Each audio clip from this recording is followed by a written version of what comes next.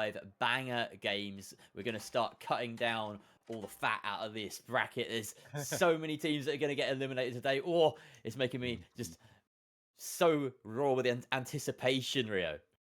Oh yeah, I am excited. This has been a long time coming, and I think Walt said it perfectly. Like, this is the biggest event that's ever happened in the finals so far. This has been a long time coming. It eclipses what Breakout did a year ago, and really kind of sets us off on a good foot. And yeah, I think Jerry, you said it perfectly. We're gonna lose a lot of teams today. A lot of people that I have known and grown to love and adore, and they're just gonna be gone. They're not gonna make it to tomorrow. So I am excited to see how that all pans out. But I think before we do that, we each kind of wanted to break down a team that we wanted to highlight. And I think we'll start with you, Waltz. What's your team that you wanted to highlight for everybody today? Oh, he's muted. Oh, Waltz, we Oh, lost my your audio. apologies. I am back now. Like you said, we do have we have a lot of teams that we're going to lose today, and we don't have time to watch all of their games. Sadly, we're going to start out with a match that we'll talk about later. But I want to put a highlight onto Make a Wish for a moment because Make a Wish struggled during the group stages. They finished in 10th place when it came to the group stages, and then they had a miracle run through the playoffs. They actually made it to second place, just barely eked their way just into a qualifying spot, and they're now in the championships. They have a chance to actually kind of continue that miracle run. It's been kind of a rough journey for them, but I am really excited to see what they can do over time. Varian really impressed me. It's a team I'd like to kind of, I'd like to see them go further. Like we said, you can't watch all the matches, but we do have a link. You can follow the bracket live for the matches that aren't being streamed. We'll drop that into there is in the chat. But that's my team is Make a Wish. I think have a chance to maybe do something really incredible. But what about you, Rio? Yeah. Oh, sorry, Jared. Well, I think it would be useful to maybe throw out the bracket just so while we talk That's about true. this, you can That's kind of true. see what's going on. Make a Wish is a definite shout. You know, they're the real standout team that you didn't expect to make it through this week, or for this weekend, and at the moment, I have to, I'm going to shine a light on the other end of the spectrum, the sort of favorites, if you will, the teams that have already won a entire bracket. They won last weekend, both Bricked and Pulsar Esports, previously known as Aimers Red. So Bricked winning the NA bracket for the playoffs, and Pulsar winning the EU bracket. And what really stands out to me about these two teams is that they're not afraid to kind of push the boundaries of what it is to be the best team in the finals and push the meta. They are two of the only teams that have heavies running miniguns at present. Most of the other teams kind of settling on either an SA-12, 16, which is pretty reliable, or the Sledgehammer, which really does kind of change your entire team comp and strategy going forward. So yeah, definitely keep an eye out for Bricked and Pulsar Esports. They're the teams that we're going to be really shining a spotlight on this weekend, expecting to make it to that grand final, but stranger things have happened. Rio, do you have a different team that you just want to highlight before we move on? Yeah, I think that a team to bring up is Halto's Finest. And the thing that I really want to point out is that they are our team currently in fourth. So they just barely made it to this, place where they're in, where they didn't have to do the first match. And they've been one of our oldest teams. So if you guys have been following along for a long time, this is a team that actually played in the Breakout series and even actually won it. So they've had one of the longest kind of tenures together as a team. And I think that that's just something that's really kind of cool to see that, hey, they're still playing, they're still kind of getting up there. I do want to point out though that we kind of almost expected a little bit more from them out of all of what we've seen. So I going into the matches today, I think that they're just somebody that I really want to watch because I think they have probably the highest potential of just like popping off in a way that nobody's really seen. So that's my team for today. Fantastic. Well, thank you very much, Rio. Let's take it back to us for a minute while we just talk a little bit about what's on the line. Of course, over these 2 days, we're going to be grinding down through that bracket to see who is the best team in the finals right now. This is an NA and EU competition, so it really is all to play for. And we have a rather tasty, sizable, over $2,000 prize pool as it stands, which will be split between the first, second, and third place teams. They have to make it to the podium to get a slice of that pie. Waltz, let's turn our attention now to the first matchup. We are looking here at a round one game, a best of 3 between Saints 1 and Deer, EU and NA. I'm really excited to finally see these two regions come to blows. Yeah, this has been a long time in the making. We haven't seen EU and NA face off in quite a while, and I can't think of a better team to do so than these teams. Saints One have been so consistent. Both of these teams in fourth place, and I think very emblematic, of the regions in many ways. Saints One have just been very consistent, very focused on the 3v3 side of things as well. And Team Dia have a really interesting play style. I really like. I'll let you guys focus on EU, especially you, Jerry, because you are kind of the EU guy. But Team Diff for me is the really interesting one. Llama with that sledge kind of helped popularize the sledge in the meta and really threw a wrench into a lot of people's plans. They have been a very disruptive team, and I'm eager to see what they can do in this tournament. So yeah, not just fourth, both of these teams in the playoffs, but also finishing fifth or sixth in their respective playoffs as well. So a very evenly matched side on paper, Yeah. sides on paper, Rio. Yeah, no kidding. I mean, really, the only outlying factor is the fact that Saints One have slightly higher kills and a slightly higher KDA, but then somehow slightly less cash. So, yeah, it's just I think it's going to be a matchup of all types, and I think this is going to be a very tight match. I expect that we will take it all the way through this. And yeah, I don't even have a prediction, but that's what chat's for. Chat, I'm sure that you guys have a prediction. Do you guys have a favorite team? Who do you think is going to win this first matchup? I'd love to hear your results or your It's a great thoughts. question. All right. And yeah, just to elaborate a little bit, well, as you mentioned, Saints won. If you're watching from the American side of things, well, first of all, greetings. I know it's a little bit earlier than you're used to watching on Pro Hubs at the minute, but we've got lots of action to get through. Saints One are definitely a team that we expected to finish sort of top four, maybe even higher. In the well, you can't come higher than top four, but you know what I mean, top two maybe at the start of the season, and they have been impressive. What's interesting about them is they're one of the only teams, a million, who tends to take in slightly off meta weapons, straying outside the three main sort of sledge weapons. We've seen him take the M60 or even the Lewis gun sometimes, which feels a bit like a mini gun, if you want to put it that way. And then one of the few lights in the league that will take the ARN as well. So they're really kind of comfortable with their own picks and their own sort of interpretation of the meta. Yeah. And I think that they have this experience behind them. A lot of them are old Rainbow Six players that I happen to have cast back in the day. So that's a quick little funny sort of factoid for you. They are an impressive team, and when they come up against a team with a sledge, they usually know how to handle them. So I am very intrigued to see how they stack up against Llama. I was going to say Palmer. That's a different heavy sledge guy. How they stack up against Llama and his stack. Yeah. No, it's going to be really interesting to see. And like you mentioned, that is the match that we are about to get to watch. So we're going to jump into that. It looks like we have the teams ready to go. So any final thoughts, anything to look for as we get into that, Jerry? Not much. I mean, I like to say it's all just decided. We can talk so much here about theories and loadouts and all this stuff. And at the end of the day, it's decided in the server. So, boys, have a great time out there. I hope everyone watching has a great time too. Let's get started with Team Deer and Saints One.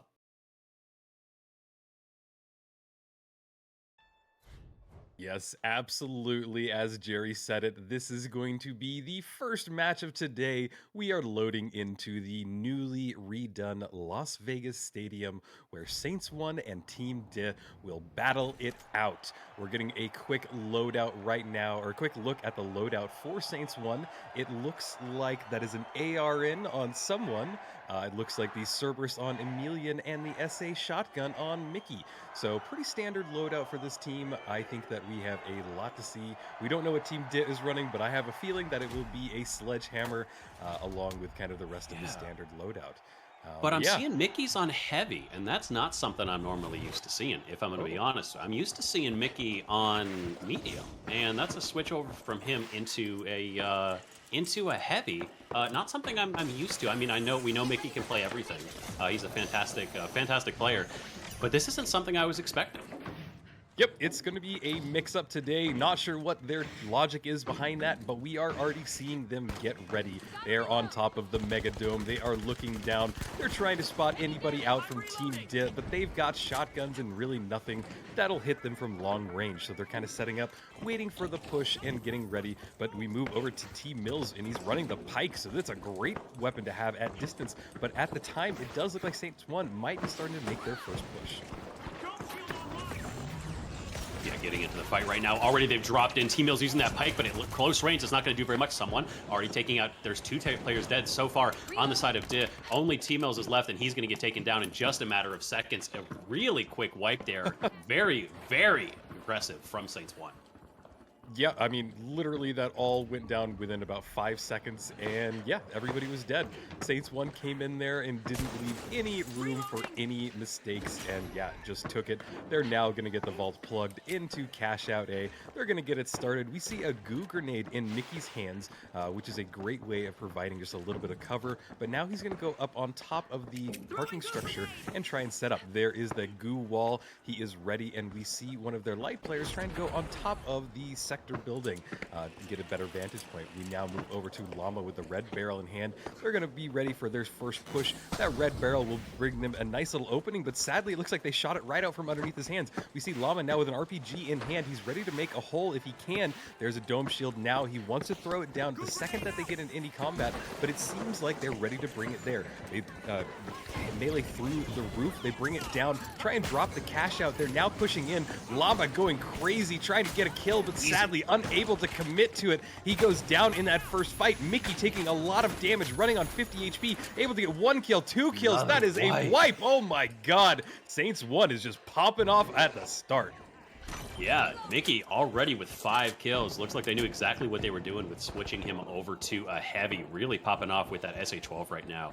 We're finding it really interesting that we're not seeing either heavy run a C4 right now. They're not playing for the drop. They're playing for the kills. And Jerry called this out. Saints 1, understanding how you want to play against a sledge, you need to be ready for him to show up. This is something that team did do, is they play kind of opposite how a lot of teams play. Instead of having the light playing away from his team, Llama tends to play a little bit separated from his team. He looks to try and flank with that sledge. So keep an eye, because he's going to be the key for this fight. He keeps getting picked off early in these fights. He's unable to do anything. It has to be on him to find the proper way into this fight. There's a DMAT, so they're looking to go for a steal. There is some gas on the ground, but the Cerberus is going to clean that up in a matter of seconds. They're holding on the steal. Boo Boo looking to get this taken. The goo is actually working against Saints 1 right now. They need to get to him, but they're going to take him out. 1 down, 3 down, and the blink of an eye. Once again, Saints 1 holding onto their Cash Out, going up 1 point in this match so far. And Mickey has 7 kills, dude. What are you doing, buddy? He is popping off like I have not seen him pop off at all in a while. So yeah, good plays already.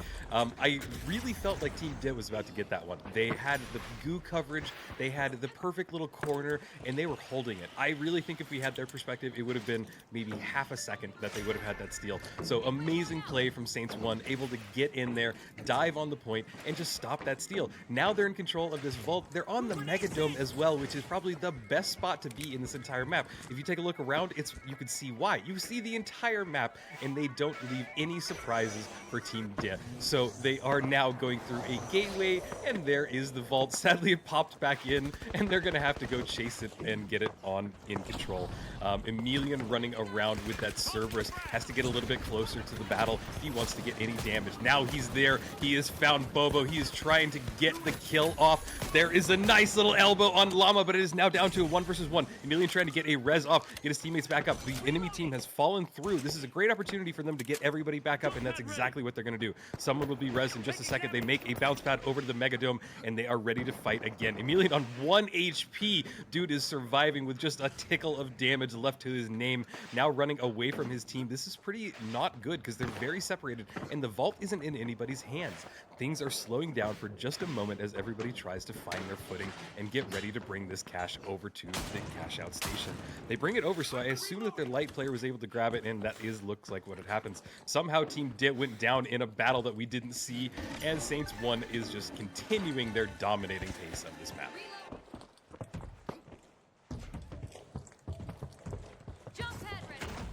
Waltz, you there? They have not been able to find any footing on the side of Team Dig yet. Saints 1 are just running this entire match right now.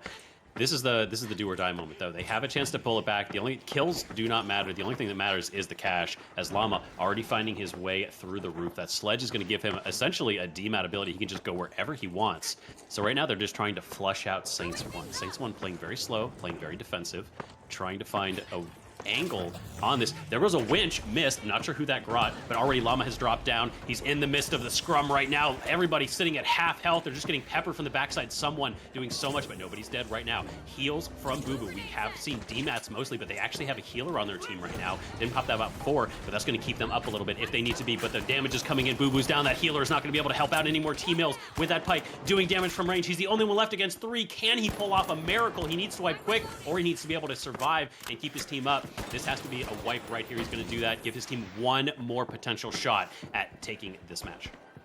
Yeah, potential, I don't know. This is going to be quite hard for them to get in there. We're looking at maybe 15 seconds after they spawn, and we're going to hope and pray to the spawn gods that they spawn in close. Looking at the scoreboard, we see that Mickey is still popping off. Bobo with 0 kills, and I think that that's going to be really the crucial point of this entire map. It seems like Saints 1 are just shutting down Bobo, and they are kind of struggling to work around their team with that. So here it comes. Here comes this last push. Can Team Death make something happen as they go in with the sledge? Llama, let's see if he can find some bonks. He's going right for the steal. There is a glitch grenade that brings the dome shield down, and he's unable to stay on it. Time is running out, but they are going for the steal. They don't have time. Gets Mickey, but for what? And that is going to be the round, and Saints 1 take a very convincing first map. Convincing is right, and you pointed out Boo not having a lot of kills. I think that's because they were looking for... They tried to go back to a previous style of gameplay. We saw Boo pick up that heal beam. We haven't seen heal beam basically at all the entire season. One of the things we were talking about beforehand as we were kind of looking at things is you only ever see DMAT nowadays. The entire group stage, it was only DMAT. And yeah, there's a big difference between cash out with 4 teams and final round. There's definitely a huge difference in how you play. Things often can end up a bit slower. You have more time to set up. So heal beam kind of makes sense. And I think I understand what they were going for. However, the problem is Boo never got the chance to actually heal anybody. He only had 1200 support score. He's essentially useless to his team because he can't really provide the damage that he needs to do. He's trying to heal his team, and instead they just sort of fell down a little bit. They actually ran a double medium as well, but it didn't work out at all.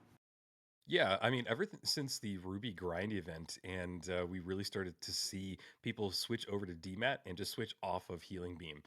So it is really kind of weird to see. It's a weird pick, and like you said, we haven't seen it at all yet, so I don't really know what they're thinking bringing it in today. There is a difference between the modes that we've been playing and this one, but it's just not the choice that I would make. And for those of you that don't know, like, why you would choose DMAT over Healing Beam, it's basically you have just this versatility, this movement that is enabled and unlocked for you as a medium player. And then we even see some teams running double DMAT, so you've got this just like whole wide class of just movement, and you can get in and out of a situation extremely well. So that's kind of why people tend to choose the DMAT over Healing Beam.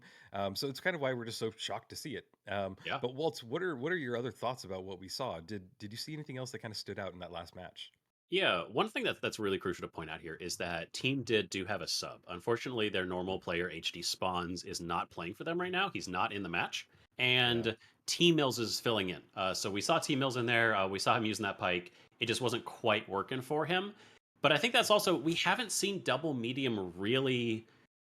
We haven't seen double medium very much. We see some teams do well with it. There are teams that really like having a DMAT and a heal, because you still have, if you run to do mediums, you can get that heal beam and you can get the DMAT. But we saw just how valuable the light was. Like Mickey cleaning up that last fight, that match, obviously did so much for them. But there were so many moments where that glitch grenade from someone, he was in the right spot, the dome shield goes down, instantly the dome shield gets evaporated. And then if you're playing really tight, like you like to do with a heal beam, the healer's going to get caught with a glitch grenade as well, and they can't heal anymore. So the light is so crucial in these fights. Running double medium on paper gives you a lot of mobility. It gives you a lot of sustain. You can get double defibs. But the problem is that you don't have that same scouting potential, and you lose a lot of utility on the offensive side of things.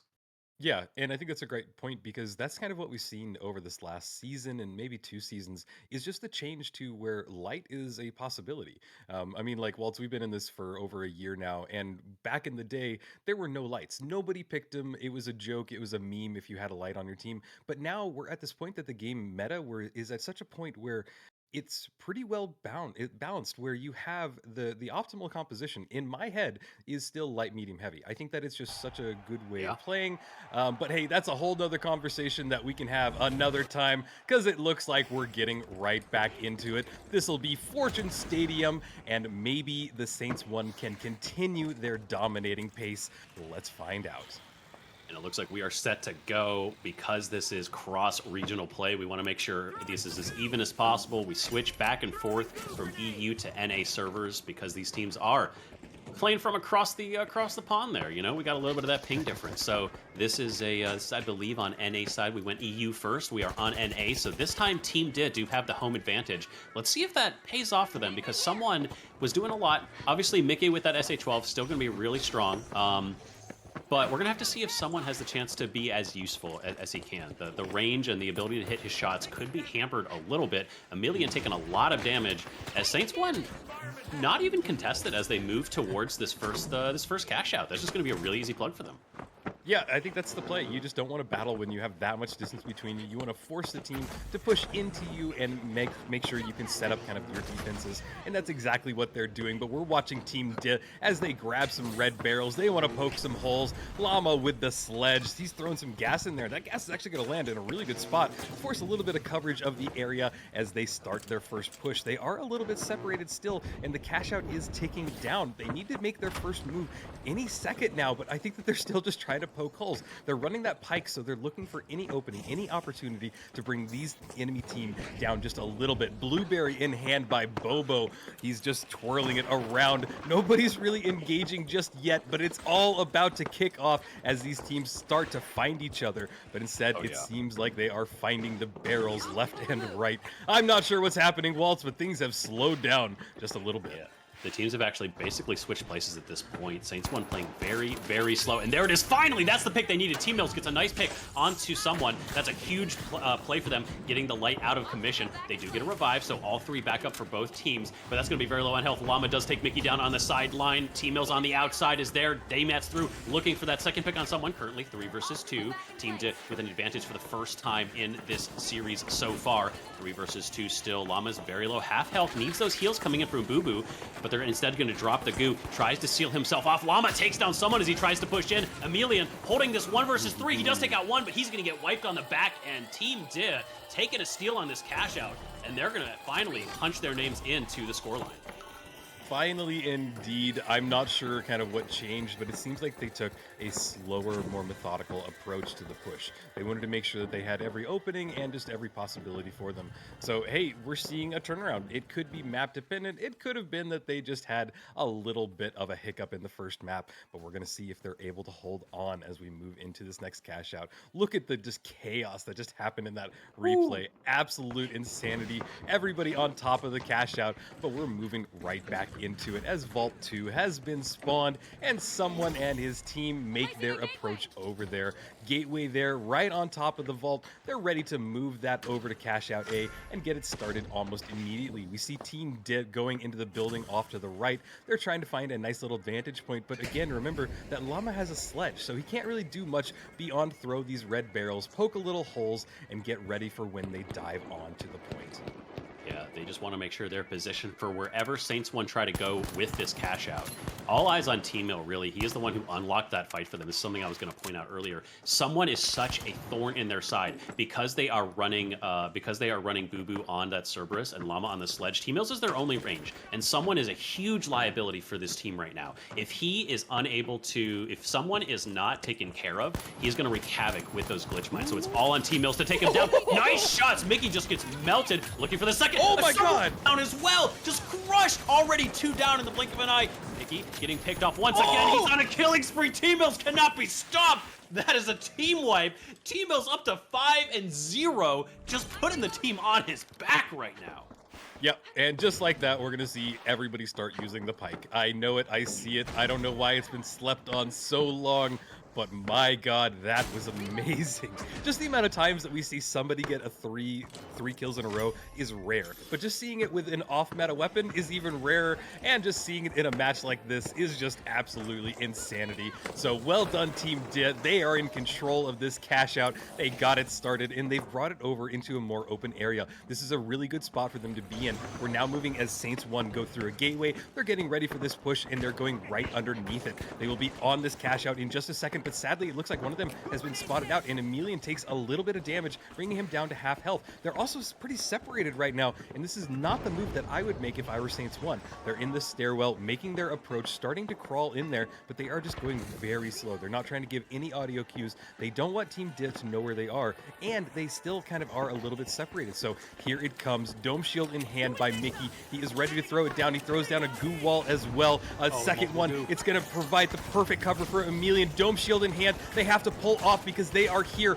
Winchclaw went off, but it did not catch anybody. Mickey is having to back up. He's taking some damage. Here comes Llama. He's trying to find a bonk. Can he find one? He goes down in that battle. It is just a 1 versus 1, I think, right now. There looks like maybe there's 2 people up. All of Team DIT is back up, and someone is now hiding in a corner. I think that they spotted him out. He just got nullified as he's trying to survive long enough for his team to come back, but this is still utter chaos because the cash out is ticking down. Team DIT is about to get this, and they got the wipe. Just insane.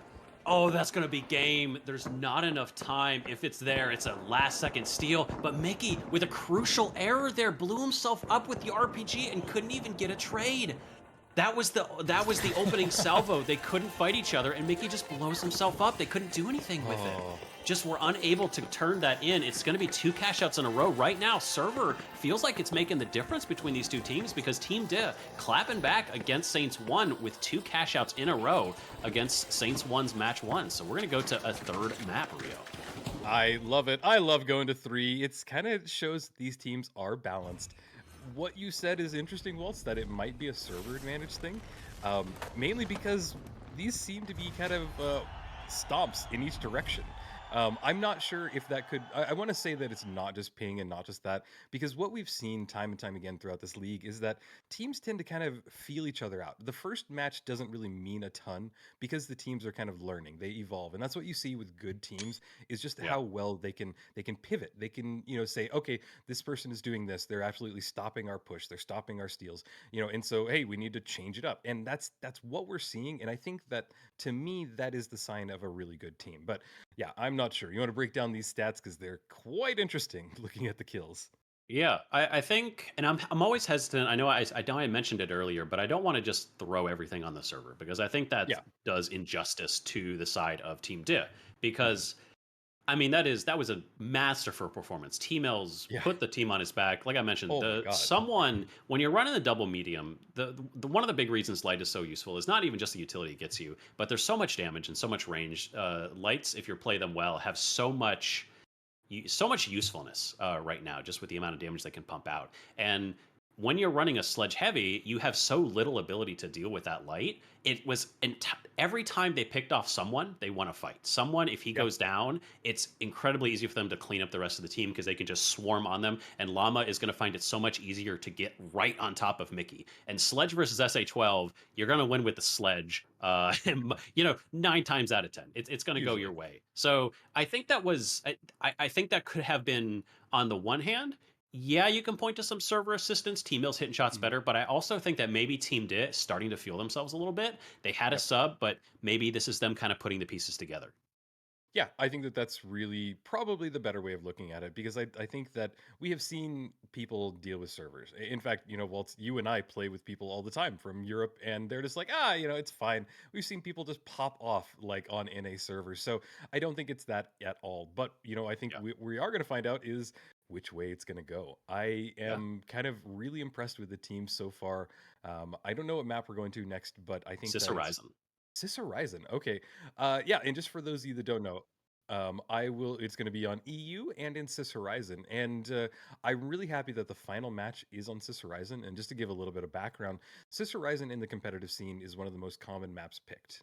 There's a reason for it, because way back in the day when Cis Horizon came in, it was the only map that didn't have any variance to it. So you had a very kind of standardized experience between the maps, and a lot of the competitive players chose it because it was just, yeah, kind of a very same experience every time. So it's kind of cool to see it, because I think that this is one of the maps that people just play the hardest. They seem to have the wild strategies, some of the stuff that we've never seen. And yeah, I Yeah. think that between these two teams, it's going to be insane.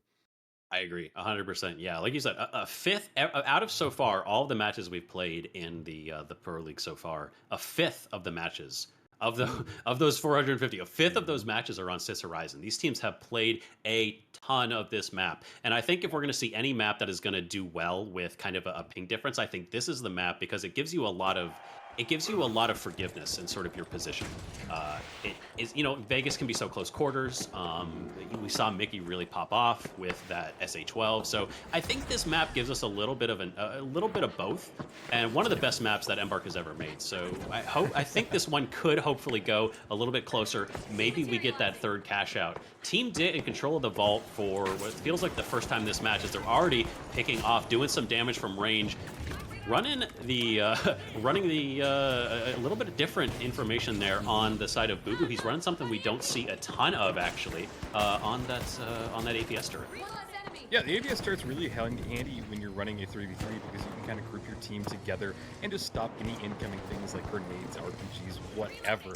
But we're watching a very aggressive push by Llama, but he gets immediately stopped by those goo grenades. Those are so useful, and I'm always amazed that we don't see them used by everybody in this entire league. Llama now separated from his team, but he's still going for a kill, trying to chase anybody down. He did spot one of them out. He's going to climb around, try and find someone. He waves at him as he winches him, but sadly he falls, unable to complete the bunk. He's now having to run away and regroup with his team, reloading that RPG, and these teams will get ready for the next encounter. Yeah, we almost had it. Yeah, the winch pulled him back. Like you said, he dropped, unable to finish that off. So both teams at full strength now. Everyone 3v3. The vault has been tapped, so all of this has been posturing so far. Only a single death in the lobby to this point. Llama with Team DIT is going to grab that. They really want point B. They don't want to turn around and go to A. They really like that spot. So actually, he's just going to toss the vault off to the side.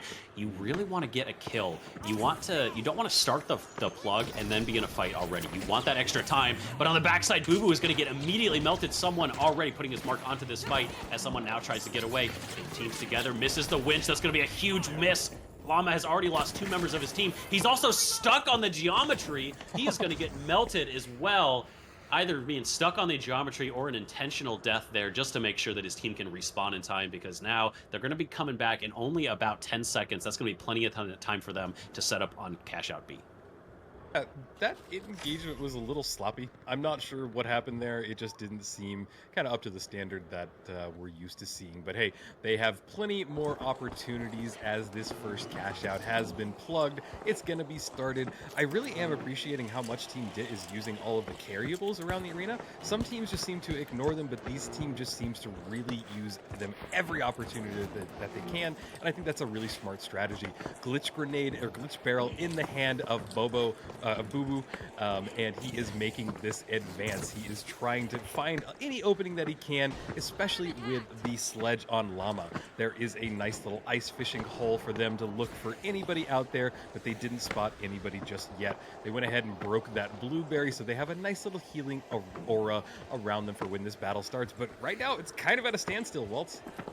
Yeah, there again, a lot of patience here in the way that we're approaching these 3v3 matches are all about setting up, finding your opponents. You don't want to just begin the steal without knowing where they are. Eventually you have to go for it though. There's a quick drop. There was also a jump pad that has now thrown the cash out onto the roof. This actually could be good for Team DIT.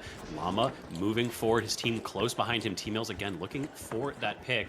As now teams are reposturing. Cash out has moved up, trying to follow his team. T-Mills does drop, but he's going to grab his APS turret and move along quickly. Little bit of movement difficulties right now as he kind of gets stuck underneath, but nobody's dead so far, so this is still a decent situation.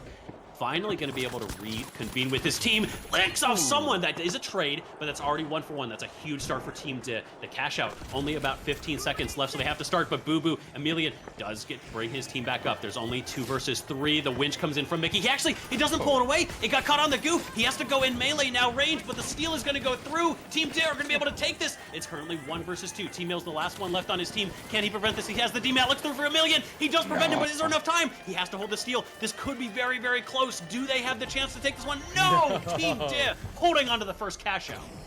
Yeah, well done, Team Div. They played the time perfectly. They were able to stall for just the right opportunities, and really quite a good play from them. We're going to see a quick replay as Mickey tries to go for it. I'm not really sure what went wrong there. It looked like it connected, but maybe it just hit something else. Forced him to go in there, pulled out an RPG just to kill himself, and I think that was, an interesting play.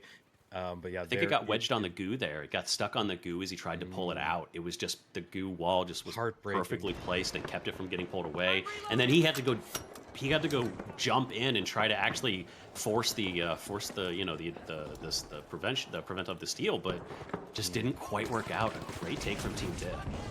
Ooh, and look at this. Now we're watching a Saints 1 setup in a nice little swarm formation. They were ready to just dive on Team Did the second that they came through that door. Can he find his first kill? There goes Bobo. Boo Boo down with the healing beam, trying to heal his team. But Llama with the bonk coming back, trying to get a res. And sadly, that will be a team wipe. But there we go. We saw a bonk. I'm happy. A bonk's in the chat, everybody.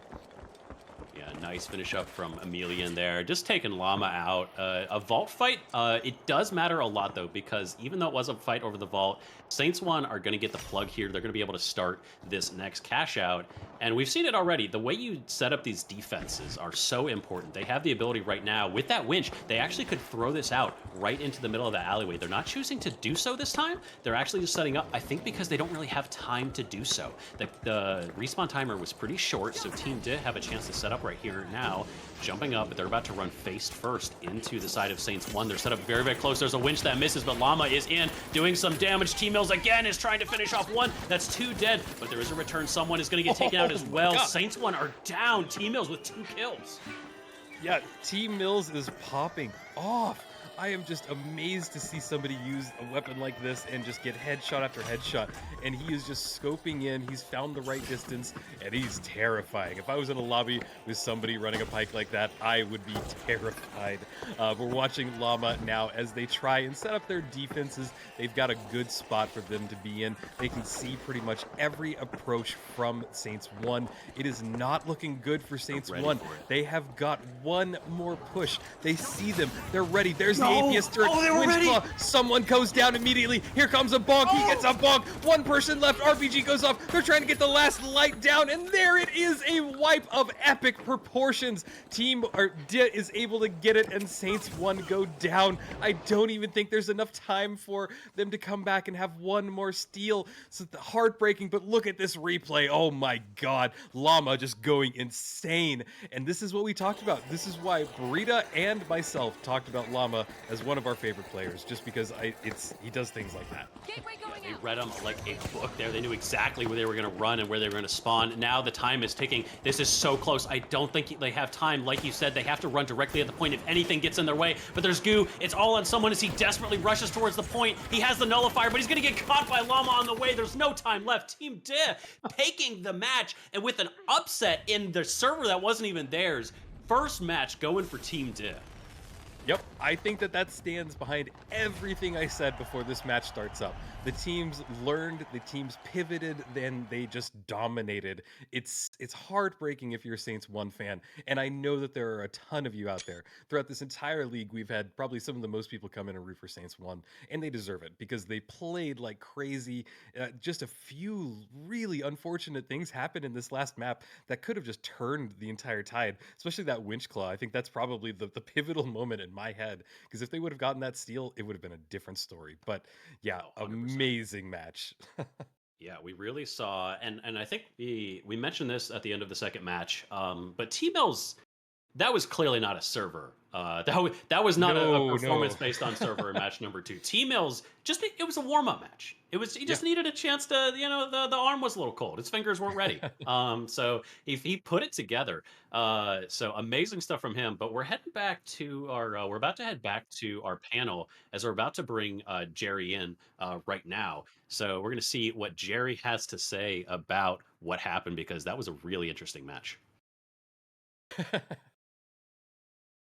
I have so many words, and not enough of them can do justice to what we just seen. That was an incredible opener for a weekend of action this week.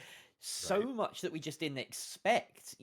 From the off, I was taking so many notes. I was like, okay, so Mickey and Emilian are suddenly swapped roles. One of them's on heavy and one of them's on medium now. They swapped over.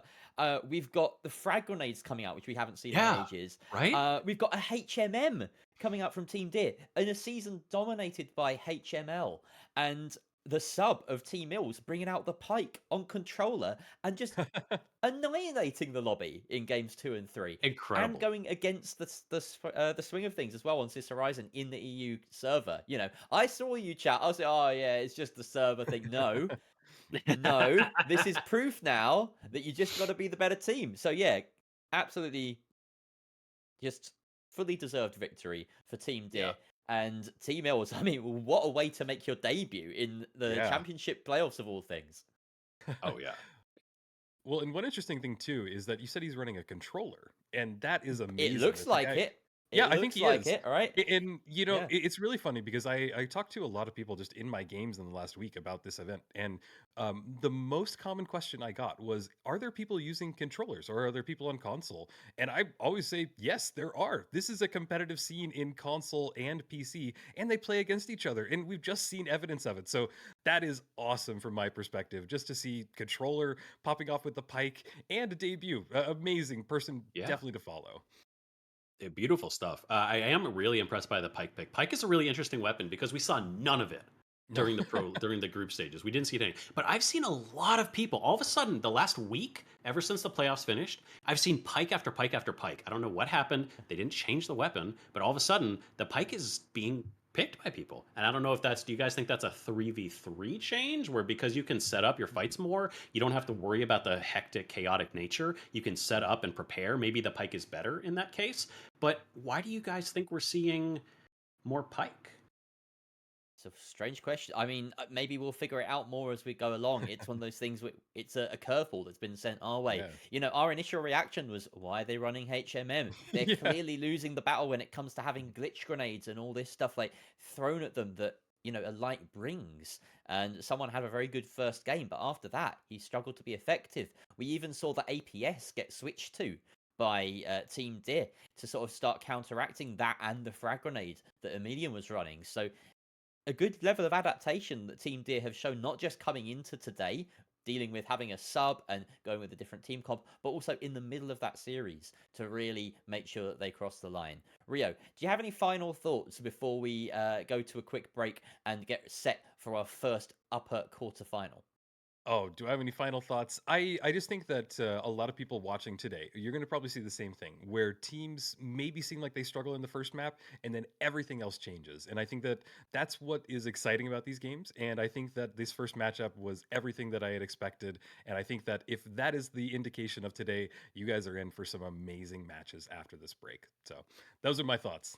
Well, speaking of amazing matches, we have our first upper quarter final. We're bringing out the big guns here. Burnt Nuggets, a team that finished relatively low in the playoffs, in the group stage, up against Bricked, the hottest property in NA, possibly the favourites to win this entire championship weekend. So do not go very far, my lovelies in chat. We will be back very soon with the first of our quarterfinals. Goodbye.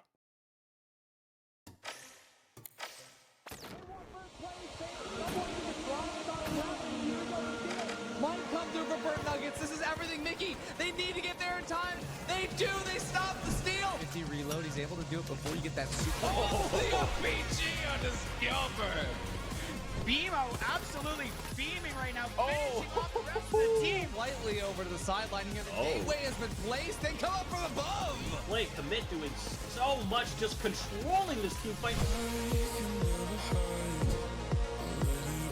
At this point, you have it. You've got it done. There's no way. He dashes around. Look at the movement. Aimpoint taking down a lot of players there. Great use of the Goo Gun. Oh, unbelievable Techers.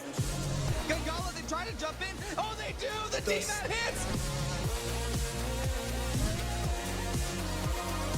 Try and go for the steal. And the winch is huge. It doesn't work out, though. He can't do anything yet. No, he still takes it. One versus three.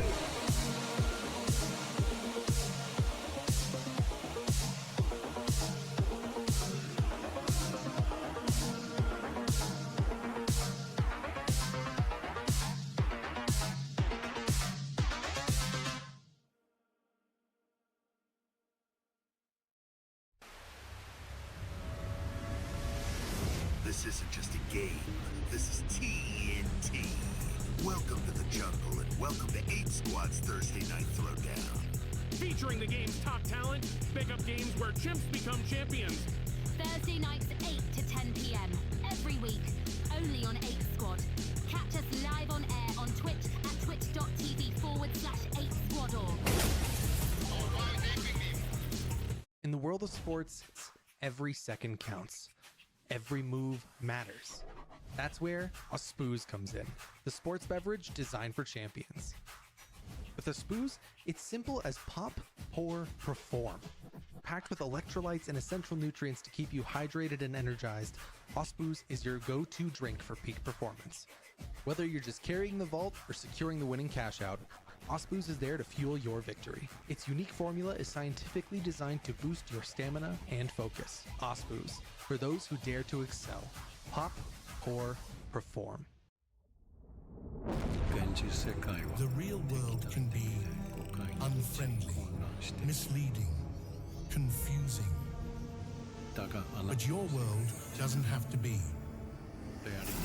Reality Shield will protect you, cutting out the noise, making the world perfect. We do not censor. We cultivate.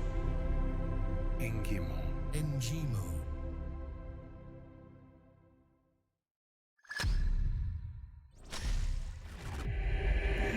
It's showtime!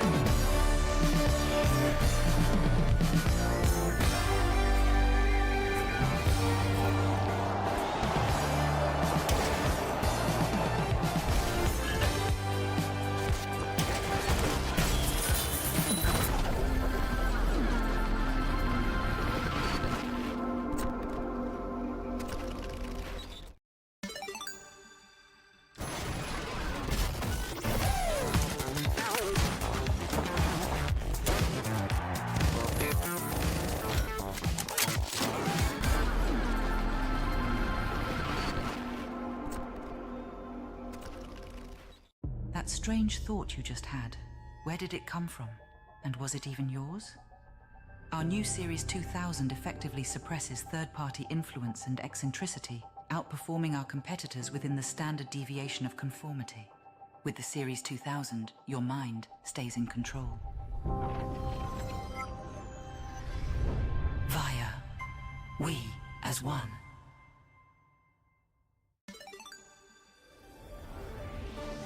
You know, June, every time I think I've seen it all, the finals proves me wrong. What a play! That's one for the highlight reel, Scotty. The next chapter in this epic saga is about to unfold. A storm of epic clashes is brewing this season of the finals!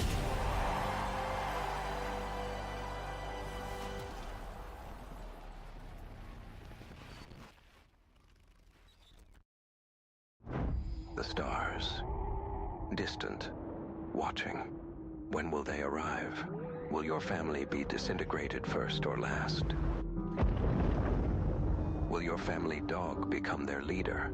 With Holtau's alien invasion insurance, you don't have to worry. so we got your back.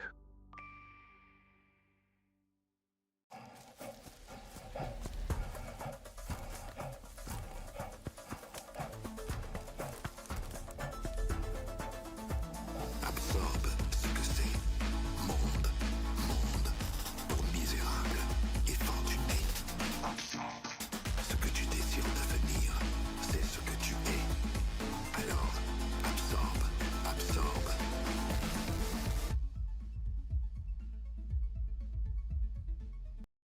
The life giver, the sun, always on, the source of everything that is good. But can it be trusted? Holtau's Sun Insurance will have you covered if the unimaginable happens and the light goes out. Holtau, brighter than ever.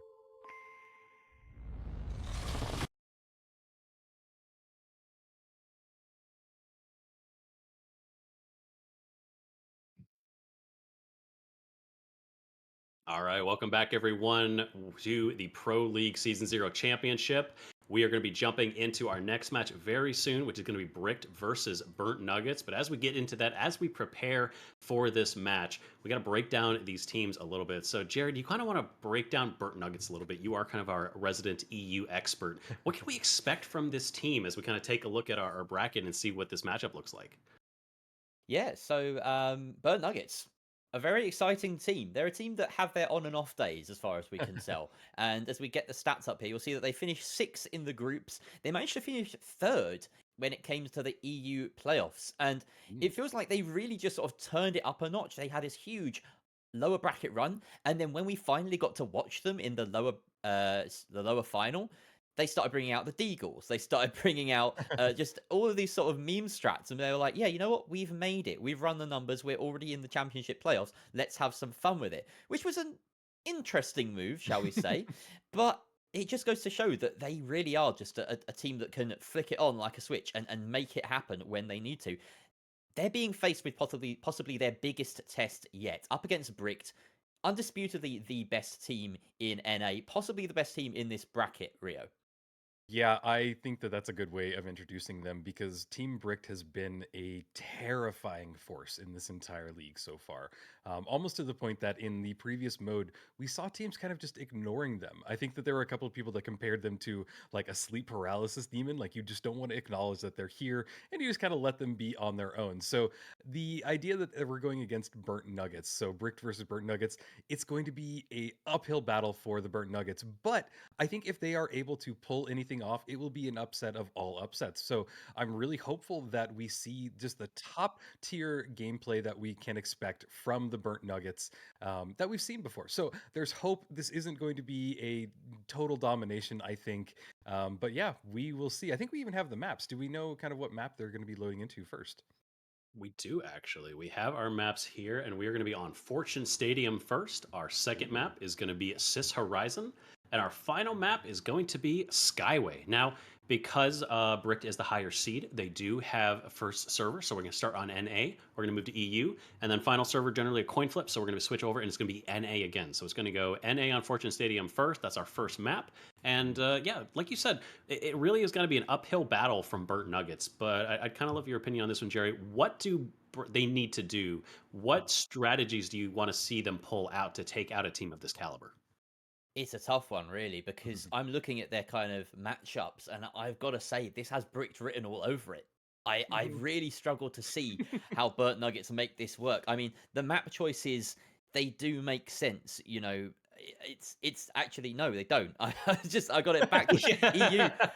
Palmer opting to go for Cis Horizon as heavy that is sort of known for taking the winch and the sledgehammer. Sometimes will flex onto the SA-12, but that's your long range map. Why are you not taking them to Monaco or something? It's really surprising to me. And then looking on the side of Bricked, they have these, not off meta pits. They're the ones really pushing the meta, but Stuje on light is the one that often brings a sonar grenade, and that's going to play so well against a team that wants to stay relatively tight-knit around their sledgehammer. But, Rio, we are here ready to cast Bricked versus Burnt Nuggets, starting off on Fortune Stadium. I know you couldn't be happier about this.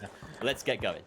I love Fortune Stadium, and I love to watch the finals on it. So Jerry had a great introduction, and we are now watching these teams as they get started. In chat, if you're a Burnt Nuggets fan, show your love for them because they need it, and I'm really hoping that they can pull something off for us. We're watching now as Brick kind of sets up. Nobody's made a move just yet. We see them kind of crouching, walking around. Everybody's having a nice time, maybe filling out some forms. I'm not really sure what's going on, but things are quite slow as nobody wants to make the first push just yet. But there are the Burnt Nuggets. They decide to demat through the floor, maybe go for the vault, and they have tapped it. We're going to watch as Brick makes their first push. It's worth noting here that Burnt Nuggets, they've come into this off the back of a 2-0 victory in their first round against Gamblers, so they're probably feeling quite warm right now up against Brick, who, by contrast, this is the first time they've played today, so we'll see how that affects the first fight, the first map, and so forth. Right now we're having a look at Norton. He's got a bit of an angle on the Insurgent Busy, who jumps right up, but he gets melted by Palmer, who is rocking that SA-12 on this map for the time being. That is the Sledge switching off Stuje with a really nice shot so onto his opposite number, but it's only the little guy left up against these two chunky targets, and he does manage to rattle Palmer, but he's not rolled out of the game, and Nagiri will come up close behind him, finish him off with the FCAR, so that is a fairly comfortable fight, first things first, for Burnt Nuggets, the EU side, up so far against the map pick.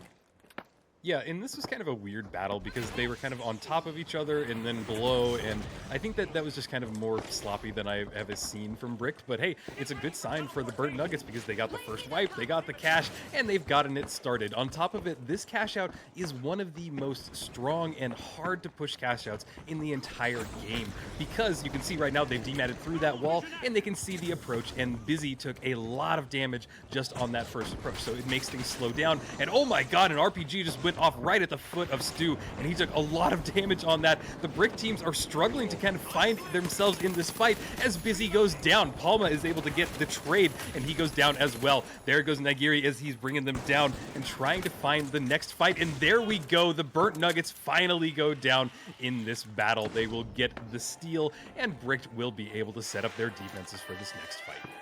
Wow, that fight goes to show that it's so difficult to predict the flow of things in this game. From our perspective, it really looked as though Bricks were on damage limitation. You know, they just about managed to escape into that corner using the gateway. Very smart team positioning there. And Burnt Nuggets collapsed on them with all of the advantages, that high ground, everything going for them. But they couldn't cross the line. And now we're back in to that 3v3. Nagiri trying to do damage at range with the FCAR. We've seen him on this pick quite a lot. He has got the Reshaper, interestingly, so we'll see how that comes in handy. Quite often it's utilized to get rid of C4s on the point and then go for a quick steal, but so Nagiri getting very close now, getting a top angle here, giving away his position, but he's really gambling with that. They want to go thick and fast here, Rio. Yeah, there is the drop. The cash out is falling down. There's maybe 20 seconds left, and they're going for a steal. The Burnt Nuggets have to stay on it right now. There is everybody's just tying left and right. Nobody is on it. It hits a bounce pad. It is shooting up, and it seems like Team Brick will have this as Palma maybe goes for a last-second steal, but he gets cornered, and there is a team wipe. There we go. Brick has the first one. STN shockingly has 0 kills, but he does have some assists in there, so they are playing pretty well-rounded as a team. Shockingly, though, the Burnt Nuggets have more kills, I think. And yeah, maybe they have a chance in this battle after all. That's about where you get those kills. And realistically, that was a fight won by Busy. I have to commend him. He does not know how close he was to losing that. We saw Norton with another fire out and ready to fire. He almost got it off, but immediately dying to the close range shots of the SA-12-16. And then Busy able to follow up with another kill to defend the point. So that really was a fantastic bit of play from the Heavy on the side of Bricks. Now we lock in with Burnt Nuggets again with this top-down control, but that doesn't mean victory in this game necessarily. We really used to put a lot of stock in this kind of positional play, Rio, but things have changed. Yeah, and I like it when we kind of see them take a slow approach. It means that they just don't want to just jump into the combat. They want to find a strategy and then execute on it. And that's, I think, what we're seeing with Stu is he's looking for just something or an opening and trying to listen for audio cues for anybody that's near him. He's pretty separated from his team, but that's what a good light player can do. They can kind of get a jump on the rest of the team. But it seems like Brick have made their choice. They want to go for this push. The cash out is not too far away. The team is regrouping, and they are waiting for this push. I think they just need their last person, Stu, to get in there, and we will see them start to go, Jerry. Brick's usually so calm and composed in these executes. Busy will definitely have spied the player at the back of the platform there. Does land the shot, but very little damage transfers. Has Shelly in hand, takes a big meaty RPG though, and that could be costly. Does land a lot of shots though as Palmer goes down. SCN finding 2 kills with that serve, make it 3 from Stujay, and that turns out to be a fantastic engage from Bricked. They took the brunt of a really hefty RPG from Palmer there, but there was very little else other than that initial sting in the tail from Burnt Nuggets. Yeah, and as I pointed out right before they pushed, they just kind of slowed things down. They made sure that everybody was together, and then they just executed perfectly. They're even able to deal with a giant RPG hitting multiple of them, so that's a good pivot. That's a good way for them to set up. We're going to see one more push from the Burnt Nuggets as Palma goes through a gateway, but it immediately falls down, right back down to the floor. They need to find a kill here within the next 10 to 15 seconds. They go on the bounce pad, pushing in, dematting through the roof. All of the Brick team is very close together, standing behind that dome, that mesh shield.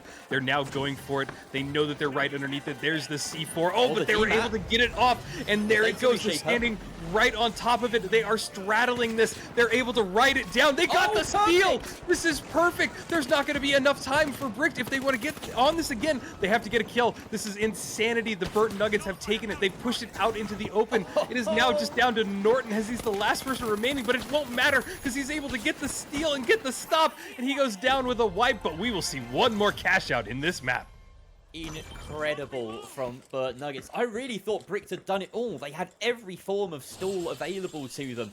But this is the EU meta starting to creep in and cause them problems. The data reshaper, barely seen during the NA season, but a staple amongst EU teams for exactly that reason. Removing the C4 on the point. We talked about it earlier.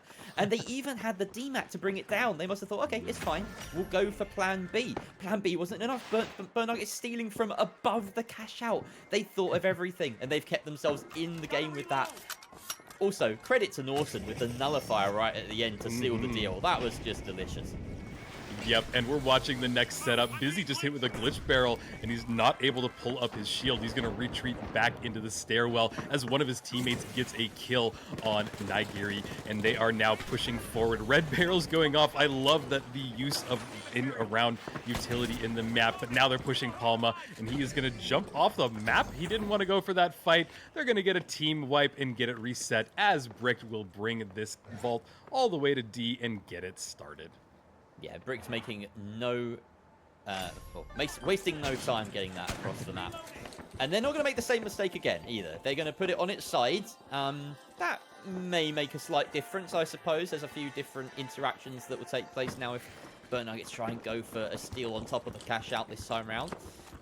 They've got a rather unfortunate spawn, I have to say, with Bricks now having complete dominance over this top-down engagement. That said, Nigiri is rocking the F-car, and that gives them a slight advantage at this kind of range to try and get some picks. Norton has managed to cross relatively safely. He's decided to come back and give his team the gateway to go through, and Brick take that as a cue to get engaging straight away. SDN finds one. He's traded out, but Busy and Stujay clean up the rest. A very tight engagement there from Brick. Well read into that gateway play, but Burnt Nuggets, you have to say, they're a little bit unlucky to spawn hospital side there. Yeah, we're going to see this replay real quick as Llama is getting a kill in that, but yeah, weird replay, but hey, who cares? One thing that I find really interesting is just how these teams are playing, how they set up for this. Well, look at them right now. They're kind of spread out, but now they know that they've respawned. The Burnt Nuggets sadly respawned again in probably the worst spot. This is not good for them. Yeah, and it is just making it where now they're all converging on it. So Brick just seems to have this kind of flow where they are able to kind of move in and out of it. But here is the push. The Burnt Nuggets need to make their advance. Cash Out is running down. There is just a fourth left, but they are stopped. The Brick team is just playing the time perfectly. Yeah, the Goos are blocking these bounce pads to the point that they would have to jump around them. And here is the last push. Maybe we're going to see it's a hard push point to push, but here they are. The Burnt Nuggets are here. They need to get on it. They need to stick it. They need to get a steal going. But look at this. Stu is just popping off. He's trying to find kill after kill with that Cerberus, but unable to complete it. He goes down, but looks like Brick have stalled for long enough to get the kills, to get the cash, and to get the map. Incredible. And that is their slogan. Just kite. Just stall. That was all they were doing. I wouldn't be surprised to see their kills relatively low here. Yeah. And the final scoreboards. Actually, it's not that bad. Maybe picking up a few more kills in the early game than I expected. But across the board, yeah, they didn't even need to focus on getting kills. They just played the timer so effectively. It almost won them that second point as well. I think it's fair to say Bricked were, at the very least, in control of that game from start to finish. Yeah, I wouldn't say from start to finish because, you know, Burnt Nuggets were able to get in there and have that one really nice wipe and then the steal. But yeah, I think towards the end, that last cash out, they were 100% in control. And I think that sadly is more on spawns because if they would have spawned anywhere else, I think that they would have had a better advance. And yeah, so just an interesting starter map for this, but hey, I think that both teams showed that they can really bring it, especially Burnt Nuggets, because like I was somewhat expecting more of a wipe than that, more of kind of a stomping, I should say, and hey, they pulled it together. So well, yeah. Plenty of European teams made that mistake last weekend in the EU playoffs. It was Burnt Nuggets, you know, like we said, 6th place after the regular season and managed to make it all the way to 3rd with a really, really impressive lower bracket run. So they turn up for the 3v3s and they turn up when it matters most. But like I said before the game started, Brick does represent possibly their biggest challenge yet. And so far, they haven't been equal to it. Yep, not yet, but I do want to point out, like I've said before, we see a lot of teams in the first map, it's not their map, and they pivot, they learn, they change. Can they change against Bricked? I don't know. I hope so. Like, I really hope that they're able to kind of get something going. Because, come on, I mean, who doesn't love an underdog story? If they're able to beat Bricked, the top team, the team that has just been the terrifying sleep paralysis demon that nobody wants to acknowledge, and I think that there's no better story than that. So, I don't know. What is the next map that we're going to, though, Jerry, for this matchup? It will be Sys Horizon, and this is, of course, a Burnt Nuggets pick. We will be on EU servers as well. So maybe they'll be hoping that will make a difference, particularly, I think, for Nagiri on the F-car. That will feel a lot better for him. So they might turn it up a notch here. They have to, really. Otherwise, they're going to be sent down into that lower bracket. And let's talk a little bit about Bricked, because if you're only just tuning in as, you know, someone like me who's watched a lot of EU this season, not as much NA, why are we talking about them as such a big threat? You know, they've got so much going for them. They play the objectives so well, as we just saw. They also have, just in their ranks, some of the best individual players in the league. And I have to give a moment to sort of talk about Stujay on the controller at the moment, you know, benefiting a little from that aim assist, but, you know, a lot of people can do that. It's a way of leveling the playing field, if you think of it that way. And he really does stand out as a spectacular light. STN on the medium, just so reliable. I'm not saying this just because I casted with him. Oh, excuse me, I've knocked my mic over. I'm not saying this just because I've casted with him recently, and he was a very nice guy. But yeah, watching them in their scrims, they're so sort of clean and on point with their comms, and then Busy. I feel like that game was the biggest advert for Busy we've seen all season. Really impressive heavy play from start to finish. Yeah, one interesting thing I noticed in that is that he was actually rocking the RPG, and traditionally Busy has been running the Lockbolt for the other majority of it. He just didn't run an RPG, so it's kind of cool to see whatever choice he made to do that, but I have a feeling that he's probably going to switch back to Lockbolt. So he kind of popularized that minigun Lockbolt combo, and I want to see that again because it's a really cool thing, and yeah, when the season started and we were in the season preview, the miniguns were here, and nobody thought that we would see them in competitive play. It was more of just kind of a like, this is cool, but nobody's going to be able to play this competitively enough to really kind of use it. But there we go. We all take it back. But hey, we're not even going to see a minigun, so I'm just sitting here eating my words. But look at that. Is that the Burt Nuggets that are all in unison? I think that gives them +1. It's bricked. This is the bricked uniform. Yeah, the black mannequins with the sort of red tops. They've all got little red hats or bandanas or what have you. I love the look, personally. I think it's really nice to see, especially in our spectator view. Is this Stujay on the pike? They're taking a leaf out of the book of Deer. You know, we've seen now at HMM, and they're bringing the pike with the APS as well. Yep, and we are here, everybody. If you're rooting for the Burt Nuggets, this is their last chance to pull something out. Can they get a win on Bricked, who is now set up in a corner? I pointed this out time and time again. They seem to just play on top of each other, just a very well put together group. So now moving over to Norton's perspective, he does have that nullifier in hand. Nobody has made an approach just yet. Norton takes a little bit of damage, retreats back on the stairwell. A lot of damage going off in here, trying to find each other, but it's kind of more of a stalemate. Teams are looking for any opening that they can, and there we go. Nagiri gets some damage off from Busy, but takes a lot as well. Dome Shield going down as well as barricades. These teams move a little bit more on top of them. There is a DMAT through the floor looking for anybody, spot them out. They know that the vault is there. Nobody's picked it up just yet, but things have really slowed down here, Jerry. Yeah, they're just sort of testing the waters there. Nagiri has a nice angle, but that's never going to find you a kill.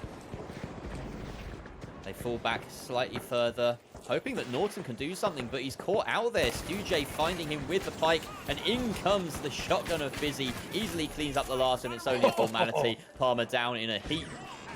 That pick early on that we didn't quite catch on the screen really did cost Burt Nuggets there. Yeah, and it was just such a slow approach, and we're going to get a nice little replay real quick. Look at this, Busy just popping off with the SA shotgun. I love his tracking of that as well. He was just holding down the trigger button and just moving left and right. Just really cool to see. There's Busy now putting C4 down on the point. They're going to try and go up here towards his vantage point. If you guys don't know, on top of this area is a really good spot in this horizon. And look, right now you can see Stu as he's set up there. Great little vantage point. A red barrel went off, but they're having to bounce up there. They want to bring this fight right on top of the windows up top there. Nagiri trying to run through, 5 HP, pops a blueberry, has to stay down there for it to start healing, but now going back into the fight with just 44 HP. Interesting choice, but he's going to try and go for a res. Gets Norton back up, and this team will need to find themselves for the next fight, but there goes Stu down. Nagiri getting some great pops off, but oh my god, did he just get killed by a red barrel? Yeah. What's happening, Jerry? Unbelievable there, and now it's a 3 versus 1, and once again, surely a formality. That being said, on the other side, it is an invis light, so he could manage to get away here, Norton, and spare his team a bit of time, but if he gets wiped here, that's even more costly. Ooh. They do find it. Wow, the time burned there. Excellent work by Brick to chase him down and really commit to that. You did expect Norton to possibly get away with it, but the problem there was the engage. We saw Nagiri get very aggressive, go straight in with the F-car and the jump pad, a little bit too far ahead of his team. And from that point on, they were just constantly separated. This red barrel from Stujay, unreal. Oh man, yeah, that is awesome. I love seeing carryables. Like, I just think that it's such a cool way to kind of adapt to your surroundings, to your environment. And if you're able to get kills like that, I mean, man, that's so cool to see. But here it comes. Can the Burt Nuggets get on this? We see Nagiri going straight for it. Oh my god, there are now flower pots on top of there. No C4 as they winch it on in there, and they throw down smoke. They throw down a dome shield. They're holding it, but oh my god, Stewie comes in there and is able to just get a kill with the Cerberus. Can he find the last one? They're going for the steal, but I don't think there's enough time as Busy drops down on them and gets the last kill on the Burt Nuggets. They get the cash, they get the kills, they got everything so far. So good. I mean, I don't think I've seen a team as good as Bricked at identifying how they should engage with a team. We saw in the last fight, they stayed as that trio and won the 3 versus 1 3 times. This fight, completely different. Sending in players one at a time. STN tasked with doing everything he can and then waiting for him to die so that Bizial could jump in at the last moment. They were perfectly staggering, perfectly stalling and kiting. It's their word of the day for Bricked. Well, and a really interesting thing that I saw in that replay, I didn't catch the first time, but they actually dematted the ladder so that they could winch claw the cash out. It was just such an amazing last-second play. Yeah, one of the coolest things I've ever seen because I missed that. But hey, who cares? Because both of these teams are going right at it. 2 dome shields are down. Aguirre took the box, and he's just trying to run and get that away. He somehow got away, and they are chasing him, ready to find him. He's got just a tickle of HP. Can they find him? But no, I think he's going to get away from this, wait for his team to respawn, and bring the battle right back again. Yeah, he could be anywhere at this point. This building is a complete maze. So instead, Brick call off the forces and actually throw that box maybe a little too far. Stujay's going to get quite close to see. The benefit here, though, is that Nagiri's managed to position himself right next to the cash out that is going to be plugged in. And look, he finds himself in a 1 versus 1 now against one of the other mediums. Can't lock that down, though, and it seems as though he will retreat. And we have just about reset into a fairly standard settled defense for Bricks. Now we've got a long-range gunfight across these this massive chasm. At the moment, Burnt Nuggets opting to go low. Yeah, and we're seeing this time and time again that the teams just don't want to do a direct approach. They need to find that opening. They need to find somebody out of position, like I think that they just did. They are chasing this light player down. He's dematting through the floor. He is on a vengeance. He wants to get this kill. Now the rest of the team is there. They are bouncing all around as Rick gets one of them down. It is now a trade as Norton gets a kill on Stu, and they are just trading back and forth. What is this? The reses, the insanity. Everybody's taking kills left and right. The shotguns are popping off. This is insane. With Palma being the last person remaining. He is chasing a kill, but the goo blocks him just a little bit. Now dematting through the floor. Can he find this last person? It's so imperative that he does. This is insane, but he got a res off. Oh my god, and this is going to change the battle, I think. But they got the kill. Oh my god. What a chase. I felt like I was watching Tom and Jerry or something. He's a bull in a china shop there, Palmer. And he's managed to just about get that wipe for his team. This is ridiculous. Yeah, just overlay Benny Hill theme on this, please, in post. We'd love to see it. That would be content right there. Anyway, we're back in, and Bricks are about to spawn in. Palmer now winching this way off to the edge. It would be surprising if Bricks could even close this down. Wait, is that not them on the left? They have spawned very close here. There's definitely potential. Yeah, they're making their push. They're going for a direct dive. We see an APS on point, but there is a glitch barrel that went off and brought that dome shield down. They need to stick it right now if they want to get it, but sadly, they're unable to. And you see that time and time again. They go for that last-second steal, but just can't get it. The time gods are not working in their favor. But right now, we have a tied match. Even the kills look pretty close. So, guys, if you're rooting for Burnt Nuggets, they have one more cash out and one more opportunity to bring this over to 3 matches like I feel we all want to see. I'd love to see it. I feel like, if you asked me before this game started, I would have bet on a Bricks 2 mapper. In the last playoffs, in the NA playoffs, they went 9-1 in maps. They only lost a single map in that entire bracket. But we'll see if they can replicate that sort of performance here, or whether we will get forced to 3 maps by Burnt Nuggets in pink. Currently, sort of quite split, as it would seem. They've got that gateway, so now they can rejoin each other, but Bricks getting caught out coming through that. Busy, though, equal to it as SCN chips in with the kills. SCN again with the final blow onto Nagiri this time. And now, well, the question is, does... well, what does the last player on Burnt Nuggets do? Die. That's the answer. Yeah. I didn't quite catch it. Just noticed. It was a team wipe. They're going to bring this over to B. B is a great cash out on this map. What they're going to do is they're most likely going to pull it right out into the open. What's cool about this one is that it is in the corner of the map. So if they pull it out or even kind of manipulate where they're standing over here, they can get it where they have every approach covered. There is no surprises. It makes it for a very, and that's exactly what they're doing. They pushed it out there. That's some cool tech if you guys haven't seen it. Goes into the bounce pad, throws it off the wall, off of out into the open. And and we're watching this push right now. Can the Burnt Nuggets get in here? It's a very open area. Red Barrel going off, trying to poke a hole in the floor, looking for anybody that they can. They see Busy out in the stairwell, and they demat down to get on top of them. They're right on top of each other as Nigiri's trying to go for any kill that he can. They get Busy down, and that's going to be a really impactful kill as Palma is at half health, having to stand behind that barricade, but they are ready for another kill as they demat through the floor. They get a res off on the brick, but it looks like that's not going to go well for them as the Burnt Nuggets go down in that team wipe. They're going to have maybe one more opportunity to do this, Jerry.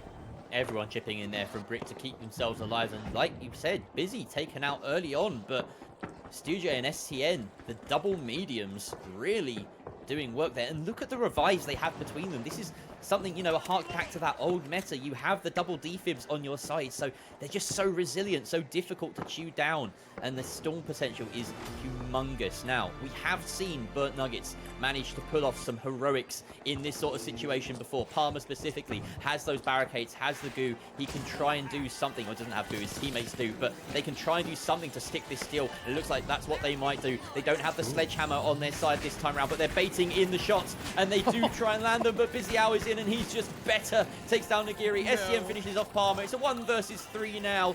Only one player left on the side of Burnt Nuggets. It's Norton. He can come in, try and pad his stats, but he can't get the kill. And that is very comfortably Bricked taking Sis Horizon and taking the series 2-0. Oh man, what a heartbreak. I really just felt like we were going to go to 3. Burnt Nuggets did amazing. I don't think that I can say anything that they did wrong. It just was, Brick was just a little harder of a team to go against, but they're not out. They're going to go down to the lower bracket, and I have a feeling this is not the end of the Burnt Nuggets. But one of the things that I noticed in that last battle is how confident Busy is when he just ran in there. He just literally was like, I'm running to the person stealing the cash. I'm not going to deal with the person in my face. I'm just going to go around him, and that's exactly what he did. And it's a wild play.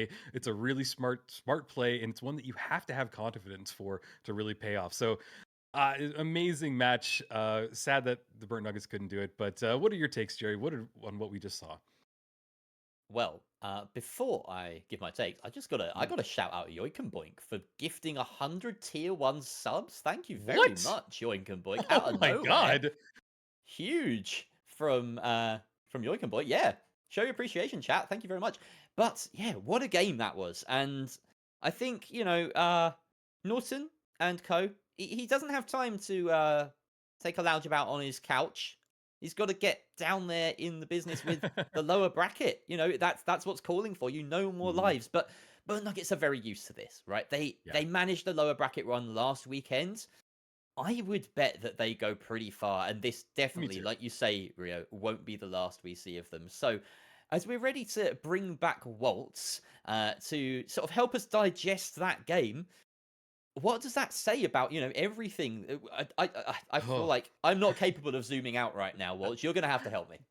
Yeah, I think you guys pointed this out that we're seeing a deconstruction of what we thought was the meta. We saw teams really settled into the 4-team cash out, but I think we're seeing teams that have also, I mean, these are probably prep strats. Like, these teams are not just pulling this out. They're not just randomly switching to stuff. They're doing things. I want to shout out a couple things here because I think Burnt Nuggets, they were clearly just, Bricked are so good. Bricked were clearly just in control of that, but there were moments that they shown. And some of that I think was interesting because they ran some stuff we don't see a lot of. We saw Palma running barricades instead of C4. He didn't run Goo Grenades, he ran barricades. Not something we see a lot of. It didn't really work out for them, but I see the vision. It's something we haven't seen a lot. We used to see a ton from these heavies. Something that we had as well is we had Data Reshaper on Nagiri. That's something I actually want to talk a little bit because we saw a couple. There's 2 really big uses for these that I think, and I think one of them is something that people don't think a lot about. The first one is obviously there's C4, there's mines, there's so much stuff on these points. If you have Data Reshaper, instantly gone, right? The second thing that I think is really crucial with Data Reshaper actually is you can guarantee that you have a glitch barrel from the map. If you find any gas barrel, you can reshape that and you know that the thing you're going to get is a glitch barrel. Because of how important glitch grenades are on lights, you basically guarantee you have a second glitch grenade. That can turn a fight on its head. And it's something that I've seen a lot of teams pull in because they don't feel like they need that extra utility on their medium. So they want to make sure they have the extra thing to shut the teams down. So those are kind of two things that really stuck out to me. Kind of that Burnt Nuggets was doing a little bit differently. Didn't work out for him though. I have a question about the data reshaper, because the point you bring up about it turning gas barrels into glitch barrels is very true. And there used to be a helpful acronym which was POGGers, and that would tell you the order in which the barrels transformed into each other. But we've since gotten the healing barrel, so I don't know where Ooh. H fits in that line of things. Pahaga. Poggers. Foggers? I don't know. Poggers? We'll have to do some. No. We need to do some experimenting and find out Yeah. where it fits. But yeah, you're right, Watts. It does make a big difference. And these two Yeah. players, Palmer and Nagiri, they have been bringing these gadgets throughout the season. But it is a real surprise for the NA teams coming up against this. Not that they won't know what they're coming up against, but they won't have had as many scrims and things up against this kind of strategy. And just dealing with it in the moment, as we saw, can sometimes be a little bit more complicated than you think. But Bricks ultimately were equal to it. And when we take a look at the bracket in a minute, we'll get to see how things have panned out. And we can start to see how the kind of NA versus EU side of things is working out. And I already spot a little bit of a surprise there. Deer beating the newly signed Pulsar Esports. Ooh. Yeah. Big I don't know. I don't know if I'd call it an upset. Honestly, I'm a big Div fan. I think I kind of was hoping for them to go far. But Wait, is this what's that? This is an NA semi-finals. Oh, Yeah. EU's chalked. I can't believe it. I'm embarrassed for Oh us, my guys. gosh, the blowers are on top. NA found their game. That's amazing. You're right. That is a 4-team top NA semifinals. Rio, how happy are you about this? I'm ecstatic. I mean, Oh, I'm I'm in tears. I shockingly have cast more EU games than NA games, but it's my heart, it's my home. I gotta root for my home team, and you know what? Almost every single esport NA is just a little bit behind EU. So come on, guys, is the finals gonna be the moment for NA? Are we gonna finally have teams that just dominate? I don't know. We're gonna find out. But any kind of other wrap up thoughts before we go to a break on this, Waltz?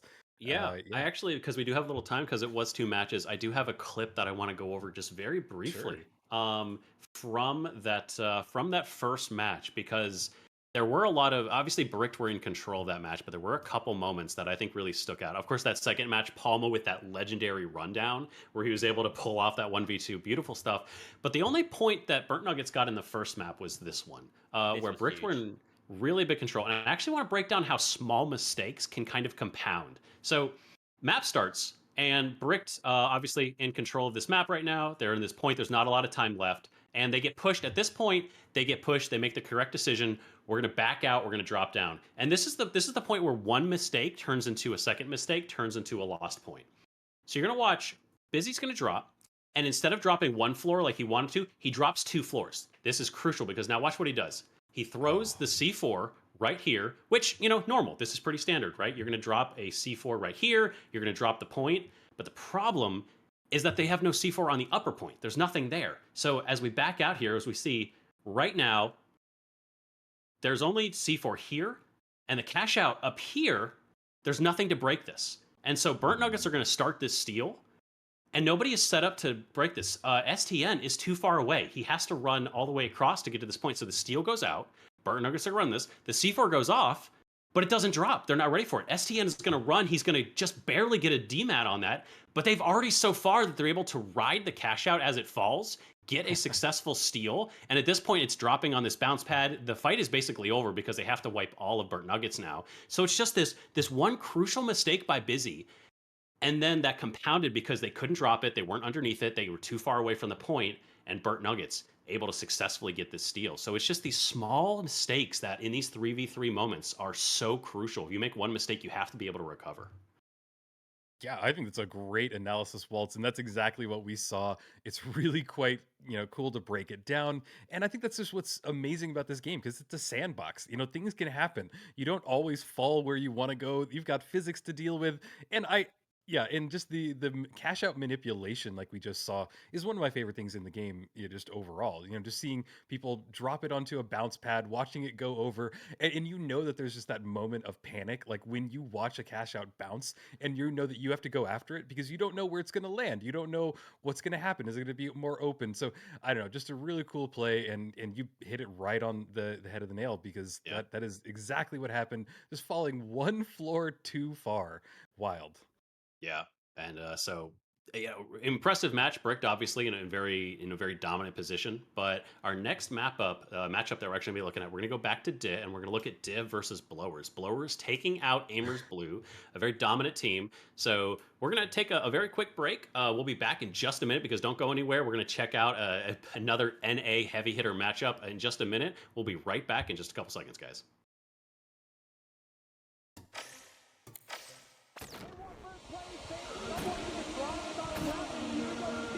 Might come through for Burnt Nuggets. This is everything Mickey. They need to get there in time. They do. They stop the steal. If he reload, he's able to do it before you get that super. Oh, the RPG on the Skillbird. BMO absolutely beaming right now, finishing off the rest of the team. Slightly over to the sideline here. The gateway has been placed. They come up from above. Play commit doing so much, just controlling this team fight. At this point, you have it. You've got it done. There's no way. He dashes around. Look at the movement. Aim point taking down a lot of players there. Great use of the Goo Gun. Oh, unbelievable techers. Gangala, they try to jump in. Oh, they do. The team that hits. Try and go for the steal, and the winch is huge. It doesn't work out though. He can't do anything yet. No, he still takes it. One versus three.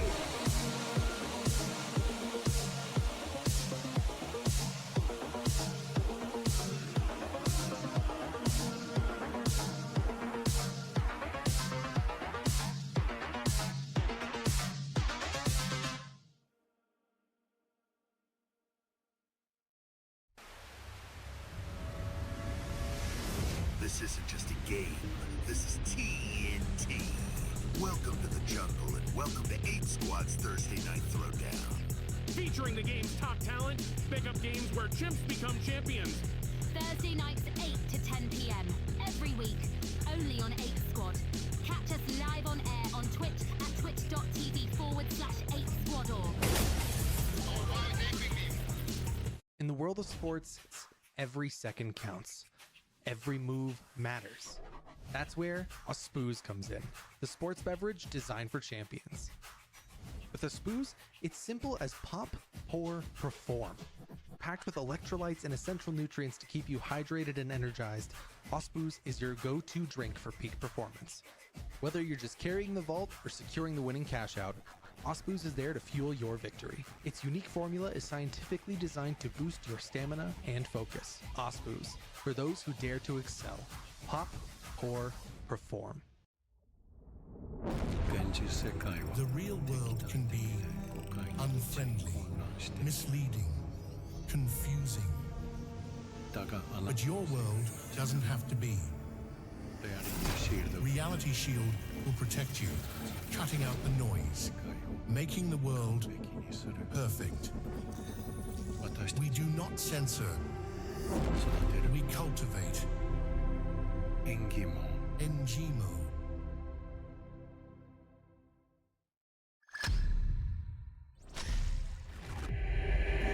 It's showtime!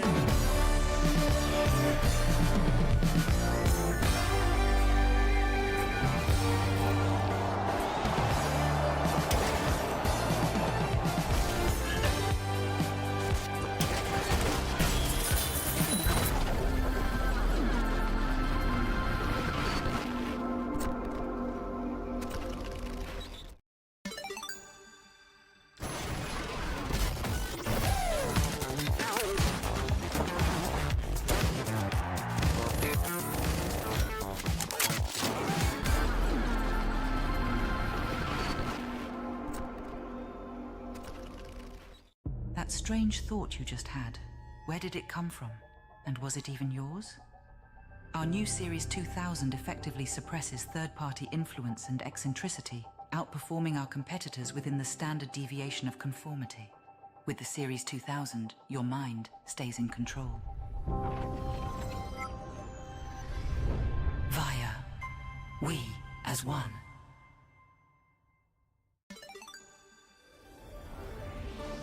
You know, June, every time I think I've seen it all, the finals proves me wrong. What a play! That's one for the highlight reel, Scotty. The next chapter in this epic saga is about to unfold. A storm of epic flashes is brewing this season of the finals.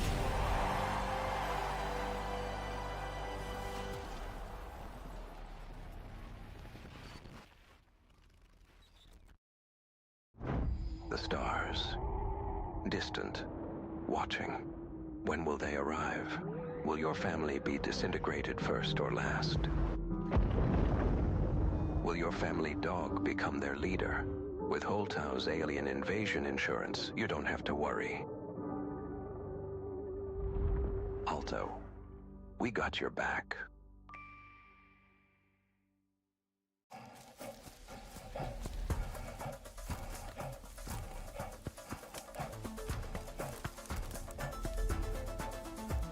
Absorbe ce que c'est. Monde, monde, pour misérable et fortuné. Absorbe ce que tu désires devenir, c'est ce que tu es. Alors, absorbe, absorbe.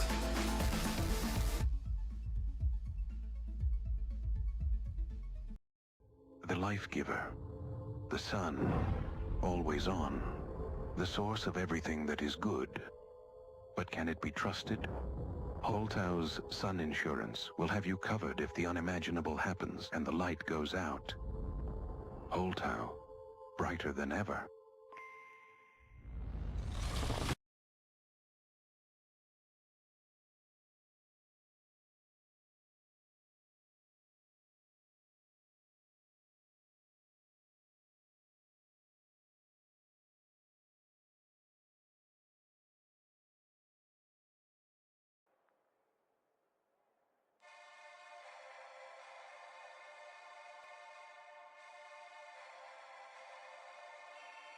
Know you got a hold of me like I never knew.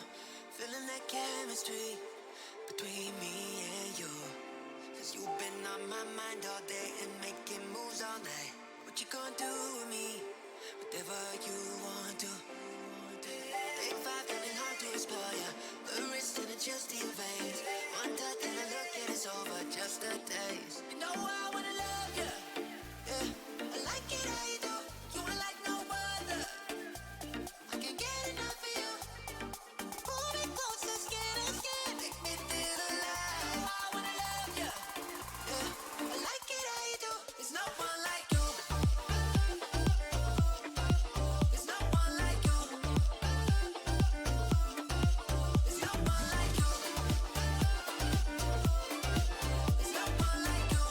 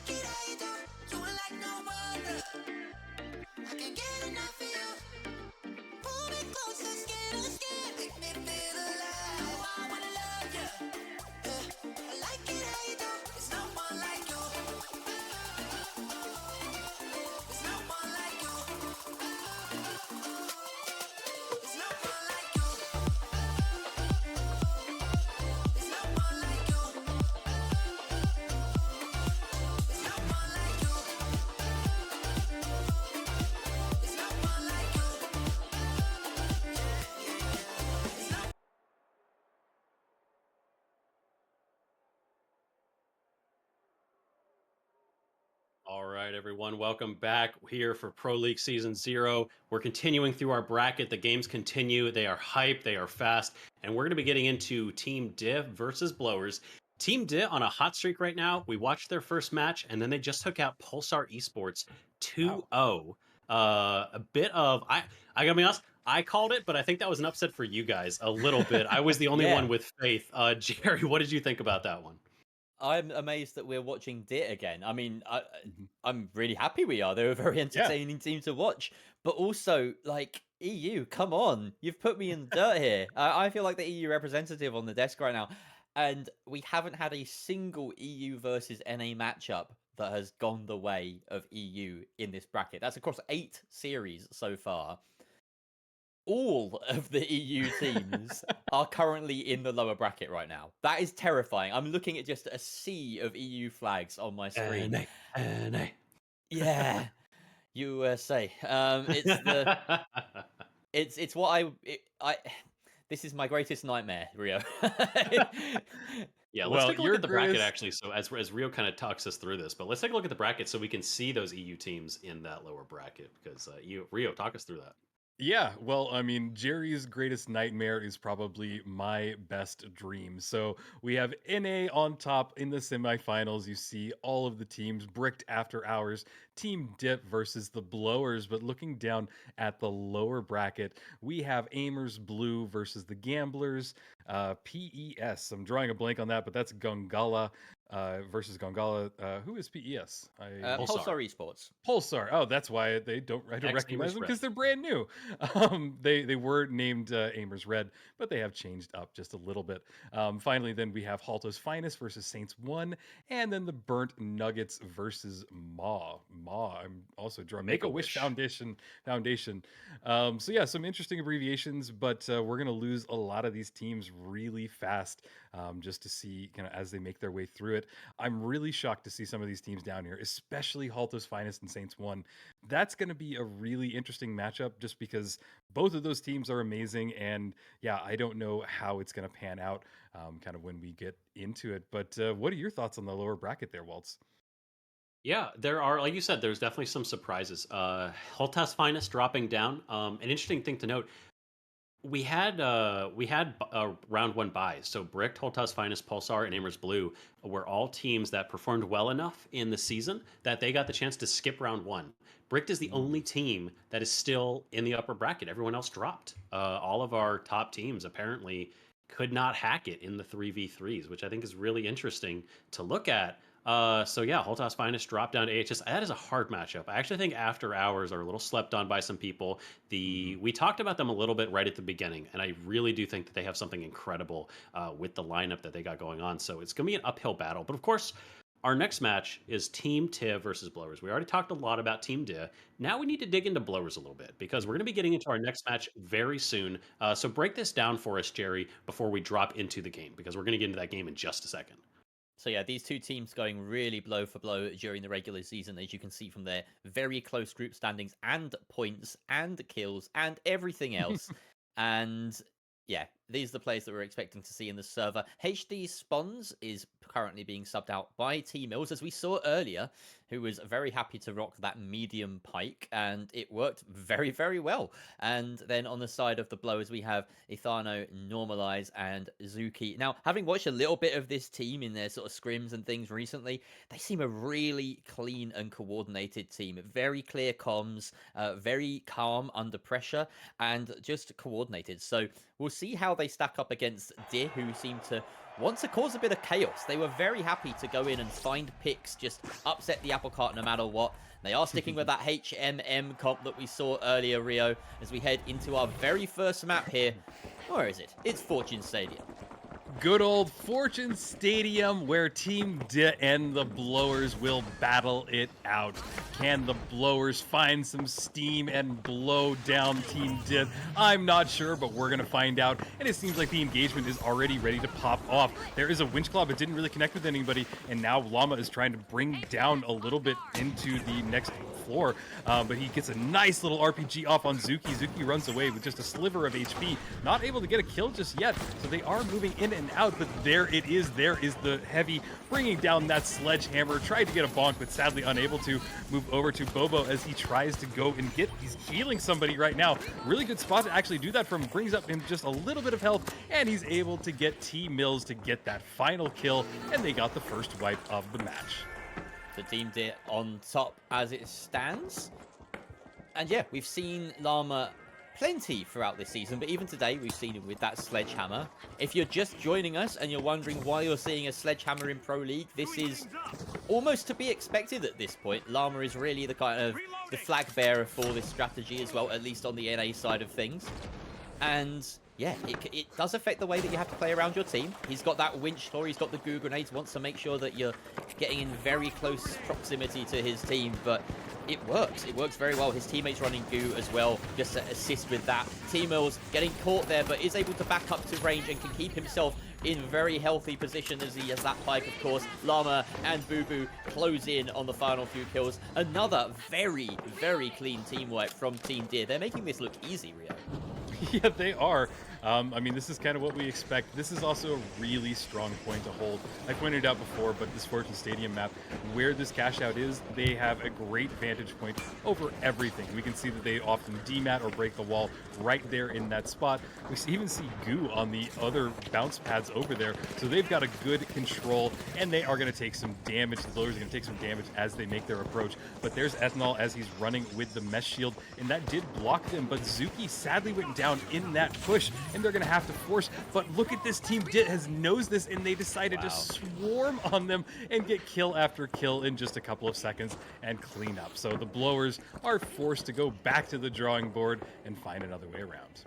Yeah, and it's not often that I criticize teams for trying to take as many fights as possible. You know, time is of the essence in this game, but they really do need to get at least one of these engages a little bit more clean. And it's a very strange setup. You know, you're dealing with the close proximity that the sledge threat deals you, but also having to cross this chasm with the pike on the other side. Look at that, Zuki just takes one hit already to a quarter of his HP after two. Normalized down low as well, and they're just taking huge chunks out of the blowers, our Team Deer. They cannot seem to get any sort of fight back here. I say that Zuki does unload some of his bullets into the opposition, but of course they have that heal beams, that longevity on this team. It just seems like everything is working in tandem with each other on Team Deer. You cannot fault the composition, and the matchup right now just seems entirely one-sided, as they've already secured their first cash out with 4 team fights completely to their names and barely a death.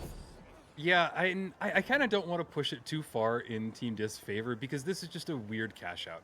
I think that in the entire game, the only cash out that's comparable is Hospital on Soul. So it's just kind of one of these weird-sided ones, and I think that the blowers might be able to get it going into literally any other cash out. But we're going to find out in just a second as the next vault has spawned. We see a little demat from Normalize. They go through that wall. Their teams are staying really close behind them. This is the setup. We're going to see them go over to Vault 2. They don't decide to go directly for it. Maybe they think that Team Dit is a little closer than they expect, but going to the roof now, trying to get on this parking structure, find any vantage point. That's one of these things that this map does really well, is that there's a lot of like height advantage in this, and we're seeing that right away. Normalize trying to get a shot off with the Cerberus, but really too far away to do anything more than just a little bit of a tickle. Running down, they go great for the vault. Normalize goes forward, but look at Zuki. He's already taken half HP, but the gateway brings them right over to B, and they will get this plugged and get ready for the next fight.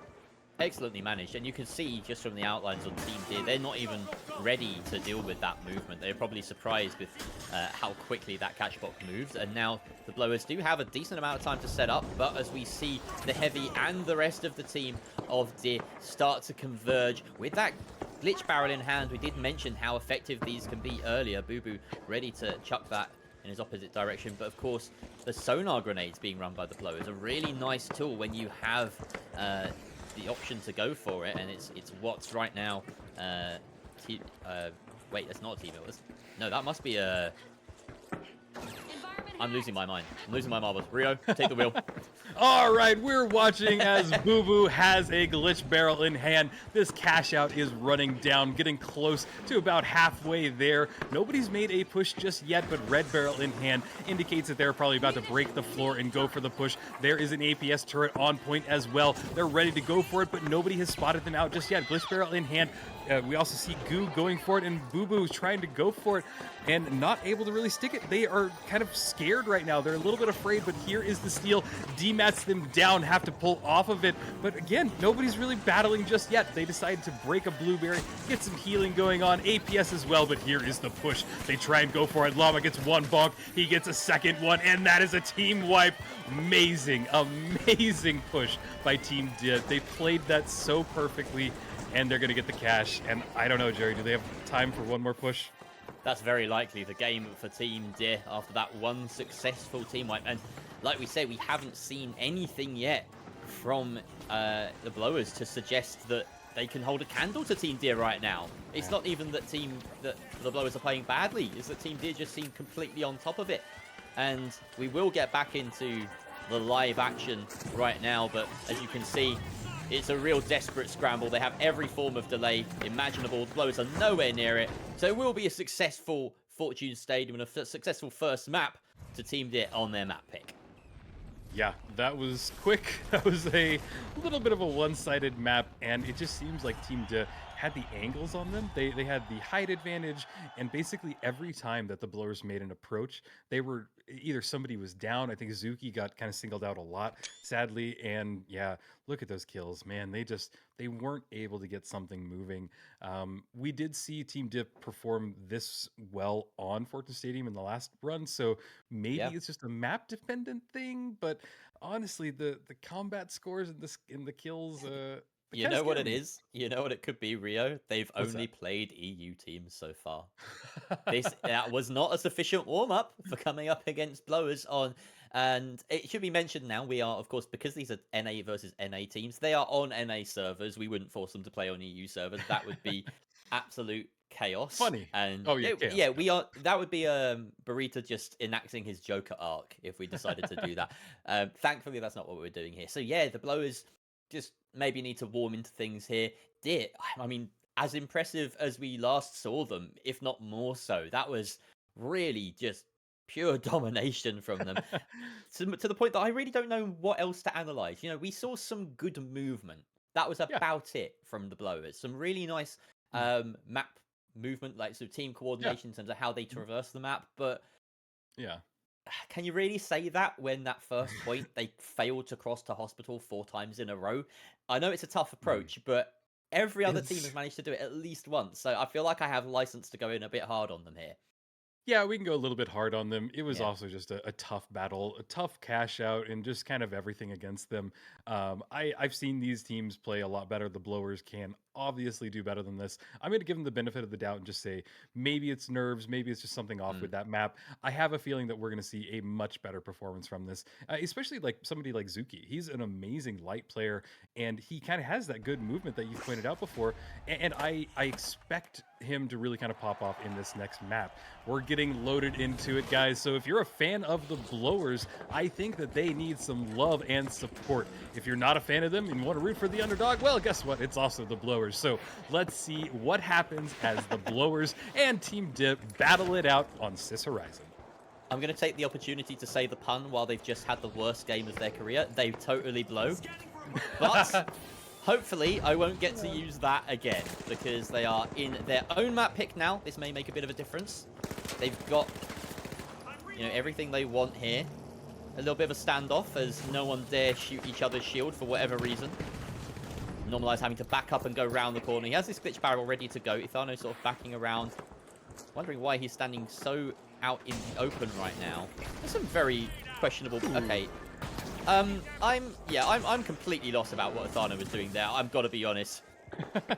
little out of position, a little away from his team, and then yeah, just goes down, puts the Blowers in a really bad position because now they're down a team member, and we see Normalize is just trying to hide, just wait for either the Ethanol to kind of coin back in, or get a res off on them. But in that time period, it will be that the vault will go over to the first cash out and it'll get started. So this is a game all about time and timing. So it's just a little bit weird that they would be so exposed in a situation like that. But we're now moving over as the team gets the vault. They're going to bring it over to A and get it started. This is a good place to be. It's in the corner of the map and really a good point for the team div to be in because they have so many defensive opportunities. But here comes the push from the Blowers. Can they make something happen, Jerry? That is the question. They've already had one false start on that first map. You can't really allow for a second one here because 2 false starts and you're out, essentially. Reloading. One saving grace is that they are in the upper bracket, but as we can see, there is a bit of a 2 versus 1 going on. Make it a 3 versus 1 as Zuki gets in on the action and they close down T-Mills, who is just playing off angle with that pike. You can forgive him for going for that strategy, but if you get spotted, then you're in a really tough position. And now we're in a 3 versus 2 here with the Blowers closing the net around the remaining players of Deer. We see a little bit of a tickle there. They do have to keep their distance. Watch out for Llama. Of course, he has that rocket launcher to cause some havoc as well. And he does get taken out there as Boo Boo pipes up with the long-range Serb shot, finds him. Llama finds a kill as well. They're doing quite well in this 2 versus 3 here, Rio. Yeah, they're actually getting some combat going off, and look at this, back and forth. The Blowers sadly go down in that. There is a little bit of hope there, but sadly it is dashed. And yeah, I'm not sure what's going on with them. They're not even getting much combat score.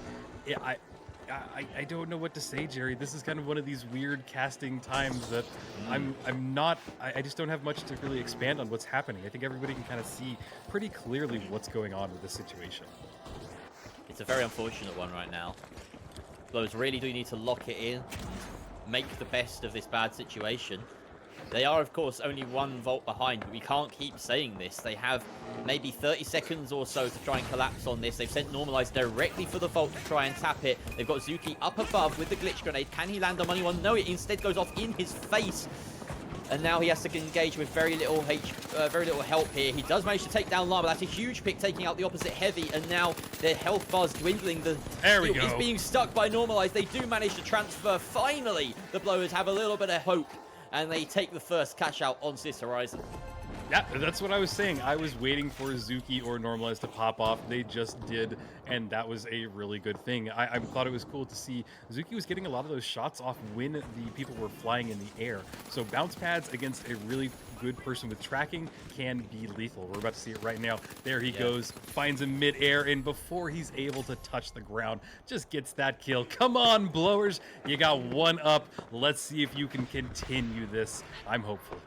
Now, let's not show bias just because they're behind here, Rio. We've got to be unbiased casters, which, to be fair, I have been ragging on them a little bit. So, I've got to keep myself in check too. It's fine. A little bit of a sneaky maneuver here by the Blowers as they gateway across to C. Don't have anyone following through that teleporter, so they should get there in ample time. Well, I say ample time. We've got this big bounce pad that's going to help things along for Team Deer. Let's see how quickly they want to close this gap. We've got the red barrel in hand for Llama as well. The engage is happening right now, Rio. Yep, they are here. They're ready to go on top of it. The Blowers are in control of the cash out. They need to buy themselves a little bit more time, but they're pretty spread out. Zuki just deleted by T-Mills, unable to do anything in that fight. The Pike is showing its dominance today. They are getting people out, and the Blowers have completely been pushed to the other side of this battle arena. And there is T-Mills dematting through the wall, finding somebody out. He gets Zuki again. What is this Pike gameplay? It's insane, and I want to play with it after these matches for sure. There's a wipe. I mean, besides the previous team fight, we have seen Zuki and Normalize be utterly demolished time and time again by T-Mills on this Pike. It's just such a powerful option. What do you do in that situation? There's no counterplay. You've just got to hope that he doesn't find you first. And T-Mills is playing this Pike. Let's not beat around the bush here. He's playing this medium like a light. He is aiming to find those off angles, play split from his team, and just get free picks here and there. That is his job. It's not your typical, sort of HML where you've got the double demat or whatever. They're going well, HMM, where they're going the double DMAT. They are sticking together as a duo. Here comes Blowers with the attempted steal. It gets dropped down. They almost stick it. Out comes the glitch, but that will not connect with them much at all. They do find some damage. Teamos finds one. The trade is back onto Boo Boo. We're 2 versus 2 here. Normalized very low, has to get out of the action, and they have to try and let him get his health back up. The defib comes through from Teamos though, so now 3 versus 2 defending the cash out, and that is a clean wipe. Normalized does trade off, but taken down by Boo Boo. And we will go to a 3rd cash out here on Sis Horizon, Rio. Yeah, Normalize has been kind of popping off and kind of keeping his team together. Those are some good kills. He got down to 1 HP, and then the time just wasn't in his favor. And you saw before he rezzed back up, he had to go for the steal, and that just put him in an exposed area, and they just swarmed on him. So heartbreaking to see, but we will go down to this 3rd vault. There is any opportunity for either team to take it. Looking at the cash outs, we have B and D. D is kind of more in the museum area, and B is more kind of in this open area. I would expect them to take it over to B, but these teams right now just want to bring the battle right in front of each other over this vault. We see them starting to make the push. They're looking for every opening that they can. Normalize with the Cerberus, trying to find some shots off, but he is a very big distance from the other team, so it's not the optimal weapon for right now. But there goes some goo and bringing up the mesh shield, trying to spot people down from below, doing a little bit of ice fishing like we call it, but there is an RPG that just went off. There's an APS turret as well. They're getting some kills off it. There it goes. Boo Boo getting a nice kill on them. Can he follow it up with a second one? Dealing some fire damage with the Cerberus, trying to continue the kills, but sadly gets bonked by Llama. Llama getting healed up by his teammate, and they're going to take the cash and the wipe. You can't get that close to a llama or it will spit at you. That is the rule. Whenever I've been to any petting zoo, you cannot get that close to a llama. And to his credit, Normalize really didn't know that the llama was going to jump up through the ceiling. They don't tend to do that. This llama does, though. That is a problem. And there was a problem earlier. We saw Ithano really get caught out at the very start of that fight, dropping down and having to climb back up. So many deaths to climbing animations in this game from anyone. You know, you've got to really be careful when you turn up. And we do get a little bit of an update on our lower brackets. Make-A-Wish Foundation have beaten Burnt Nuggets and knocked out the first EU side. We also have AHS going 2-0, knocking Bricks down into the lower bracket. But we've got some fight going on right here as the Blowers have come in thick and fast with that dome. Ithano, though, taken out yet again. The first death in this fight. Llama wants to continue his rampage. He cannot be stopped. Oh, maybe he can. The clutch goo grenade, but T-Mills finds a kill on the other side of it, and now it's a 3 versus 1 here. Where is that pesky medium? He's down on the bottom floor. They're guarding the totem. This is almost as good as a wipe for Team Deer as Blowers go for a reset. Yeah, honestly, I would just try and wipe here because you know that you're going to have to coin, and there's normally like a 20-second delay.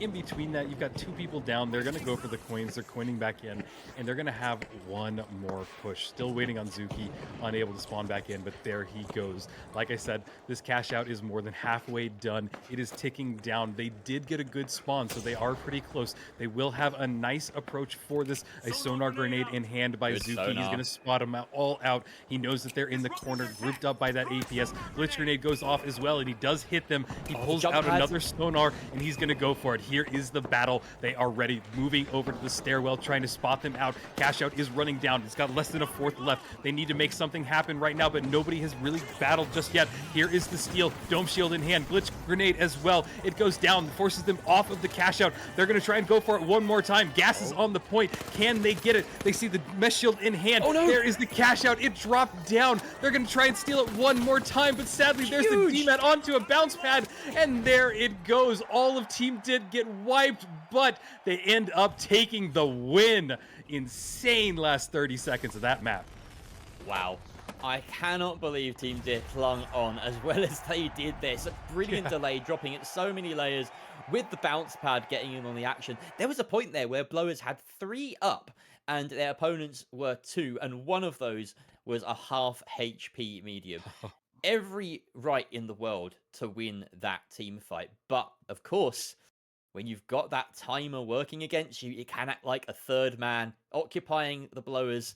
They had to try and stick a seal at some point, and Team Deer really just came in swinging. They came out, they had the delay, they had the gunfire as well. They even traded back at least 1 kill in the end there, but it was just a bit too late. Blowers so close, but so far. Team Deer winning another 2-0. They have swept their way through this bracket so far. In fact, they've only dropped a map to Saints 1 right at the start of the day. That's wild. You can kind of see how they're just playing really well together. T-Mills, just the guy that has like popped off today in every Yeah. map that we've seen him in. And like for those of you who don't know why we're so surprised, T-Mills is a sub. So these people have been playing with a completely different lineup. And this guy has just kind of come out of nowhere. And yeah, there is a lot to unpack here. And that's why we're bringing in Waltz. Waltz, what did you think about what we just watched? That was my notes are sparse. I got to be honest, because that was a dominant performance. I mean, there's only so much to talk about, but I do want to talk about why I think teams are struggling against Team Deer. They're really kind of like T-Mills came in, and you can say, oh, T-Mills is just crushing them. But the big thing for me is that Blowers struggled to figure out how to approach those fights. You called this out, Jerry, early on in that match. They had basically no combat damage whatsoever. They just couldn't do any damage. They were running double shotgun, and then they had their light on XP. And the thing is, when you look at like the time to kill, T-Mills is hitting his shots. And when you're hitting your shots, a pike is going to kill a light faster than an XP is going to kill a medium. And that's a problem because the light really relies on being that chip damage from range. And when T-Mills is hitting his shots, the light can't show his face anymore. When you try to get in close range, then Llama shows up with the sledge. So you're damned if you do, damned if you don't. You're trying to go long range, it's difficult. You're trying to go close range, it's really hard. The double medium, this is really reminding me of Team Beamers. Unfortunately, Beamers, because of scheduling conflicts, were unable to make the league. But they were dominant for a while. They won the Ruby Grind event back in February, I believe. And they ran double medium, Nagos, Thorax, and Skip on sledge as well. And they had basically the same thing. They ran long range mediums, and if you tried to take them up close, you had to deal with the sledge. It is a brutal combination, and teams struggle to figure out how to beat it because you don't want to have to handle a long range medium. It is where they thrive with these weapons. Yeah, no, I completely agree. And yeah, long range medium is just kind of, it's one of these, it's a weird thing to say because it's really not kind of that accessible outside of like Pike. And I don't know what else comes to mind for long range. FCAR a little bit. Yeah, like FCAR does have the range. But yeah, it's just a really interesting loadout. It used to be kind of Llama as the shining star of it. T-Mills is kind of popping off as well. But I do like the bonks. They always make me happy and they're quite fun to see. Do you think that there's anybody that's left so far that might be able to go against this team? From your experience, who do you think, Waltz? I mean, I think there are plenty. I think one of the things is that like Bricked, obviously, I think can easily stand against them. I think that's going to be quite a matchup to watch.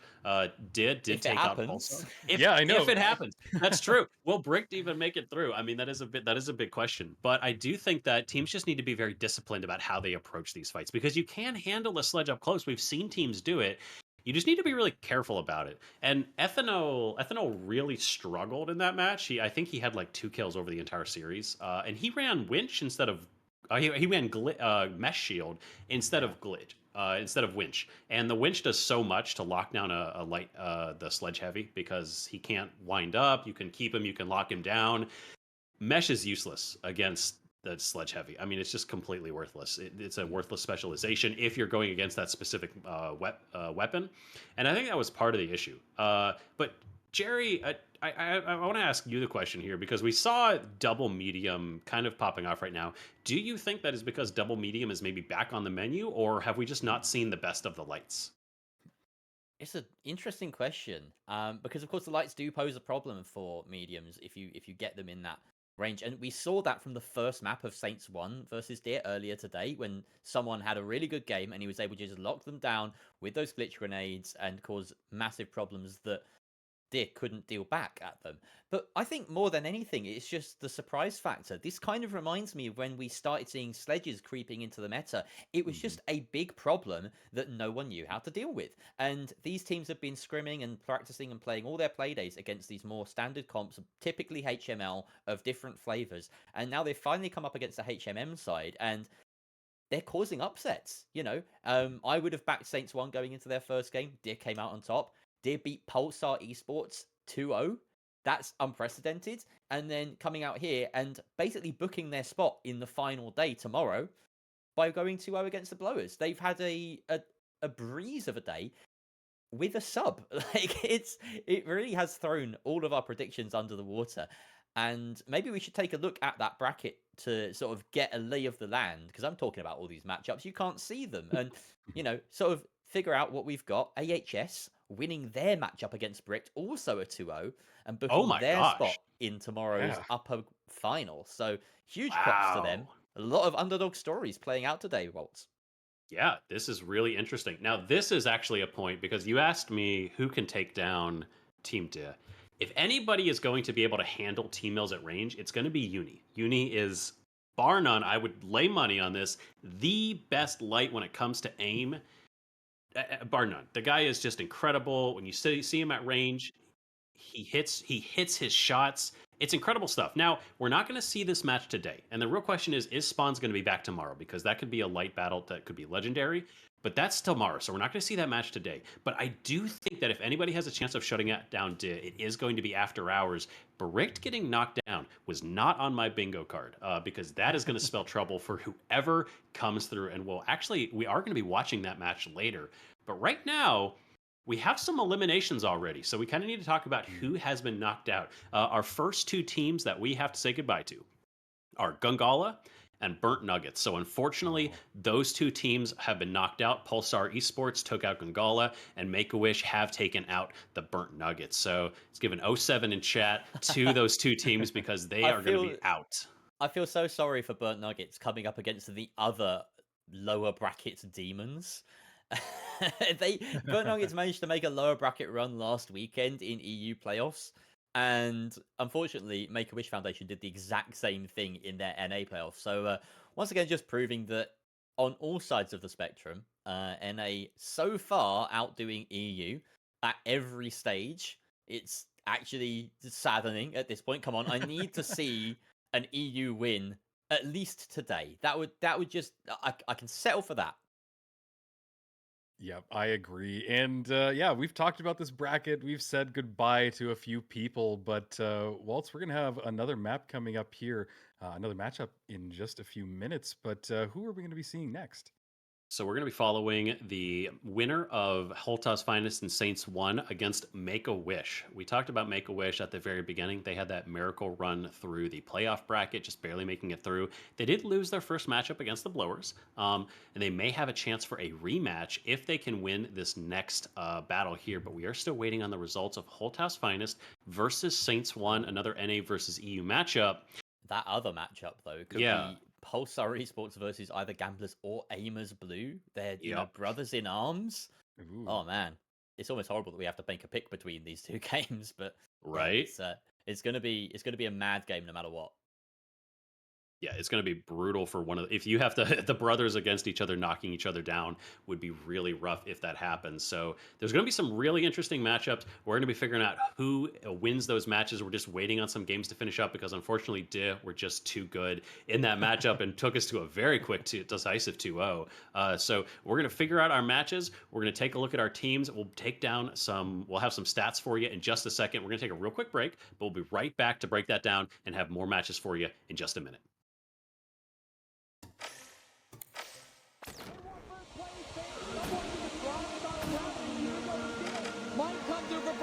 This is everything, Mickey. They need to get there in time. They do. They stop the steal. If he reload, he's able to do it before you get that super. Oh, the RPG on the Skilber. BMO absolutely beaming right now. Finishing off the rest of the team. Lightly over to the sideline here. The gateway has been placed. They come up from above. Play commit doing so much, just controlling this team fight. Point, you have it, you've got it done. There's no way. He dashes around, look at the movement. Aimpoint taking down a lot of players there. Great use of the Gukon. Oh, unbelievable techers. Gungala, they try to jump in. Oh, they do. The team that hits. Try and go for the steal, and the winch is huge. It doesn't work out though. He can't do anything yet. No, he still takes it. One versus three.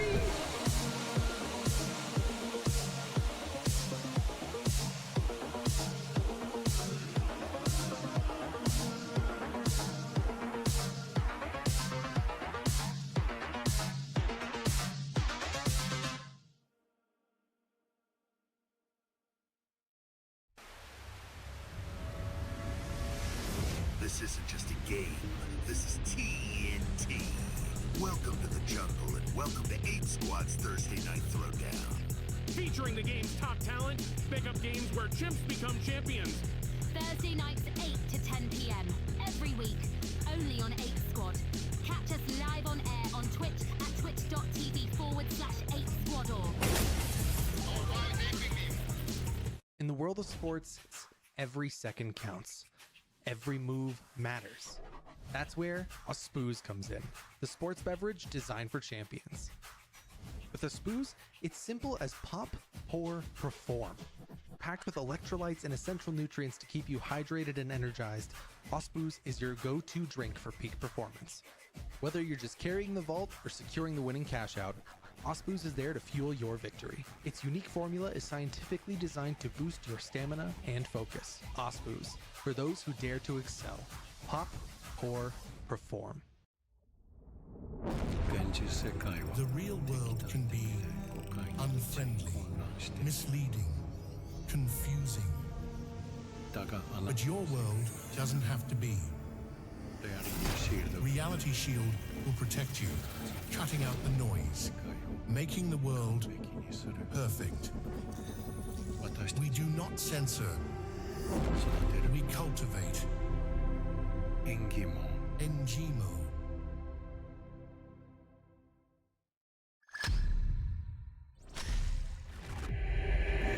It's showtime!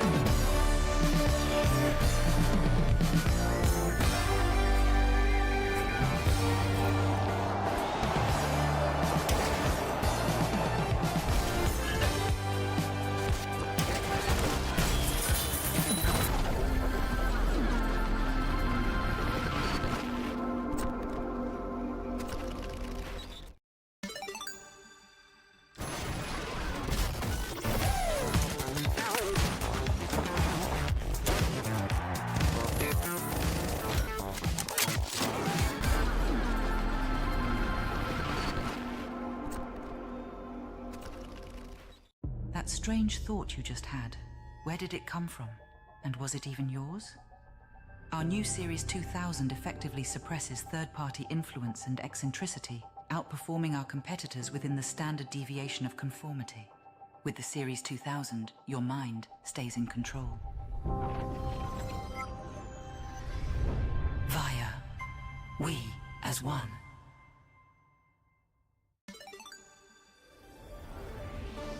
You know, June, every time I think I've seen it all, the finals proves me wrong. What a play! That's one for the highlight reel, Scotty. The next chapter in this epic saga is about to unfold. A storm of epic clashes is brewing this season of the finals!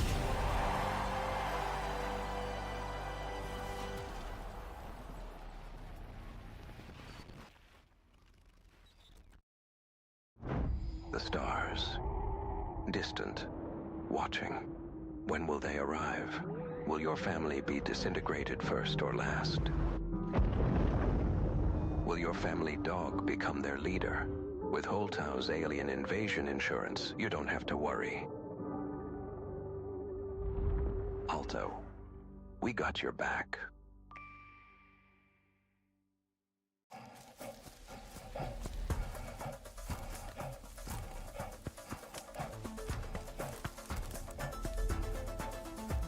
Absorbe ce que c'est. Monde, monde, pour misérable et fortuné.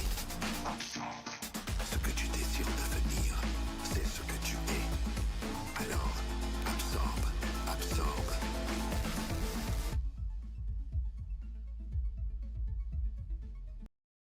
The life giver.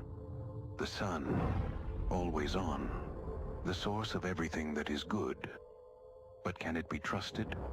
Holtau's Sun Insurance will have you covered if the unimaginable happens and the light goes out. Holtau, brighter than ever.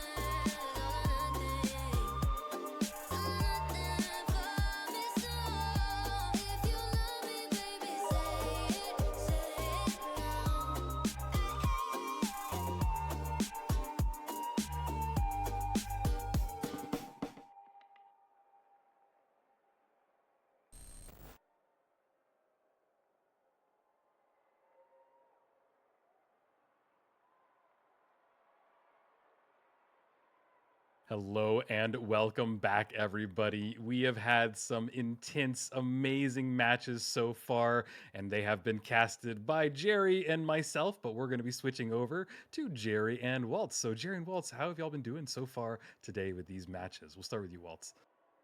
I am thrilled by these matchups. A lot of them have gone very differently than we expected. I did not expect the level of NA supremacy that we were going to have today. The NA side of me is very happy about it, but the side of me that really wanted to see that interregional sort of competition is definitely a little bit sad that we're going to have to say goodbye to 5 of our 6 EU teams. There's only 2 left, and the match we're about to go into has both of them. Yeah, no, I am amazed, and I think Jerry is probably the most heartbroken of them all that we're losing so many EU teams. But what are your thoughts on everything, Jerry? Well, I think that the fact that we're getting a double EU matchup here at least guarantees that we'll have an EU team at the end of the day. Not necessarily by tomorrow, though. We genuinely could have an all NA top 4. We currently have a 6 out of 8 NA top 8, which is just unbelievable.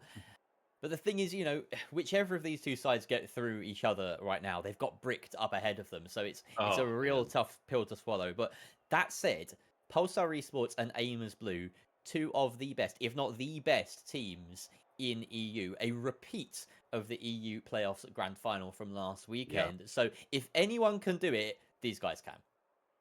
Yep, and that's exactly what Jerry was saying. We are going to have the Aimers go against each other, but we have had a change up, and Aimers Red is now Pulsar Esports.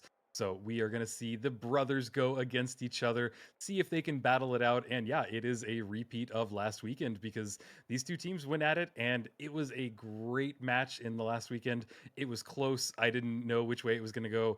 And Waltz, do you have any thoughts of how this one might go? Yeah, there's a lot of history there. First up, before we do, I do want to give a shout out to Pulsar because it's not just a rebrand. They did get sponsored. Pulsar Esports did come in. They're now a sponsored team.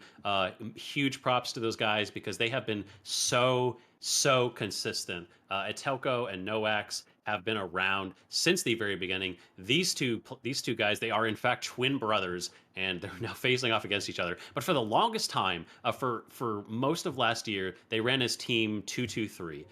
They came top 2 with pretty much every single event, and then eventually they decided to try something different. They split up. They created Aimers Red and Aimers Blue. They changed into 2 teams, and again, both of them did so well. Noax and Etelco just on top of things, able to really elevate their teams and take players and make things work. They kind of have the secret sauce a little bit in that family, I guess. And so, as Jerry mentioned, we had these, Jerry and Ryu, you mentioned, these 2 were top 1 and 2 of EU during the group stages. And then during the playoffs, they made it to grand finals, top 1 and 2. So clearly, these 2 teams are a step above the rest of the EU kind of EU field. And so if we're looking at any team that has the chance to move forward and take out NA, I think it's these 2. Yeah, I completely agree with that because these are powerhouses of teams. And you pointed out, yeah, they have a long and storied history in the scene and in the game itself. So looking at the overall standings, first and second, the points are nearly identical. The kills are nearly identical. The KDA is nearly identical. And basically the amount of first place wins are nearly identical. If there is a match to get excited for today, I firmly believe it's this one because this is probably going to be the closest matchup that you will see in maybe the entire bracket. So there's a lot to have, going for them. And yeah, I think that this is going to be just quite exciting. And chat, I hope you guys are ready because I have no idea which way this is going to go. Yeah, as we get into the maps, do we have the map picks just yet? Their production. I'm sure we'll find out. Nope, that's a no. That's a hard no. So we'll just talk maybe a little bit about what these 2 teams we can expect to see in server. We talked the stats, we talked the numbers. We've said that. Well, actually, we haven't said that they faced each other, both of them, in the EU playoffs last weekend, and actually beat each other once. It's just that Aimers Red beat them in the game that mattered the most. Aimers Blue actually knocked Aimers Red down into the lower bracket in their upper final. So they both have it within them to beat each other, and it really does make it very difficult to call. But what's going to happen in server? I mean, I'll tell you in a minute. I'll tell you. You guys just wait. Be patient. Get off my back, because we have the map picks right now, Rio. Yes, we do. And it looks like we're going to be starting off on Skyway Stadium, which I don't think we've seen today. I think it might have been picked for one of the series, but we didn't make it there. So Skyway Stadium, a fun one. And then moving on to Bernal, which we also haven't seen today. Bernal is a great map. It's one of the newest ones. It's really cool to see. And then finally, which I fully expect we will see, the final map on Sis Horizon. I don't have to do my spiel about Sis Horizon because everybody knows about it. But Skyway Stadium, Jerry, I think that's what do you think is going to happen in the arena on Skyway Stadium? Well, a lot of kills, a lot of deaths, a lot of stealing, and a lot of cashed out. As is the way with the finals. But maybe more specifically is what you meant. We should expect Pulsar Esports to play their normal game, right? That said, they were having a lot of practice this week. I sort of tuned into some scrims and things, and it didn't seem to be going to plan against Aimers Blue. They seem to be really struggling and maybe reassessing their overall strategies. So, of course, they've had a couple of games today to sort of work things out. Usually you'll see Perzon with that minigun. Etelko tends to prefer an AR, so the AK-47 is actually his preferred weapon. And then you get Rubinski typically taking the XP. And just notice as well that quite often he'll be taking thermal up against another light, or just against teams in general, just to get that recon. But on the other side of the thing, Aimers Blue, they have Roma, who doesn't run invis. So he's a dash light. He's on controller, and he's actually a beast. Terrifying. Was really getting inside of Pulsar Esports' heads. I'm not going to lie. So if he turns up, they could really run away with this. Reimke as well is a sledge heavy. So you're going to have a real battle of styles between these two sides. Yeah, I'm really excited to see how this... sorry, go ahead, Rio. My apologies. No, I was just going to throw it to you, Waltz, to see what your thoughts were in the arena as well. Yeah, I really like that Jerry put the highlight on the sledge and the dash, because that's such a clash of the style that we normally see in EU. It's normally just invis lights. There's a lot of invis lights, and we see people running thermal because of that reason. But Roma really throws a wrench in that. And when you're used to playing against invis, playing against dash is kind of a different beast, because invis gives you positioning. You can get into the right position, but if you get caught, it's hard to get out of it. Whereas dash is basically the opposite. You can get seen on your way in, but you can get out of a sticky situation once you get in there. So it's a lot harder to lock that player down. Etelko, we've seen him running mostly FCAR or FAMAS. I really want to see what he's running today, because he doesn't tend to pick up that Cerberus at all. He's been very committed to his long-range rifle weapon. he likes. It's just any assault rifle. He just loves the assault rifles. He barely touches the Cerb, but he will sometimes pick it up if it's like really needed for them. And I think just overall, we should expect the unexpected. We've seen a lot of it today, Waltz, right? So many teams just flipping the script on what we think that they're going to bring. We've done all this sort of prep, and then they go, no, we're doing something completely different. And, you know, the way both their days have been going, knocked down into the lower bracket, it could happen, Waltz. But here we are on Skyway. Let's get moving. I am so excited for this. The battle of the brothers. Who's going to come out on top? Who is keeping the EU torch alive? Here on Skyway, I think this is our first time on Skyway the entire day, at least that we've seen, right, Jared? Yeah. Yeah, it was something Rio noticed. And we're also going to Bernal later as our map 2 pick from Pulsar Esports. So, yeah, we're guaranteed some fresh new scenery, Waltz. I'm excited for it. It's nice to get something a little bit different. We've seen a lot of Sis Horizon. It's a great map, but I really needed a change of scenery. Both teams positioning right now. They're still trying to figure out where they want to move. We see on the backside Pulsar taking a bit of the God Zip over there, moving across to the high ground. This is the dance of positioning right now. They don't want to aggress too fast into that vault, but they also want to make sure they're available to rotate wherever they need to go. It looks like the call has gone out. Everyone's moving towards B. I see hit markers coming out, and that's Perzon with the minigun. Yep, his favored weapon. It doesn't look like they switched up anything from midweek. They are sticking it to their guns quite literally. The question is, can they get away with it? Reimke is right above them, whether they know it or not. They have to get away from this sledge heavy, and the winch comes in, lands a meaty overhand hook onto the opposite heavy, and down. Everyone goes in a flash. It's only a Telco left, but he's only got this wall of fire to keep him safe. Decides to do the honorable thing and plunge his death as quickly as possible, giving Pulsar the opportunity to set back in as soon as they can. But that is a swift victory for Aimers Blue at the start. Yeah, they kind of ran into a brick wall on that one, and we saw the minigun do so much, but you still have to spin it up, and they were not prepared for They clearly got. You saw that Perzon wasted the lock bolt pretty early. I think he thought that Aimers were going to move to a different spot. He got a little bit confused to where their movement was, wasted the lock bolt, and then he got caught unawares by Noax, who's running that Cerberus. Just blew him up. The Cerberus is going to melt that heavy in a matter of seconds if you're not careful. Now they have to figure out how to approach. They're actually backing up. It looks like they're going for a gateway play right now. They'll probably get dropped in by Rubinsky if he can get close. They're just dropping that crane as well. They don't want to allow the mobility options for the players around the point there. You think of, imagine a Sledgehammer just zipping up that zip line and then coming crashing down. They have actually managed to trade places, but look at the hide and seek game being attempted here by Aimers Blue. They jump on a target, find Perzon instantly, and the collapse is brutal.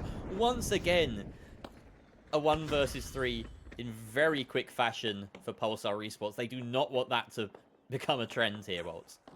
Yeah, they're not finding any footing at all. They're barely even able to find a fight. They haven't. If we could see the scores for a second, I think we're going to see the combat damage is basically non-existent for them right now. None of them have even passed 250 combat damage. Every time they get into a fight, they just get melted. Rain with that sledge is just going to do a lot of damage. Noax with the Serb. The close range, they're playing the angles really well on Aimers Blue right now.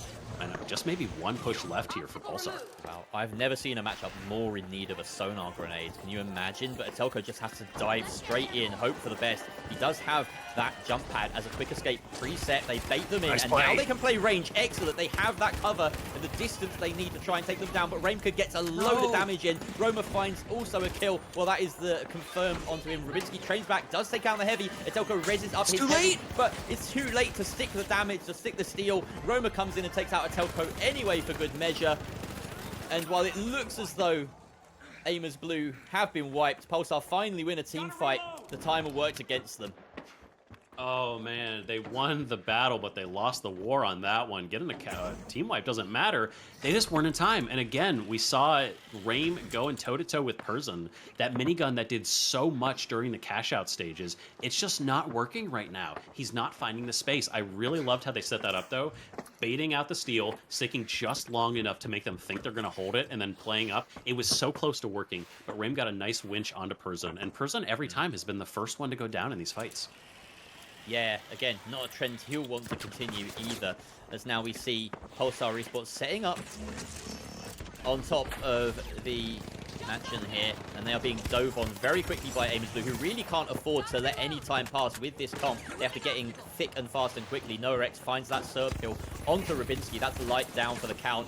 Noax taken out in response, though, as Roma finds his man, and Atelko retreating now in the 1 versus 2. It's going to be a little bit rough for him. He has to hope his regen comes through. He's in fact a 1 versus 3. Tries to get a pick on Roma, but surely his days are numbered there as the call comes through. Roma doesn't even need the assistance of his teammates, just beams Atelko immediately at close range. Aimers Blue really stamping their foot down on this matchup so far. Yeah, there's a lack of synchronicity on the side of Pulsar right now. I really just need to see them move. They need to move more cleanly together. They're kind of jumping in one at a time. Rubinsky's getting picked off. Perzon's getting picked off. They're just not moving together the way they need to. And that's so important when you're dealing with a team that's firing on all cylinders, like, Aimers Blue are right now. You have to be 100% on board with what you're doing. And unfortunately, I think some of this comes down to maybe the gadget picks. I know we like to see Mesh, and Mesh pairs really well with that minigun, but it's not going to do anything against a sledge, and it's certainly not going to help you against a winch. It makes you a sitting target against that winch. Now, statistically, so far across the season, Pulsar Esports have come out on top against Aimers Blue whenever they've come up against each other. But like we say, that was mostly in the cash-out games. In 3 versus 3s, it is a different game. And of course, Aimers Blue playing this really frustrating game that gets into Pulsar's heads. Atelko playing close. They do have the opportunity to try and go for a steal here, but of course they know that Aimers Blue won't make it easy for them. Diving out on top, this is a great engage for once. They have the long range. They leverage that FAMAS, getting a lot of damage onto their opposition, but they can't convert it into a kill. Still a 3 versus 3 as everyone has scrambled. The minigun finally ripping through some targets, but he can't finish it off up against Roma now. Atelko, though, does find the finish onto Noah X. with the minigun claiming that assist, and now they just need to try and close down this light. He does manage to escape through the gateway. Getting up onto the roof, though, is very good for the minigun. They are attempting this steal as they don't have too much time, and they're trying to leverage that man advantage that they found. Oh, they get it. Yeah, they finally got the steal. It's now a 2 versus 3 because they were able to go ahead and get the revive on Pulsar. Looks for that reload. No, he gets caught in the middle of his reload. You're so exposed. The C4 is going to go off, but there's nothing he can do. The turnaround, Roma surviving long enough for his team to respawn, and a glimmer of hope for Pulsar is snuffed out. The star has fully died because Aimers Blue are going to take map number 1. Wow, that was so rapid. Only 5 kills across the board for Pulsar Esports. 15, no, not 15. That was quick maths done wrong. 13 for Aimers Blue in total. And like you say, that is the map wrapped up, done and dusted. No way Pulsar Esports close this gap in time. Will we see a switch up? That's the big question for me, Walt. I feel like Pulsar Esports really need to consider it at this point because they are 1 map away from crashing out of the championship playoffs. Oh, absolutely. Now, that was Aimers' pick. So Aimers did get to 2 Skyway. That's clearly what they wanted. Now we're going to head next to Bernal, which is going to be Pulsar's pick. And the real question, like you said, is what do they shake things up? I would really like to see, I really want to see Prizon switch up. I don't want to see the minigun. I don't want to see the mesh. I think they're still really good weapons, but I don't think they match up well against a sledgehammer. I really want to see him potentially pick up a winch. I'd love to see him pick up an SA-12 or even anything else, because I think as strong as the minigun is, and I think we should see more of it, it specifically does not match up well against the sledge. It is basically a hard counter. Yeah, and I think, you know, when we were looking at the slots around the sort of pickup around the meta, in terms of weaponry and gadgets and things like that, there's a strange sort of thing. It seems as though the only real kind of free slot that you get is the light 3rd gadget. Everything else has a very small pool of gadgets that you can sort of circle around. And of course, the medium weaponry does make a big difference. And the sledge, well, the heavy weaponry, if you're up against a sledge, really needs to adapt. But I really do feel like you just need a sonar in half of those fights, right? Like, so many of those first fights would have been so much easier for Pulsar Esports on their approaches if they just had a better read on their opponents. Even if you throw that sonar and you don't get a ping, that in itself is information. You know that they're not playing exactly on the point, or you know that they're not playing on that particular piece of high ground. It just gives you so much going into those fights, and it really does feel like at every turn, Pulsar Esports are just being surprised. They need to win the intel game, in my opinion. Yeah, I know. I agree with that 100%, Jerry. And we do have Rio here for just a moment before we jump into the next match. So, Rio, I'd love to get just a quick update from you. What do you think about that match, and what do we need to see Pulsar do differently?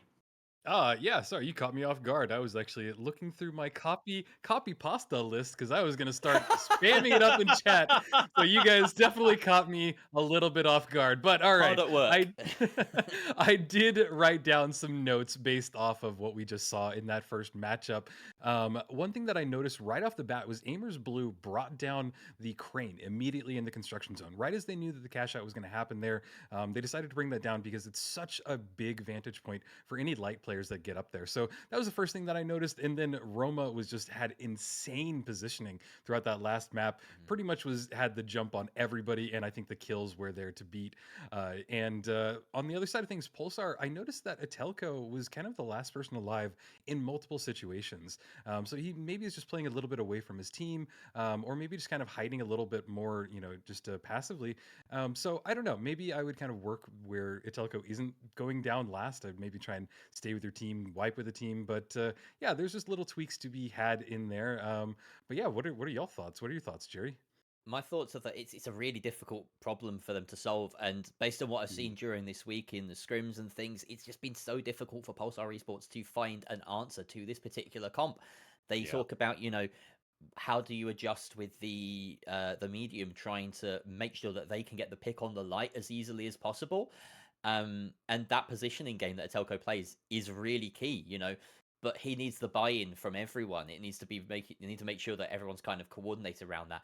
And they are playing the tougher game. It has to be said, you go in with this sledgehammer with the dash XP, and it's so frustrating to come up against, right? You feel like you're just being outdone by a hammer every time or an XP every time. And it's this danger of getting in your own heads, I think. So they need to kind of just solve that problem on the spot right now, because it's clear that they haven't solved it in prep, and that's a bit frustrating to watch from a sort of a neutral's perspective, watching these two teams constantly go at it. It feels as though right now, Aimers Blue have the upper hand in so many ways. Now, Waltz, do you think that they'll be able to hold on to that upper hand as we go into Bernal? Because Bernal is really unique in the fact that it's kind of not horizontal, and the other, it's very horizontal. But I'll let you guys yap and have fun. Yeah, I have picking on that. I think it really has to come down to the positioning, and if we can take a look at Perzon, I want to see if he has decided to swap things up, and is he going to be playing a different loadout than we saw before? We see the Cerberus there, Rubinski. No, it is the exact same loadout. They are committed to this. It must have worked so far. They have to figure something out. This needs to put together. They have that jump pad here in the air, but they're on the zip line. Can he catch anybody? Lockbolt does catch a couple people. Looking to maybe zip across. Miniguns firing on all cylinders, doing some damage from range, but they need more than ship damage. They need to actually win this fight.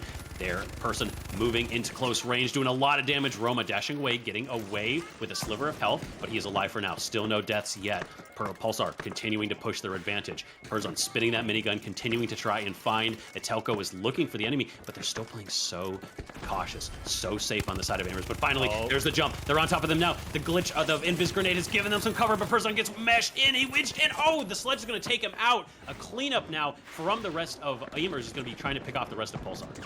Yeah, 2 versus 2 here with a few people down. Etelko does find that res onto Perzon, so now 2 versus 3 in favor of Aimers Blue, Pulsar Esports, and in goes Reimka with that sledge, finding yet another kill on Etelko. 2 versus 2 as it stands. Roma taking some damage outside, and this log bolt is huge, but the turner burn from Roma even bigger there to take out Rubinski, and that is a clean wipe there. 3 men up for Aimers Blue at the end of it. Wow. There's a tiny bit of adaptation going on between the two teams. And you notice one of those things, right? The Vanish Bomb coming out from Roma just to enable those dives, which is going to be very exciting to watch from Aimers Blue. But also on the other side, Rubinski, I believe I spotted the Nullifier in his loadout. And I don't think we saw that in the first map of Skyway, Waltz.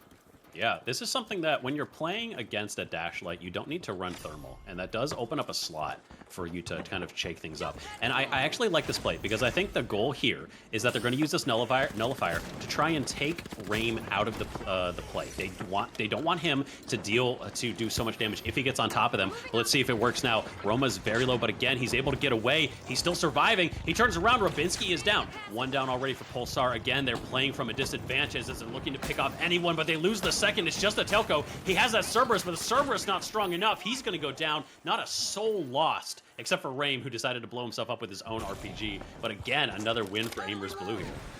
So we have to credit Aimers Blue for winning so far, but we also have to credit Pulsar Esports for trying to chase that adaptation that we did ask of them. You know, it's not the change we expected. They are sticking with the heavy loadout, but they've got the Nullifier, and now we've seen also they have that Cerberus. It's a little bit unfortunate, actually, when you think about it, that they came off of thermal at the moment that we start seeing vanishing bombs coming out from Aimers Blue. So that could work against them. Even, you know, maybe we just have to say that Aimers Blue are 1 step ahead right now. They do have this cash out under their name. They are going for that hide and seek. No sonar still. I lament it. Maybe they will later. They're opening up this wall and then some. And they may no be winch. Trying to bait it in. No winch, though. This is the problem. They can't pull it away. The setup is there because Aimers Blue are setting up so well. They know exactly where the cash out is, and it can't be pulled away. Pulsar are just playing into their hands right now. Smoke is down. The barricades are there, but can the barricades even do anything? There's a goo all over the place, but they know they can't just go for a steal. They have to actually do that in Perzon again. He's been found out. He drops a dome, but can he get away? Using that mesh shield, he's getting away. He has survived, but Rubinski is down. He's already one last member. He's lost the second member of his team. Is Perzon by himself. The wipe is here again. Aimers Blue continue. They have not lost a single step. Wow, incredible coordination there from Aimers Blue. Taking down Perzon to such low HP and then deciding, no, we're not going to chase that kill. We're not going to send in the lights. We're going to fight now the 3 versus 2. Perzon is no longer a threat. They take out Etelko, they take out Rubinski, and then they deal with the heavy last. He was backed so far away from his team that he didn't use his mesh shield. He couldn't use any of those weapons, any of the minigun to his advantage. Yeah, Aimers Blue are just reading this game, and they are in a flow state right now. It's actually incredible to watch. Oh yeah, I'm glad you pointed that out because that's such a That's such a smart play. He's so low, but the jump is already there. Furzon dropping an emergency block bolt, but again, he's winched into the middle of the enemy. He survives again, but he's already lost to Telco. Once again, they're just losing people left and right. He has a high ground on Roma. He's dropping down on top, and the minigun is doing a lot of damage, but he can't finish him off. Noax is there to finish it off. Rabinski with the vault is trying to get away. Is he gonna plug this? He might do it just to make sure that his team can coin. It's 10 seconds, 20 seconds left until Furzon is back up. I feel like if he plugs this, he's just going to be at a disadvantage. It's going to be easily stolen. I'm not sure if this is the right play. Yeah, it's a very risky one. They're going to have to try and chase him down. They do that. They get the wipe. Oh, no. What that's a even blunder worse from Rabinski. That is so much worse. And if, you know, at this point, we're talking about the possibility of Pulsar Esport, a heavy hitter from the EU League, going out with a whimper against their opposite numbers in Aimers Blue. Yeah, you know, we call this an Oscar tier shellacking right here. It's just complete dominance from Aimers Blue. They are not missing a step. They haven't. It's the cash out space program. I didn't notice. We've gone to the moon and they've completely reset this. And it's hard to push into Amphitheater, but against a Sledge when they're set up here, it's going to be even harder. And again, I do not know where they are. There's one fight, Waltz. This may just be it. This could just be it, yeah. Oh, and Rabinski is already down. Roma gets the pick. This could spell disaster for them. They have to convert, but Atelko is going to jump into his doom. Furzon once again by himself, but he has nothing with this minigun. He's just being... Oh, they're just fighting him out. Time. They're just keeping him alive. It's just, they're playing with their food right now. They're just dancing on the grave of Pulsar Esports.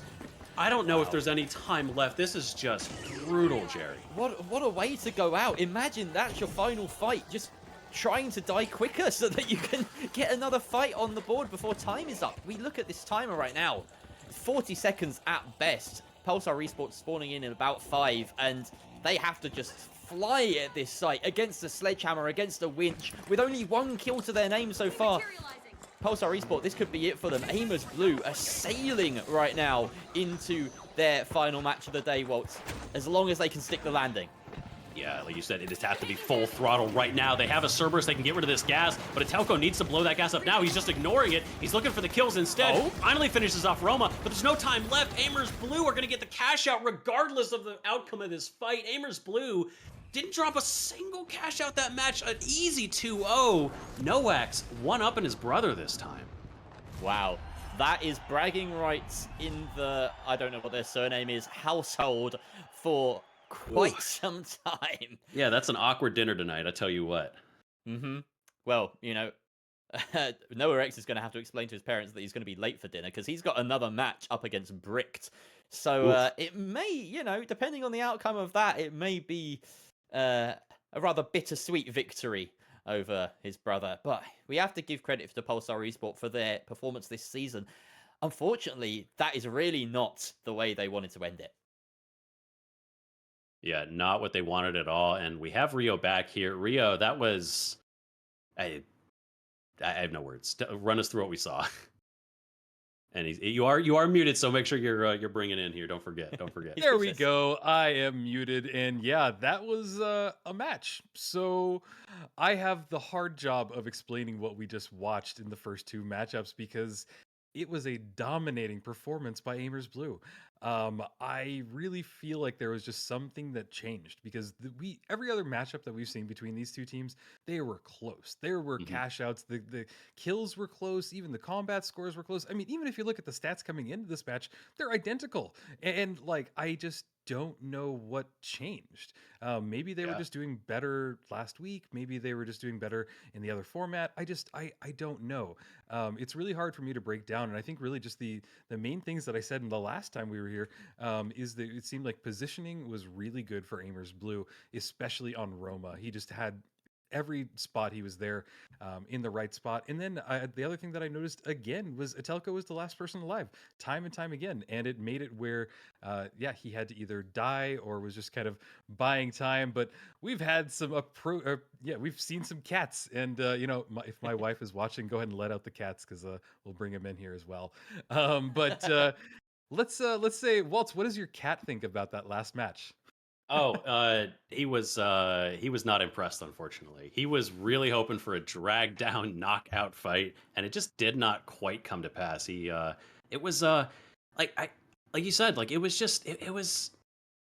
I don't want to call it a snooze fest, but there was just the action just never took place. Like there was never a it never felt like Pulsar were in control of the match. And I think what's kind of interesting here is like I think Jerry pointed this out in a really good way because he talked about the scrims, and hopefully we'll get some information from his cat because I think there's a good conversation going on there that I'd love to be privy to.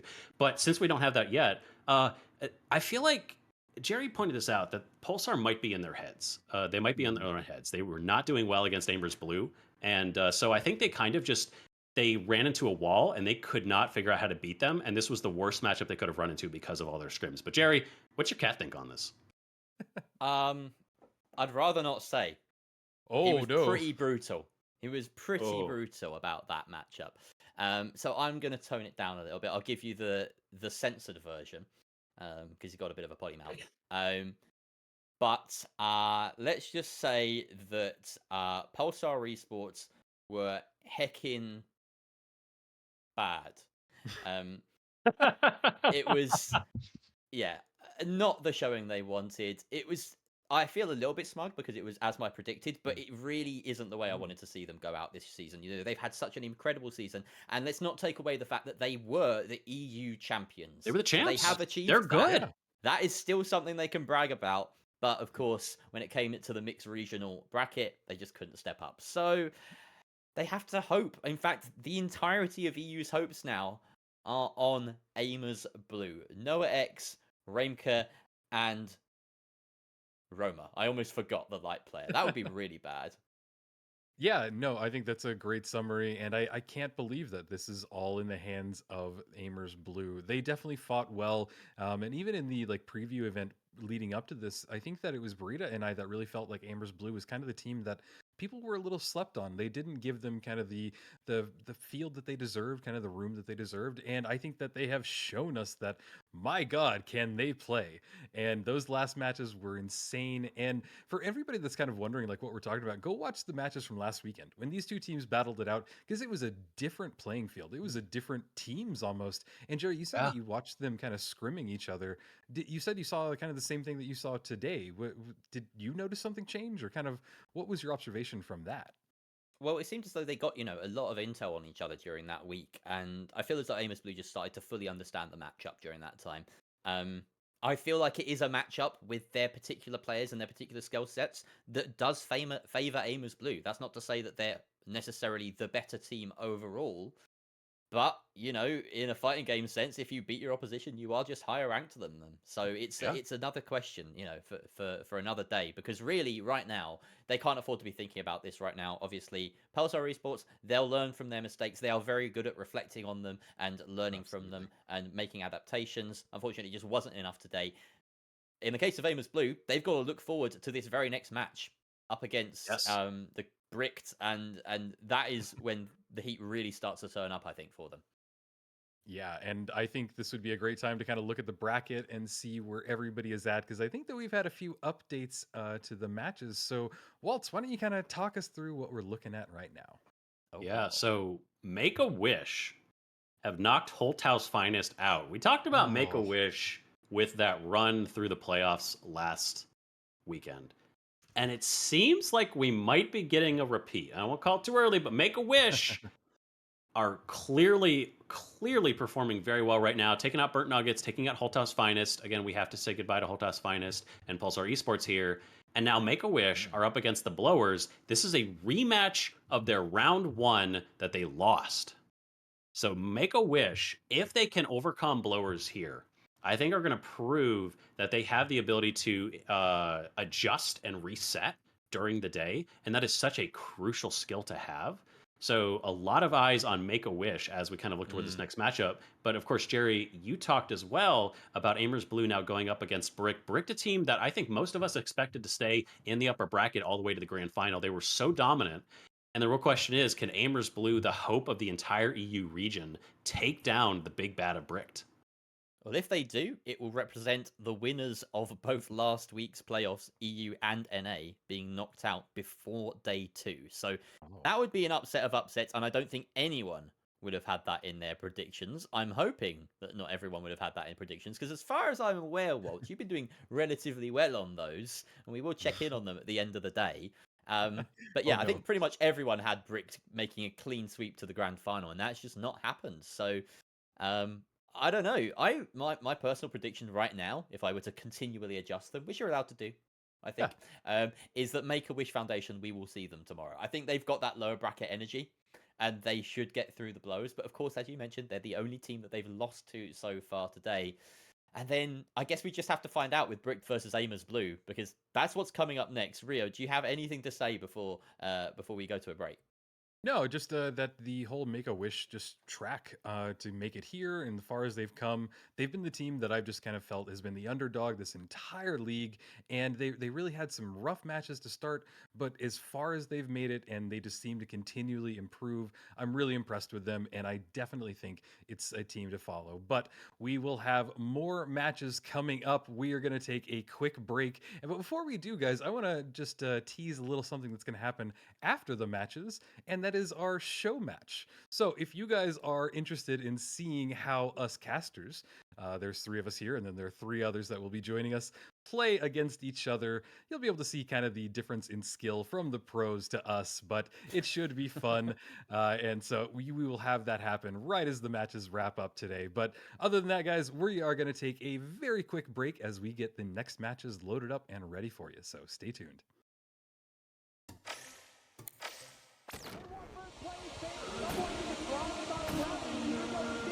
Might come through for Bird Nuggets. This is everything Mickey. They need to get there in time. They do. They stop the steal. 50 reload. He's able to do it before you get that super. Oh, the OPG on the scalper. BMO absolutely beaming right now, finishing off the rest of the team. Lightly over to the sideline here. The gateway has been placed. Then come up from above. Play commit doing so much, just controlling this team fight. At this point, you have it. You've got it done. There's no way. He dashes around. Look at the movement. Aimpoint taking down a lot of players there. Great use of the Goo Gun. Oh, unbelievable techers. Gangala, they try to jump in. Oh, they do. The D-Mat hits. Try and go for the steal, and the winch is huge. It doesn't work out though. He can't do anything yet. No, he still takes it. One versus 3.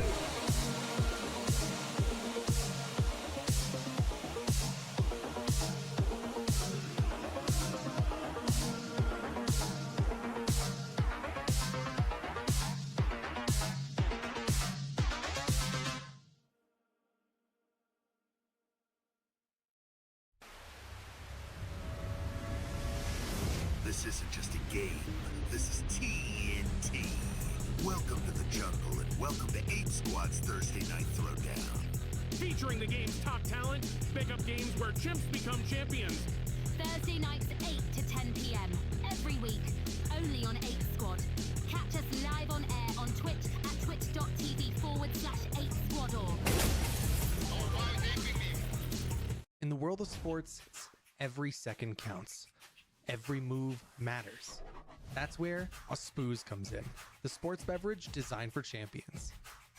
With a Spooz, it's simple as pop, pour, perform. Packed with electrolytes and essential nutrients to keep you hydrated and energized, Spooz is your go-to drink for peak performance. Whether you're just carrying the vault or securing the winning cash out, Spooz is there to fuel your victory. Its unique formula is scientifically designed to boost your stamina and focus. Spooz, for those who dare to excel. Pop, pour, perform. The real world can be unfriendly, misleading, confusing. But your world doesn't have to be. Reality Shield will protect you, cutting out the noise, making the world perfect. We do not censor. We cultivate. Engimo.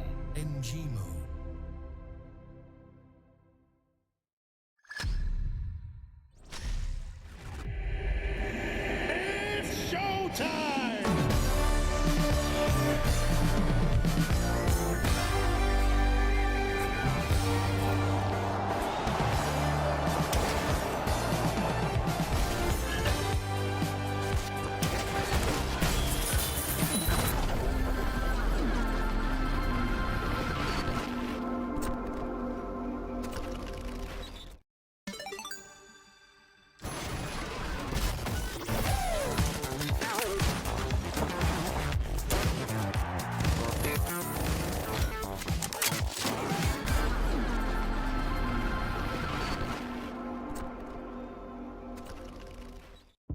strange thought you just had. Where did it come from? And was it even yours? Our new Series 2000 effectively suppresses third-party influence and eccentricity, outperforming our competitors within the standard deviation of conformity. With the Series 2000, your mind stays in control. Via. We as one.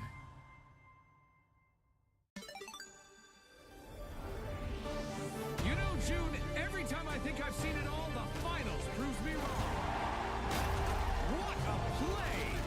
That's one for the highlight reel, Scotty.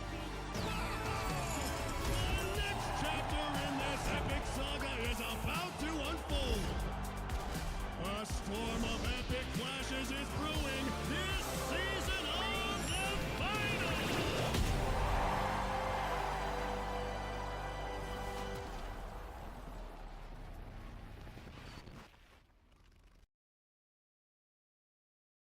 Welcome back, everybody. This is going to be a hyper fast session because they are about to load into the matches. But real quick, Waltz, who are we about to see? We're going to watch Aimers Blue take on Bricked. This is our final match of the day. The top team of NA versus the second team of EU in the lower bracket, fighting for elimination. Like you said, we're going to be jumping into our match in just a second, but the stakes have never been higher. Absolutely not. EU's reputation is on the line right now, Rio and Waltz, and I say that with a lump in my throat. Aimers Blue up against possibly the hottest prospects in NA, who have been knocked down, surprisingly, into the lower bracket, Bricked, who right now are dancing on our screen for just a moment there. We'll get back. There they are, now running, as they run straight into Cis Horizon, our first map of this series. Bricked pick on NA servers, I can assume, and I will get confirmation of that. I assume it's correct, but either way, we'll just go on with that assumption right now. Waltz, this would be mad. They do have higher seed. Yep, because they were top just in points, but already Bricked looking to fight their way through. This is something too. Aimers did have a bit of a stomp win. There's not a lot of... I don't think there's a lot of momentum you get from a win like that. So can they deal with Bricked? Bricked are a little cold. They've been waiting since that last match, so they have had a little bit of time out to sit and kind of think through things. Is that going to go against them, or is it better for them? A little bit of maneuvering back and forth, and there's again a mesh shield from Busy. We saw this last time from Persian, didn't work for him. Will it be different for Busy? Busy is running the SA-12 instead of the minigun, so there might be a slight difference here. But again, we're going to see that winch sledge versus that drops through the wall, gets behind them. STN takes a couple shots and backs out. His team is up there, and though Busy as well drops down. The whole team took a look and turned tail, said they didn't want to take that fight. Very smart play from them. Take the fights that they can actually win.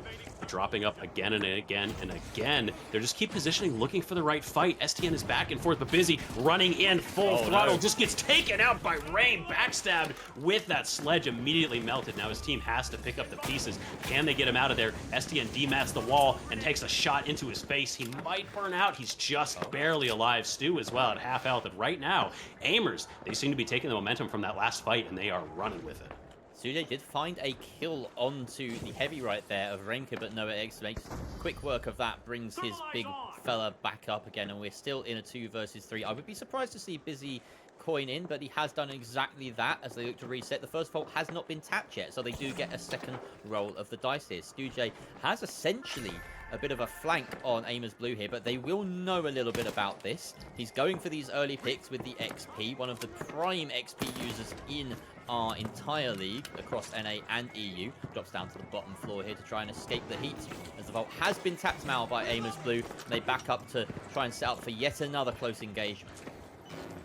Yeah, both teams taking this very slow. There is no impatience. These guys did not make it this far for no reason. We've seen Brick continuously do really well, but Noax and crew moving around. Aimers Blue trying to find their angle. It actually is a sonar down as well, so finally the sonar grenade makes an appearance, but the vault continues to be untouched, even as it has been already tapped. Brick with the high ground right now. We see some damage already. Roma is doing some damage, has Busy about 3/4, but no kills yet. Finally, the vault has been grabbed. It looks like we're pushing in. Raim trying to find an angle, but he's so low, he's going to get picked off. Busy pushes in, takes out the heavy. Now it's Cerberus versus SA-12. The Cerberus wins this one. Looking for the revive. He does get his heavy. 3 versus 1. It looks like they took most of them out. Only 1 left remaining. 2 left now. They do the revive. It's looking like just 1 member on the other side of Brick. Can he keep this alive? Stu looking to finish off Roma. Nobody runs into the Cerberus.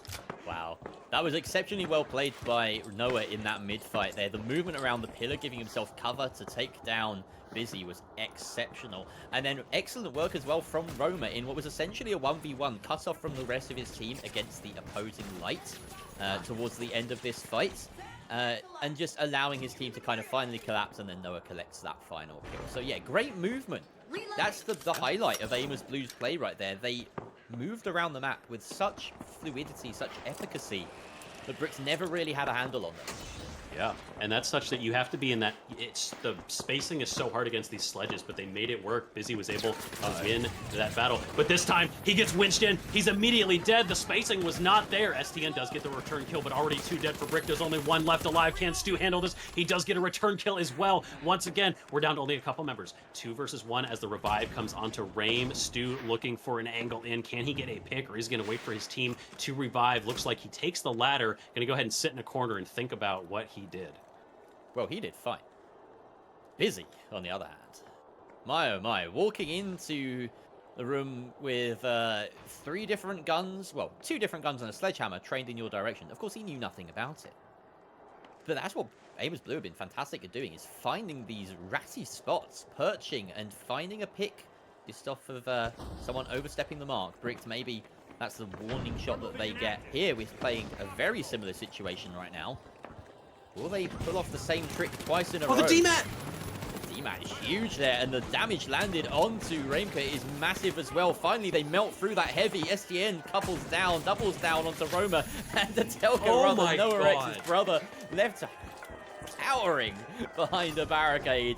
He did not want that to happen. That is the one fight that Brick needed to win that turns it in their favor. I have never seen a harder read in my life. They knew exactly where they were standing. The DMAT into the instant RPG instantly took half health off of the heavy and the medium. Reimke was dead before he even knew it. And perfectly timed. That's an easy cash out for Brick. Just, they knew exactly where they were, Jerry. That was beautiful. Maybe a little bit naive of Amos Blue to expect the same trick to work twice in a row.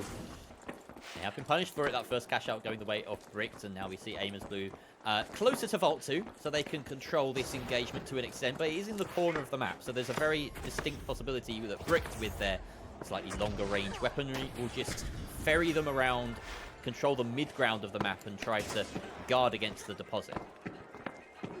Yeah, they have to find, I mean, and that was, like, Amos Blue definitely had a path through there. I thought they had that, but they just have to be a little bit more careful. Second Vault fight now as we look towards our second cash out, and both teams really trading blows right now. It's a much more even matchup. Taking some damage. Huge RPG does damage to all 3 members of Amos Blue. They're on the back foot. Noax is running for his life, leaves his team to fight by themselves, and Roma goes down. Noax at half health. Rame also gets dropped in a matter of seconds. It's all on Noax now. That RPG just opening the fight, splitting it wide open. Busy cleans up the rest of the team as well. Busy really does make himself busy with that RPG. Such an old school engage, but it just does the job. It's so much damage that you can't ignore it, and look at, you know, how damage focused his loadout is. He's only got the dome. No barricade, no goo. It's that RPG and C4 combo. He just wants to empty his mags, empty his rockets. Oh no, it's bounced all the way back. It hit the wall. It's bounced exactly to where it started.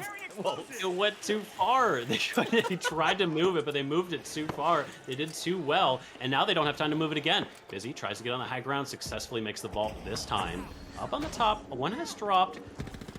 But Amos Blue know where they are. There's that Invis grenade again. Gets them the entry. Barricade goes up, but they drop to the floor looking to find a pick. Noax using that DMAT to get the better positioning, but Bricked have run. They're so good at this movement. The call was made, and they are out of dodge. The sonar grenade is not going to pick them up at all, but they're still going to be close enough. They have to find their way back into this fight. The DMAT goes down. It's on the floor. There's no more drops, so now all the fights are going to happen. But this time, the winch is going to go through. It's pulling it far away from Brick, so Brick now have to make a very hard aggression. But on the top side, Roma's found the backstab, doing a lot of damage onto Stu. Stu has to reset.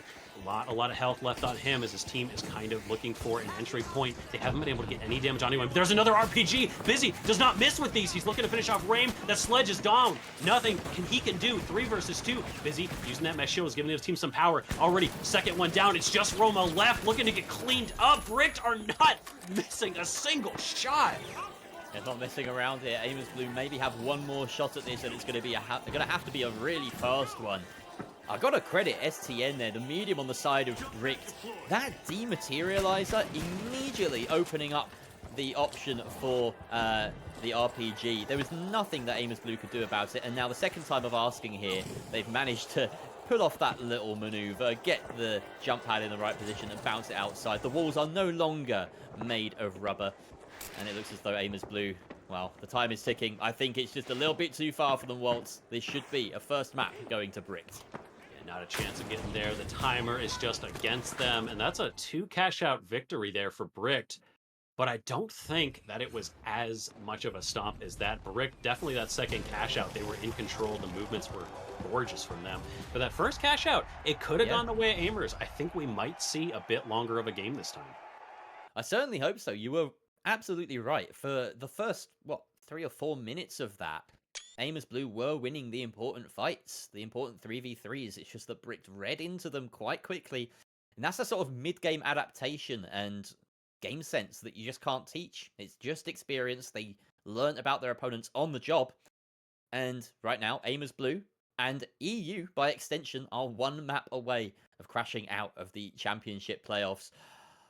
I've got to show my colours a little bit here, Waltz, and say I hope it doesn't happen. I hope at the very least we do get a 3-mapper like you think might happen. I really hope we do. I mean, as much I love Bricked, I would love to see EU have one team in the top 4. I'll represent NA. I do love the NA teams, and I love seeing them do so well. But it is definitely sad to see only one EU team left in that top 6. Can they move through? They have to fix something here. They have to figure out what they're going to do and what they're going to change. For me, that kind of just comes down to tighter movement, because that second cash out, I think, was emblematic of what Brick do really, really well. They had the high ground. The second they get pushed and they can't get a pick, they drop and they run. They're not trying to get a pick on the way out. They're not trying to hold a position that's lost. They know when they need to leave. And you're going to see this time and time again. When STN makes a call, the rest of the team, they turn on a dime. Absolutely. Now, we do have the sort of caveat to all of that once again, because we're in an NA versus EU matchup here, we are switching servers. That was Brick's map pick, and it was an NA server.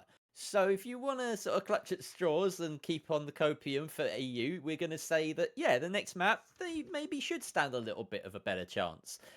It's going to have to work in their favour in every regard, though. Of course, taking a Sledge Heavy to Cis Horizon, you're going to find it a little bit harder to leverage. So I'm hoping that we're seeing next up maybe a Skyway, a Monaco. I don't actually know what we've got on the docket yet, but I'll be happy to be surprised, actually, to see what happens, because whatever it is, it has to be the start of Amos Blue's turnaround for today. How are they going to do that, though? Outside of the switch-in map, the switch-in servers, what do they have to do to adjust to make it much harder for Brick to execute their game plan?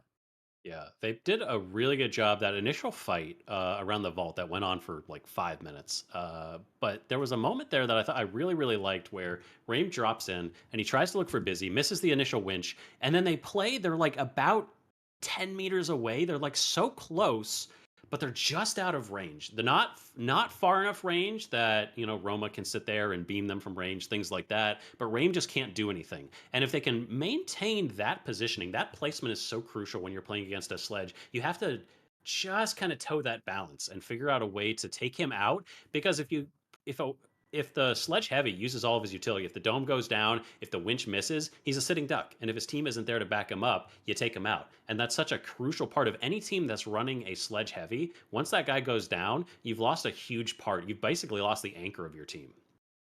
We also saw quite a lot of these light battles making a big difference. Very early on, for instance, the kind of 1v1. It was a 3v1, but there was a sort of separated 1v1 out off to the side of the map between the two lights, and that was a fight won by Roma, and that gave them the momentum to get the plug, defend the cash out, and almost get the full cash to their name. So perhaps we're just expecting maybe a little bit too much of Roma on the side of Amos Blue, but these are 2 controller lights I would like to highlight, 2 of the hottest lights in the finals right now. So if you have any flame to throw or shade to throw in the way of players on the sticks, just look this way and say, oh, you know what, actually, it may be pretty worth considering. Yeah, you're right. These two are truly dominant. Looks like we might have a disconnect here. Might have to do a remake as well. Hopefully he can reconnect, but we'll have to consider what we need to do. You can see the teams kind of walking through, figuring out what they need to do. We do have a pause. So we have a moment here to continue kind of breaking down. Like you said, these lights are at the top of their game. Roma, of course, on controller, and Stu also plays on controller, I believe. So you're not going to see it in the inputs, but that is something that he does do. So controller players all around, really, in this lobby. So yeah, we have a bit of a break. We can kind of keep breaking down what's going on, and but it looks like we are on Bernal. So the real question is, do you think Bernal is going to be better for Aimers Blue than Horizon was? Because honestly, I think those maps are actually kind of similar in a lot of ways. I think they both have a couple positions. Like there's the Zen Garden for Sis Horizon. That's really good for long range, similar to the Amphitheater on Bernal. Both of those points are really good for long range engagements. But most of Bernal, much like a lot of Horizon, you can play really tight angles. There's a lot of rooms that you can manipulate. There's only a couple points on Bernal that I think you can really lock down all of the sight lines. So I could see Aimers Blue doing well with the sledge. They can find their way to maneuver around those corners. But do you think we're going to see that change? Do you think this is a better map for them? I think it's a better map for them in a number of ways. You know, it's their map pick, first of all. They know they wanted to go here. We saw them absolutely demolish Pulsar Esport here earlier. It wasn't even close. So this is clearly a map that they're favored, not just today, but in general.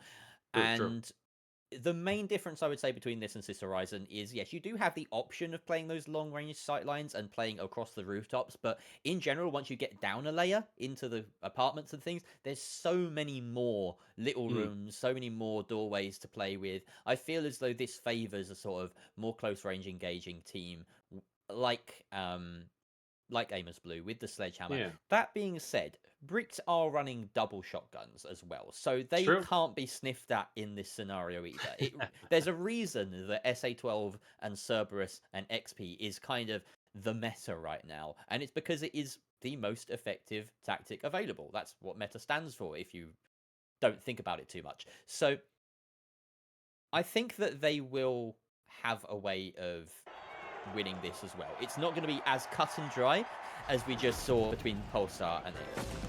Yeah. And I think that's an interesting point you said. We do have a double shotgun. On Aimers Blue, Noax is running a shotgun, or at least he was in the first match. We have to see if he's doing the same again. And that's such an interesting kind of thing because there's been a lot of talk, and it is a consistent discussion. Is Sledge too powerful? Is it too dominant in the meta?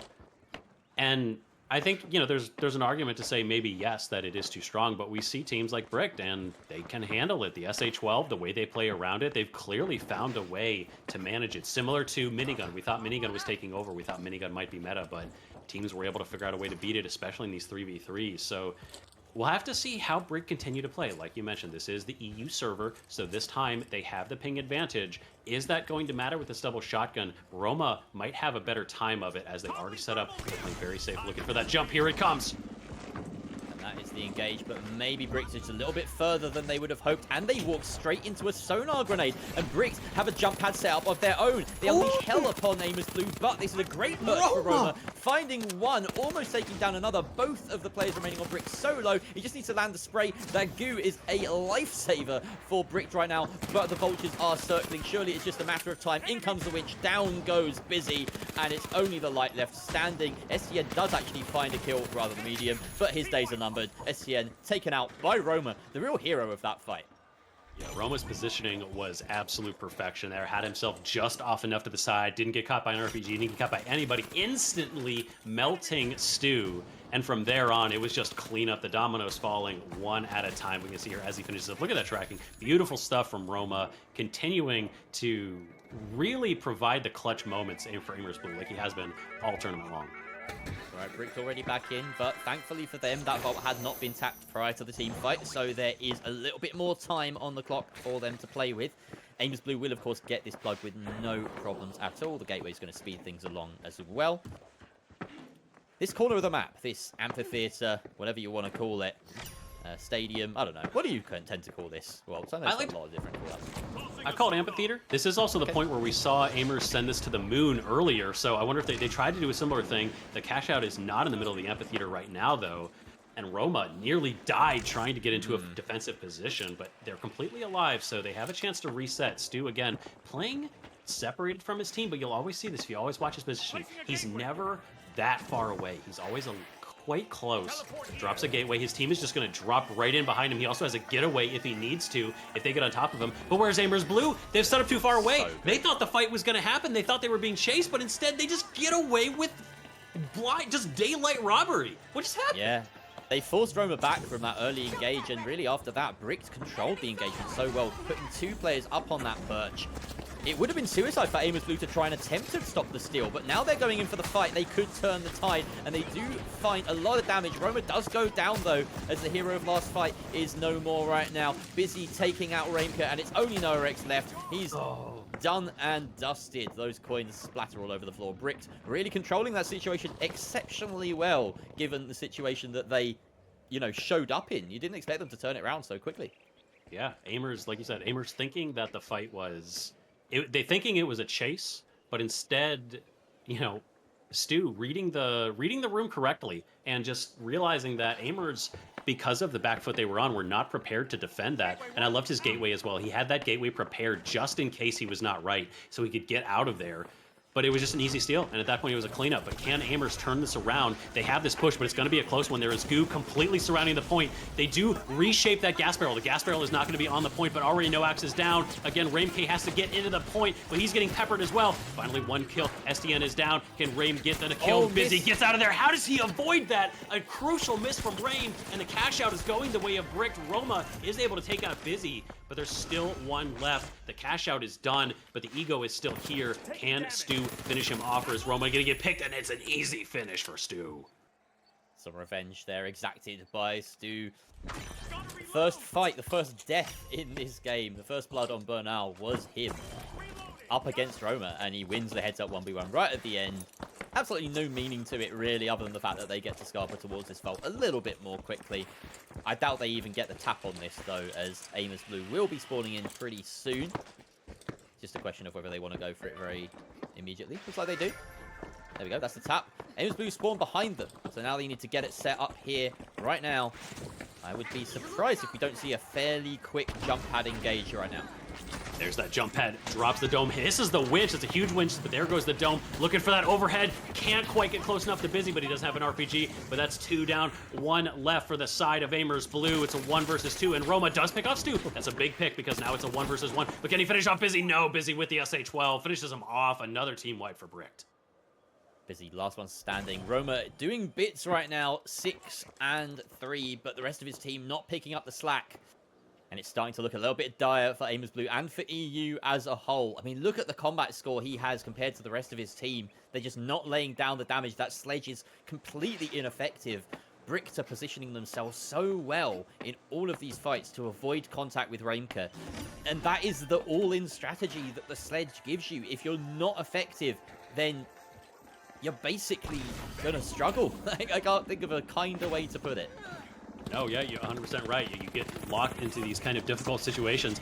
Roma already taking so much damage. There's a barricade. That strength of the barricade, I think, are going to get this steal. Successful steal, and there's a gateway. They just immediately bail. They're out, but the glitch, it's been glitched. They removed 1/2 of it. Raimk isn't able to get away. He's dropped down. Noax looking for the revive. Does get that revive successful there, but he has so low. Looking for that pick. Nice. STN burns from the Cerberus. Busy is next on the menu, and finally Stu, the last member of the team, is going to go down. Roma popping off, and Noax finishing off 2 with that Cerberus. Excellent quick steal. We have seen this from Aimers Blue and from plenty of sledge teams in the past. That barricade is so useful. The quick deployment sometimes just makes it a lot better than a goo because it protects you from certain scenarios. This one, you know, it could have been a goo here realistically, but just getting off quick. Noarex moving around the map very smartly, getting that res, even popping the blueberry to help his teammate after the res. So smart. Look at this. Raimka left on such low HP. The blueberry literally won that 1v1 between the 2 heavies. So a massive, massive heads-up play from Noarex in the heat of the moment.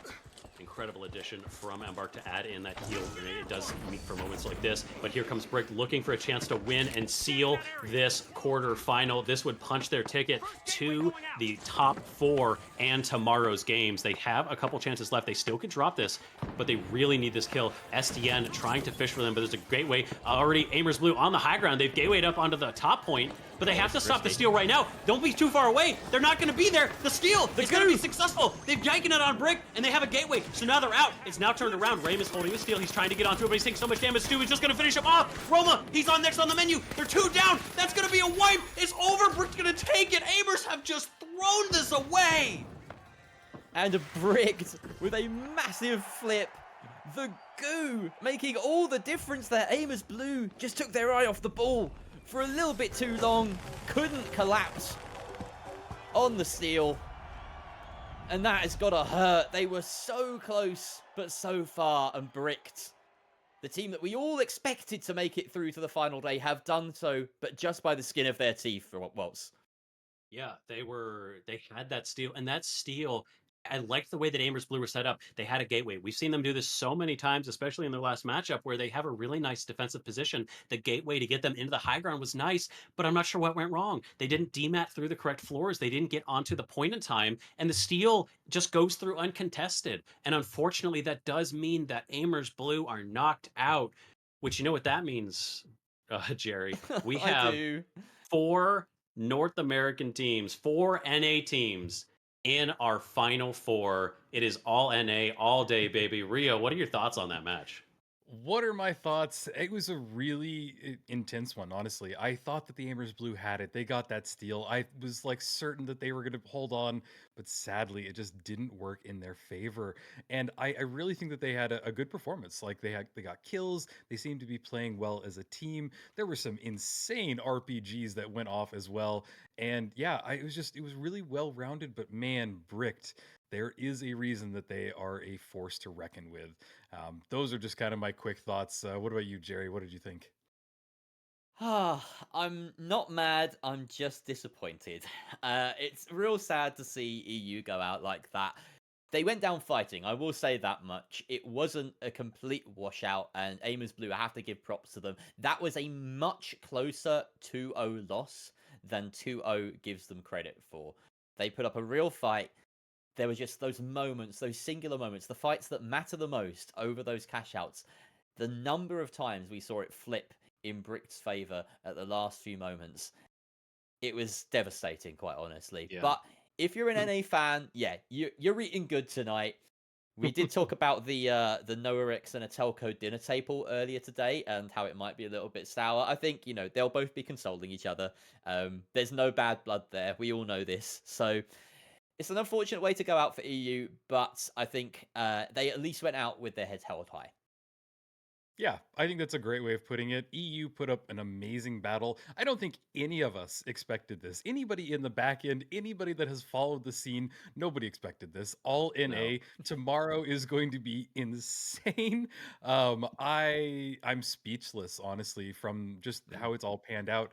My picks are completely wrong, so that I've got that to look forward to tomorrow.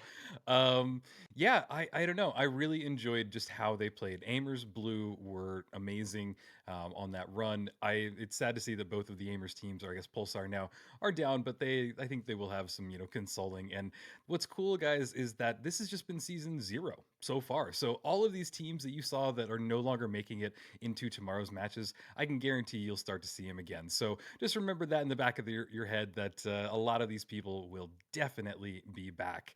Yeah, I think we've had Jerry's thoughts. Waltz, you want to kind of wrap it up for us before we hop over to our show match? We've got to look at the bracket as well, right? We do have to take a look at the bracket as we kind of drop this final bit, because we do get to take a look at our final 4. And it looks like Make-A-Wish continue the miracle run from 10th place in groups. They will not be denied. They continue the lower bracket king. Upper bracket is for wimps. They are here to stay. And Make-A-Wish are in the top 4, guys. That is Team to AHS, Bricked, and Make-A-Wish are our top 4 teams. This is not what I had on my bracket for sure. I did not expect this. I think I know what wish they made. That's unbelievable that they make it this far. This is, by the way, not just an underdog in the sense that they were 11th seed coming into this championship bracket. They were 10th in NA. They were right down the bottom of the pile in NA after the group stage. They had that hero run through the lower bracket last weekend that got them here, and now they're doing it again. You know what? I'm not even sure Bricked can stop them. I need to see this team. It's actually a little bit criminal that we haven't managed to catch them on stream today, but I feel also lucky and blessed that we are guaranteed to see them tomorrow in that lower semi. Yeah, that's going to be really exciting to get a feel for what they're looking for. I hope that the momentum carries over between days for them. Yep, I completely agree. Tomorrow is going to be insane. I think I might have just closed out of the call. I'm back. Tomorrow is going to be insane. So, yeah, I don't really have any thoughts beyond what we've kind of discussed today. Today's matches were wonderful. There were only a few matches that were kind of not super exciting, but I think overall this was a clash of the EU and NA, and the NA took it. So I'm quite happy. I am going to be eating well tonight and quite excited for tomorrow. But yeah, do you guys have any final thoughts before we go over to the show match? Well, this might be the last time we're on camera, so Yeah.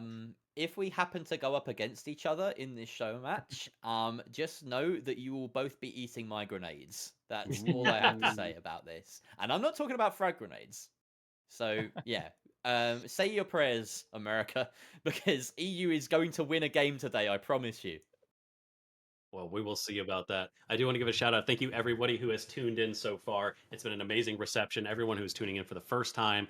Like Rio mentioned, we will be here tomorrow. This is not just games today. Our top four, my cat won't let me speak. Our top four will happen tomorrow. We're going to be here at 1 p.m. EST to go through. It is going to be the best teams in the world right now, duking it out for first place. And you guys have been putting so much love into that prize pool as well. And we're going to see how that ramps up. So thank you, everybody, so much for putting all this energy in, keeping the energy levels high and sticking around, because you guys are what makes this possible.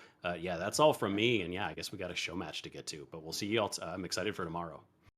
Yep. Stay tuned, guys. 5 minutes, and we will be in a show match. So hold tight, and yeah, it should be quite fun. One come through for Bird Nuggets. This is everything Mickey. They need to get there in time. They do. They stop the steal. 50 reload. He's able to do it before you get that super. Oh, the RPG on the scalper. BMO absolutely beaming right now, finishing off the rest of the team. Slightly over to the sideline here. The gateway has been placed. They come up from above. Play commit doing so much, just controlling this team fight. At this point, you have it. You've got it done. There's no way. He dashes around. Look at the movement. Aim point taking down a lot of players there. Great use of the Goo Gun. Oh, unbelievable techers. Gangala, they try to jump in. Oh, they do. The team that hits. Try and go for the steal, and the winch is huge. It doesn't work out though. He can't do anything yet. No, he still takes it. One versus three.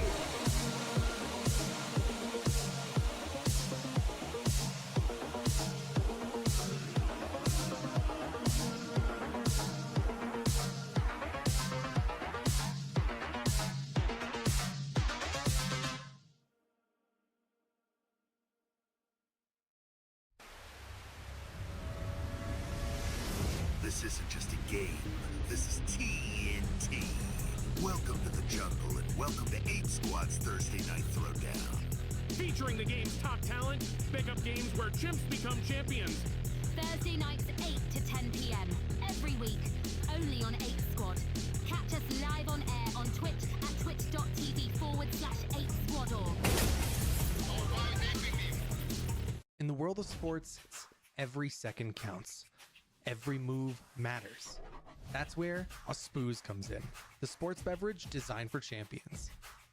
With a Spooz, it's simple as pop, pour, perform. Packed with electrolytes and essential nutrients to keep you hydrated and energized, Spooz is your go-to drink for peak performance. Whether you're just carrying the vault or securing the winning cash out, Spooz is there to fuel your victory. Its unique formula is scientifically designed to boost your stamina and focus. Spooz, for those who dare to excel. Pop, pour, perform. The real world can be unfriendly, misleading, confusing. But your world doesn't have to be. Reality Shield will protect you, cutting out the noise, making the world perfect. We do not censor. We cultivate. Engimo.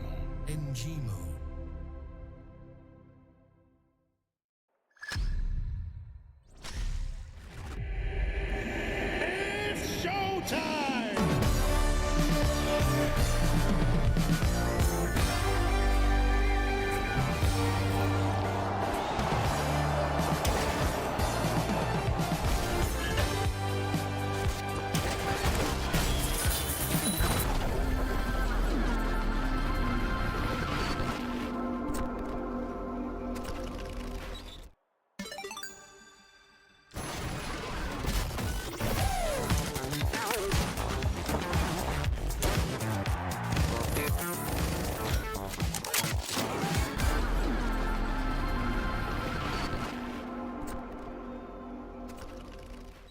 That strange thought you just had, where did it come from? And was it even yours? Our new Series 2000 effectively suppresses third-party influence and eccentricity, outperforming our competitors within the standard deviation of conformity. With the Series 2000, your mind stays in control. Via, we as one.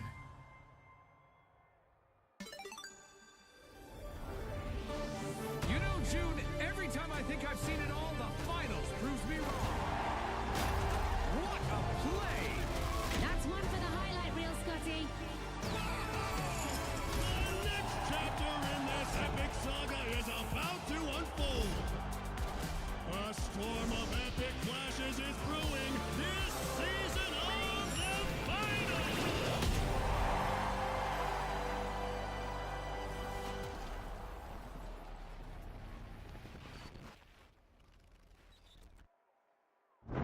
The stars, distant, watching. When will they arrive? Will your family be disintegrated first or last? Will your family dog become their leader? With Holtau's alien invasion insurance, you don't have to worry. Alto, we got your back.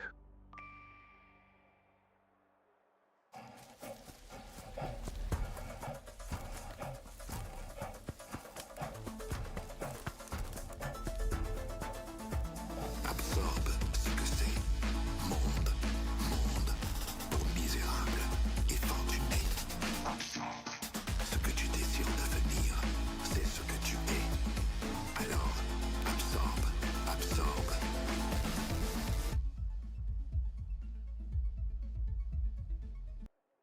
The life giver, the sun, always on, the source of everything that is good. But can it be trusted? Holtau's Sun Insurance will have you covered if the unimaginable happens and the light goes out. Holtau, brighter than ever.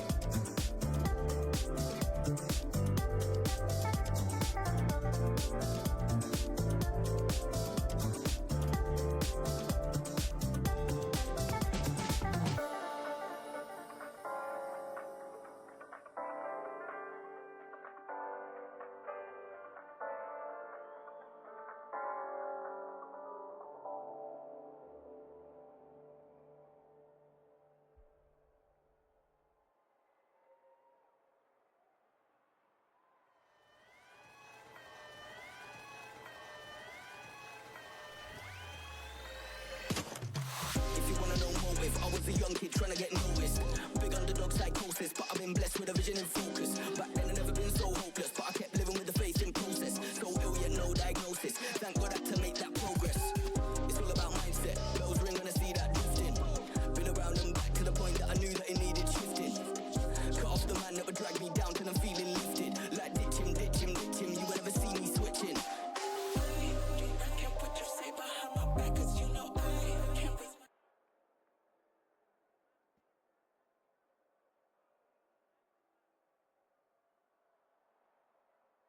How's it going, baby? Welcome to Pro Hubs. Here we are on the back end with the casters games. I'm here with my boy Lamp. We're from HF. Hell yeah, what's up? So I think our run is over, unfortunately, but let's get these caster games on. Victims of the Make-A-Wish kids, bro. That matter. Victims of the Make-A-Wish kids. So we got Young, Waltz, and Jerry on the Boundless, and we got Rio and our 2 Italian casters, the Finals TA and Titanium Dope on the live wires. Yeah.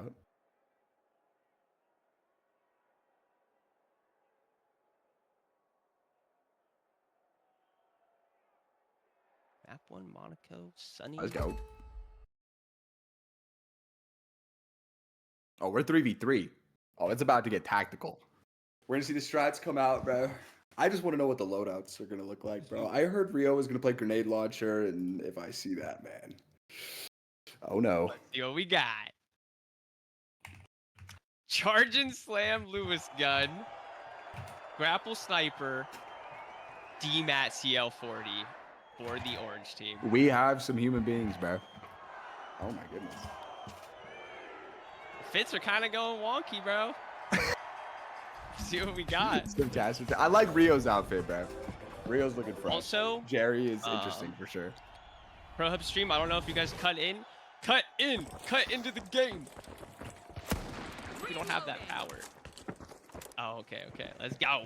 And then it's Invis, Winch, and Heal Beam for Rio and our 2 Italian casters.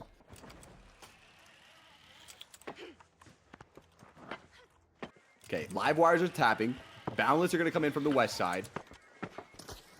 Young needs to group up with his team here. Waltz is going to take forward here. He's looking for an angle with the sniper rifle. Wow. We need, like, I guess I'll just call them the live wires, as they're just kind of sitting first floor of God House, kind of circling around the box. Young coming in with a huge slam, bro. From the top row. Dude, what did I just witness, bro? Poor Rio actually turned into a victim. What an entrance from the Boundless. Yeah, Young's 1 HP. Titanium's going to fall. It's just Finals TA. Down for Pink. Okay. And that is a wipe right there. Boundless. Not going to fight Jerry. The Boundless coming in hot, bro. Young from the top ropes, dude. Is this a WWE match or are we watching Monaco? Bro, because he was holding that O2 barrel, he just got completely one-shot. That's a Finals death if I've ever seen it. So, I don't know how the box actually got over here, but Boundless will be able to rotate that over to cash out A and get the plug, and we're going to see the live wires respawn in just a second here. Wow. Some funky work going on with the box here, guys. I don't know. Oh, Livewire's got an insane spawn to the south side. They're actually going to make it cash out A, so they're going to... I wonder if Boundless are going to recognize this and be able to turn back for B, but they're going to meet right here on this building in the middle. Invis from the light on Pink. Let's see. Rio not really connecting too much, just a little bit of damage on Waltz.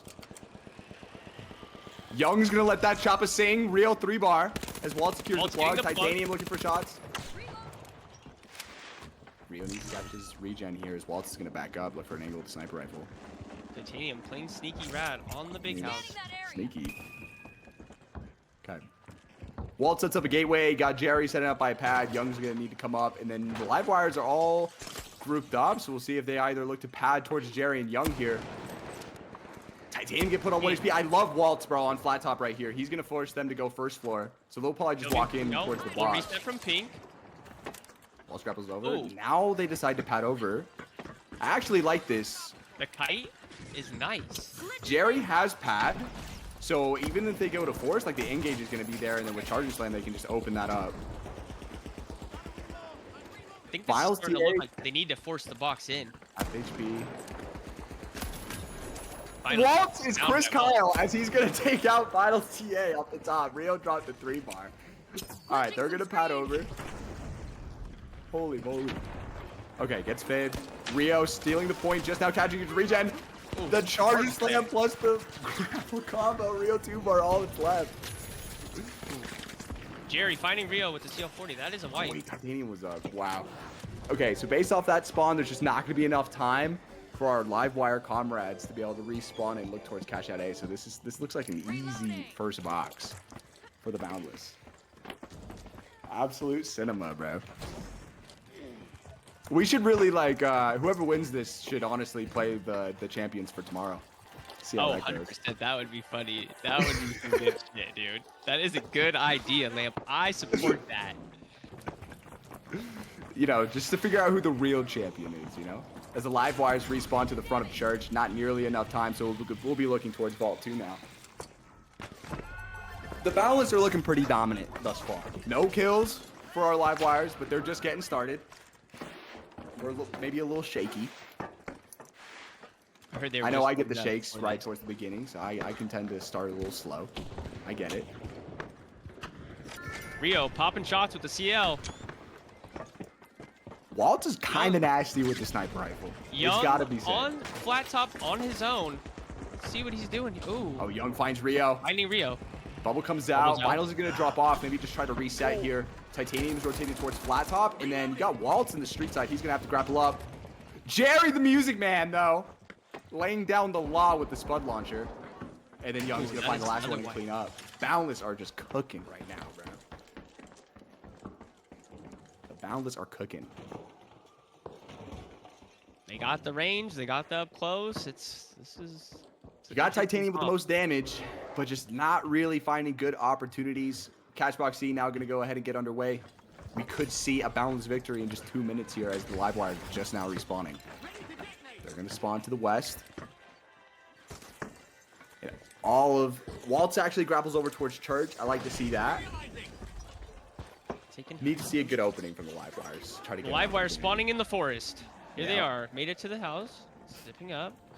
Might see a pad here. Opting to run. Waltz. Rio just sending some warning shots. Waltz is going to chunk him down to half HP. Oh. Oh, that was actually a really nice GL shot. Rio down to 1 bar here. Finals is going to get tagged. Ooh. Glitch Nate comes through. Young with the C4. Hey, what? Rio getting really found needed at to 1 wait health. for his regen before he peeked up, but he was just feeling so violent after his teammate went down right there. So you just have to. Young is him with the Lewis. Young gun. is Absolutely scary with put him that. down. There's a reason he rocks the Ruby one, bro. Is this on NA? I feel like the Boundless just have the ping advantage right now. You got Titanium and Finals TA. Finals TA. I hope that doesn't stand for terminal attack. You know, we don't mess around with that over here. Not a fan, personally. Okay, I mean.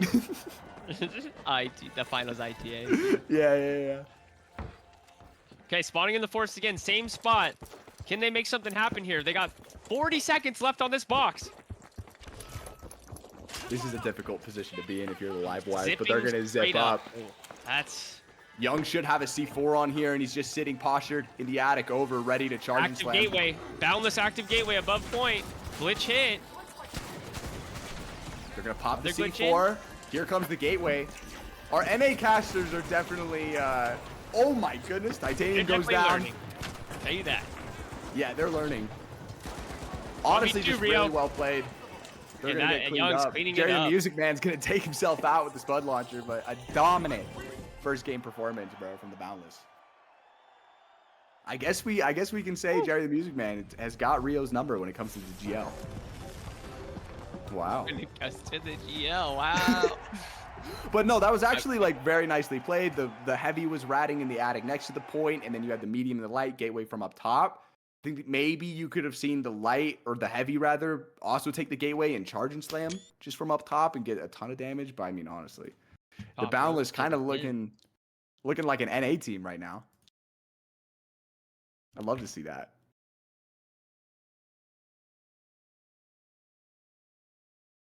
Interesting first game. That was What, awesome. I mean, what are your big takeaways after watching this kind of dominant performance from the Boundless?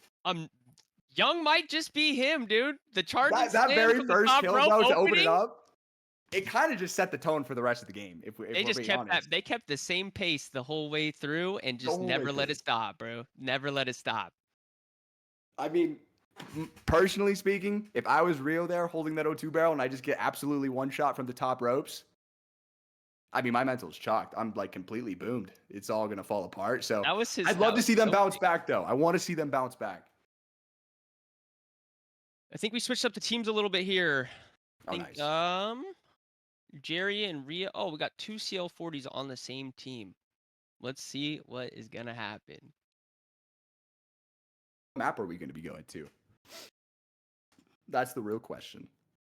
Did they do pick and bans? Did they do pick and bans? Someone bring the map bands up, please. Who? Did they? Wait, what? Did they really? No, they didn't. Oh, okay. No, please no. No please, shot, man. Please no, please no, please no, Kyoto. I mean, if they want to go Kyoto, that's on them, bro. I personally like to have fun with the game. Even as a caster, I don't want to be in there.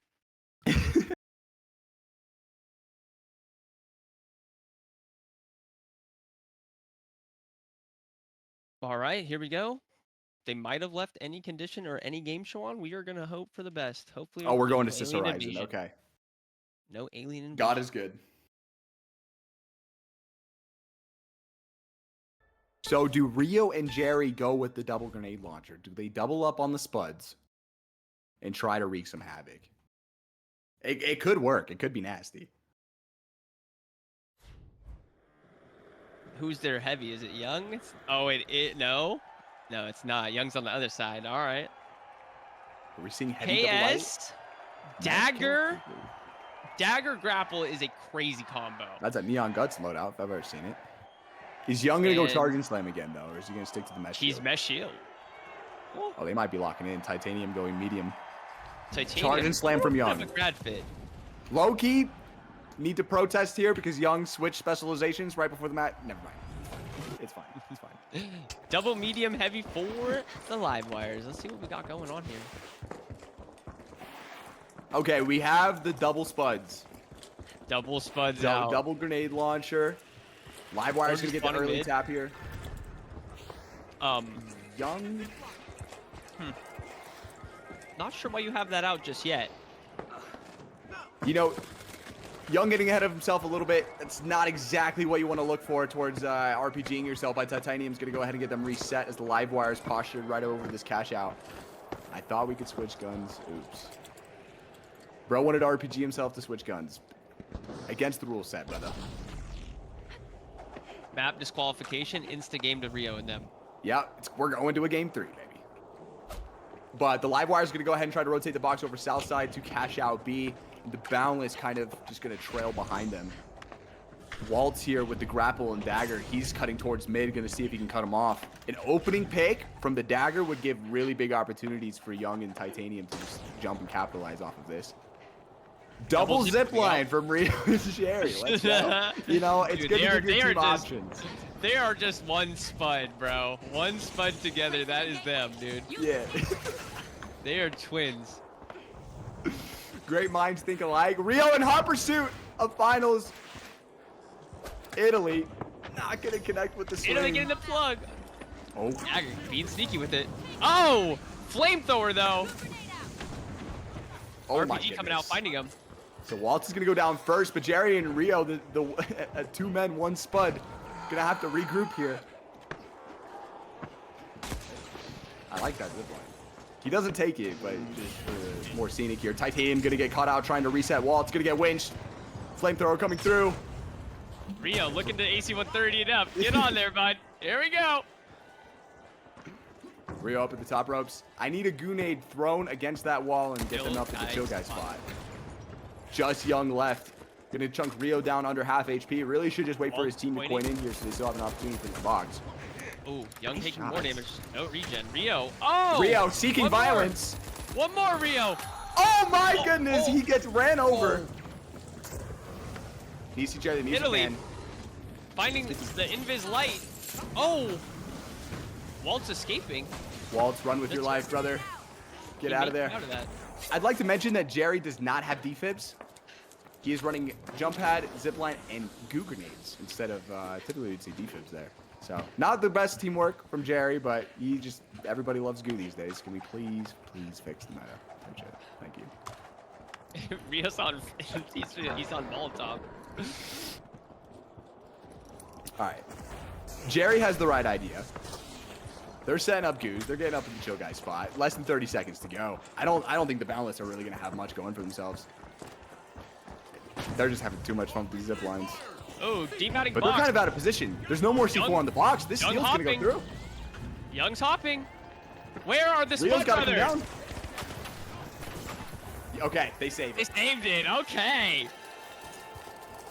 I was holding my breath there, Lamp. Not gonna lie.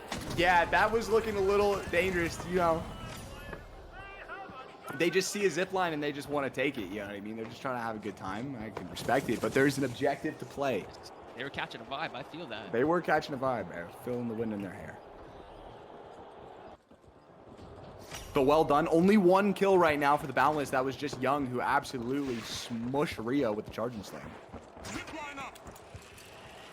Actually, a crazy interaction. Oh, he's Walt- plugging the keyboard in. He's getting for real. You know when Walt is plugging in the keyboard that he actually means business. Oh, he said. Bro was playing with a trackpad and a joystick.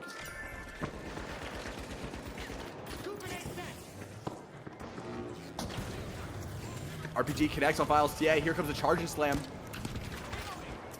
I keep saying Finals TA. I didn't know I that can't looked read, like. bro. Like, all right, Young is know, gonna it's- find Rio. I tried to get his name before the game, but I never got his actual name because I wanted to know what his gamer tag really was. The Finals Italian. What do they call him in the booth? What do they call him? Dope. Pizza? Yeah, it's Pizza. Yeah, right? Pizza. Yeah, dope All right, we'll call him Pizza. Pizza. I Okay, like that. good. Nice. All right, so Titanium's going to go ahead and move the box. Balance are actually going to win their first fight and get the plug onto Cash Box C. Young and Walt's not too far behind as they're going to regroup, and the live wires will be respawning in just a moment here. And then we're going to see how the Boundless are able to defend against the double grenade launcher Winchclaw. They're going to respawn in mid, head towards the big pad, and move up. Young's going to move to top glass here. Flamethrower Hey, box. This is oh. an entrance. Oh. Okay, clear the C. Grenade launcher's low-key tech for just clearing that C4 super easily. here. Instant fast. Oh, Young with the big Rio's gonna get RPG. RPG'd on though. Young fights Jerry. Charging Pizza is stand, just sticking nope. the box here. Flamethrower Rio actually getting turning a lot of around damage and putting a lot of damage though, but out. Yeah. A lot of the balance are hurt. It's Can just Jerry Jerry. clean up? Looking for Waltz. Waltz is Gets gonna find Waltz. him. Or Jerry. turn around, Jerry. Oh. Titanium caught his regen though. Just a minute to go. Jerry just needs to Young wait is for the too. points here. Balance reset. We have a minute left on the box. Jerry getting the res up here on Rio. Ooh, right next to everybody. Double grenade launchers. What can they do? Waltz gets shrunk to half, but gets himself to safety here. Jerry not connecting on Titanium. Young with the charge and slam. Rio's in a bad Our spot. brother gets Young out in half. That's a coin right from their heavy. Yeah, Pizza's he's back. going to come in from the south, but he's just too far away. He's not going to be able to get involved in nearly enough time. Titanium's going to catch his regen. Young's going to catch his regen. I think There's we're going not to enough time to let them coin because by the time they coin this box, it's 10 seconds. You're not getting there. Pizza going for the solo push. Trying to make something Look at happen the here. passion. Goes for the res like a madman. He's not afraid at all. Yeah, 1v3, he doesn't care. He'll take that. Gets good damage onto Young, but just not enough. I think he might have wanted to use his barricades in that situation a little bit, play around it. Got him in the util. Yeah. Ball 3 going to spawn over the campus side. We'll see the live wire spawn here. It's going to allow the Boundless to have the first tap, and it's an easy rotate to go ahead and plug on a cash out A. And I actually, with the Lewis gun and the FAMAS, I actually really like cash out A for the Boundless. And then from the southeast side right now, you got the live wires who just love their zip lines. Kind of zipping towards the low ground. Not exactly the place you want to be when you're playing against... Gary kind of had the right move there, and they didn't want to go with him. Yeah, I'd love to see the rest of the live wires up with Jerry. They're actually trading out well. Rio might be able to find Young here. He does need to get behind this goo. Jerry, where's the one of you guys has a fib, right? One of you two. Does Rio not have fibs either? I don't know anymore. Oh, Rio there he does. does. Okay, fib comes through, but Waltz gets the stab. Big backstab. Jerry goes down. Okay, Flamethrower doing work here. Pizza. Young left.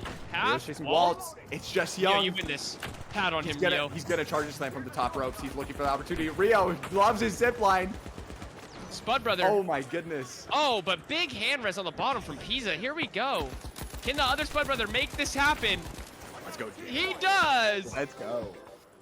And wait, hitting him with the dance, disrespectful, Jerry.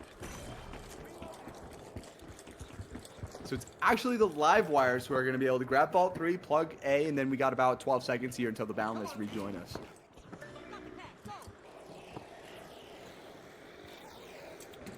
I'm surprised that the live wires were able to come out on top of that fight, considering they had 2 people zip to the low ground, and with the Lewis and a Famas, the live wires have, or the Boundless rather, have a pretty significant range advantage. But between that goo and being able to get that fib, they just reset quite nicely. The grenade launcher is getting good damage here. Got Titanium kind of ahead of his team right now. He's going to go ahead and zip up. Maybe it's just Young lagging to Might the get back. a quick of the off Luka. angle, but these grenade launchers are scary. Walt's coming up. Waltz is a dead man. Oh my goodness. Two barrel connects. Jerry is insane. Titanium just over half HP. He's going to drop down. Rio 3-bar though. Young hand resing on top, but oh, Jerry finding him. Jerry means business. Rio! The double spuds coming through. Young is low. Pizza and Rio finish that off, and it's just Titanium. 1 minute left to go. Titanium needs to run and coin or just die right now, one or the other. He's actually... He thought about... Oh my goodness, he absolutely farmed Walt. What is this toxicity? Getting farmed as light against a double GL is crazy. Run for your life, brother. Grapple out, brother. Should have grabbed the piece, but wasn't able to. I think, Nice goo grenade. Gonna buy him a ton Young of distance point. here. They still have 45 seconds left. Enough time for a push. It's not over. It's not over till it's over.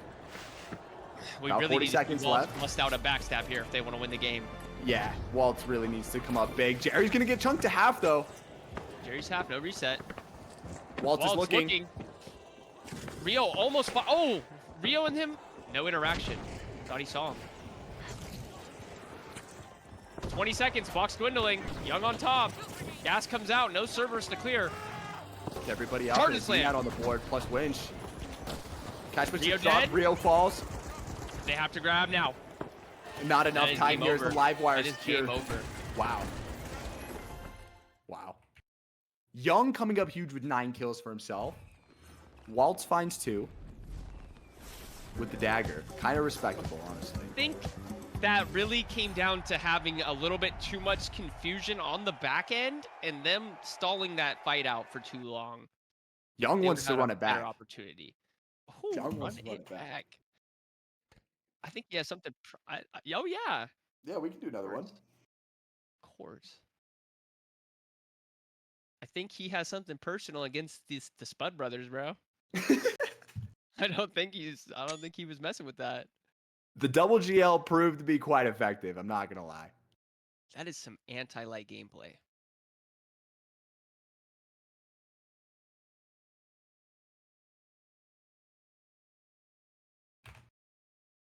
So, I mean, it feels like they were just able to put the spuds together and just connect. I think Jerry and Rio with 2 grenade launchers is going to be just a little too overbearing. Young found a lot with a charging slam, but, I mean, the live wires were just able to come out on top. We almost saw that steal on the first box. But if we're keeping the same teams, I don't know. It was close. We're going to run this to Fortune Stadium. The Spud brothers, the double zip lines. The double zips, bro, cinema. was It was some hilarious, cinema, man. bro, to watch. The double zip was hilarious.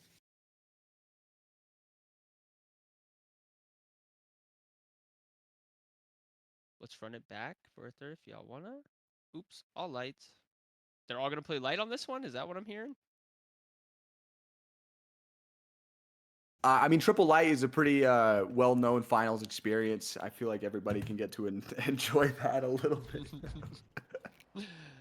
But yeah, I feel like a dagger against 2 CL40s and a flamethrower is just very difficult for Waltz to get anything done. He did find 2.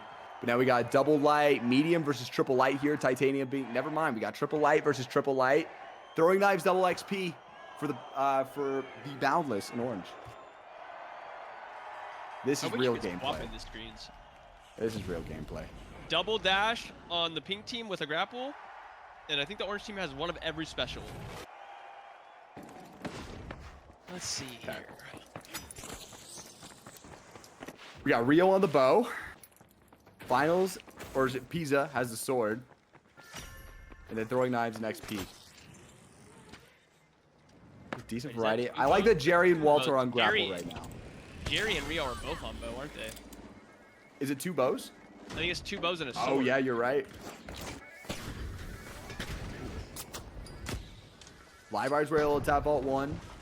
And then you have the Balance kind of just cooped up, ready on Godzip. So as soon as the Livewires back up to plug on B, that's going to give the space necessary for Balance to cross over. Young already going to head make way over. Leo's got to back up.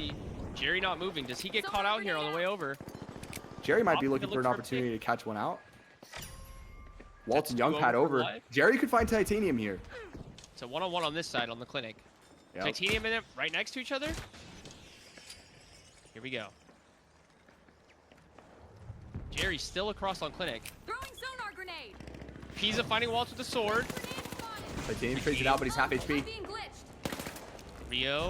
Rio's in pursuit. Finding him. Finest Everdeen connects and onto Young and Jerry, but oh my goodness. And they clean up. Oh, That's Rio dangerous, man. telling him to be quiet, sit down. Silencing, bro. Silencing, bro. Wow.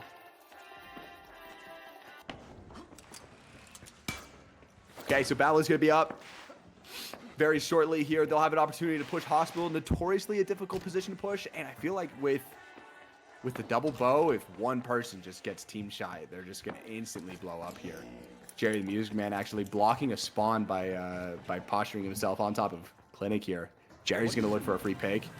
Sonar minimum, nade what is the through. minimum? 120 for bow? I think it's 126. They buffed it. Oh, then yeah, a so while ago. anybody just... It's dangerous, bro. They But gated that was across. actually able to gateway across successfully. Jerry's going to have to follow through on that. 45 seconds to go. Young's going to find Rio. One bow down. They could actually steal from underneath if they just stood on top of that crate. But a nice grenade here. Oh, Young 1 health. Pisa and Titanium. Oh, here comes the Titanium sword. getting slashed. Sliced No and steal? diced. Jerry's underneath, but he can't do anything to stop the steal, and he's just No, going to choke that on nade his just own died gas. to gas. No. So the Boundless with a successful attack. You honestly don't see teams ever too often successfully flip this point here. It's very easy to defend. So I don't know. The Boundless might be the triple light masterminds able to come out on top. Taking Hospital that's a feat right there. I think with the lack of like a DMAT or like a heavy with C4, if you just take control of the floor that the cash box itself is on, it's very difficult for what would be the defending team actually being able to come through it and prevent a steal. Yeah, because if they're not on that same floor, it's unless you're fighting a red barrel, really luckily, you're not getting in there. Young down to 1 HP. Ooh. Rio's gonna get that finishing blow. Walt's getting the trade. Oh. Walt is Titanium kinda him. finding Jerry. Walt Oh! is him, bro. Walt is him. Titanium down 1 Throwing HP knives. with the live wires. Walt's hitting the Ospusa Aura wings. I did not know Walt had game like this, bro. Honestly, I can't say I'm surprised.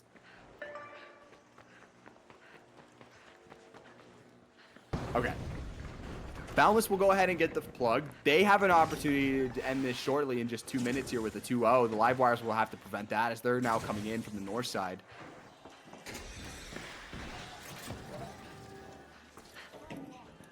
Where are we? Gary playing? kind of Moving leading the floor above? charge. And then the Boundless all kind of playing separate. Walt's chilling underneath. Jared's going to get chunked to half HP. Down to 2 bar now. And then Rio's looking at Titanium. Connects with 1 arrow. Rio chasing Titanium with the dash. Not going to connect on that last shot. Rio finds it. It's just Young left. 1 bar in the stairwell. Gateway's Gate to it out. safety. And so he'll probably just need to wait for his teammates' coins. And the live wires are actually going to dominantly steal this cash box here with just over a minute to They go. glitched the vortex. Okay. Maybe it's not Young going to showing underneath. We should see these coins now shortly. Waltz is in. Waltz. Oh, sword. Oh, sword finding Young. Young finds it though. Rio getting with the a nice trade-off. trade. Yep. Quick res Then coming nobody's in. able Waltz. to deny this res. Waltz is 1 HP. Res comes in on Rio. This looks really good for the live wires. Pisa getting chased down by Titanium. He's going to fall, but Rio's on top of him. Rio is actually Katniss Everdeen. Waltz. Waltz opting to maybe hit the Yeah, bait 30 here. seconds to go. 1v3. Ooh, all up. Waltz fighting Jerry. Jerry being sneaky here. Ooh, sword. Pisa taking him out. This is going to box 3. And we're going to a third cash out. Young coined in. We'll see if Titanium and Waltz also coin here. Realistically, you just let the live wires rotate out. But Young is feeling violent, trying to avenge his team here. Final. Okay. Okay. Jerry clutched up. Young was going for the content. Respectable. Balance are going to be up in 12 seconds here as Vault 3 spawns right outside of Clinic. Nice rotation to either cash out A or D.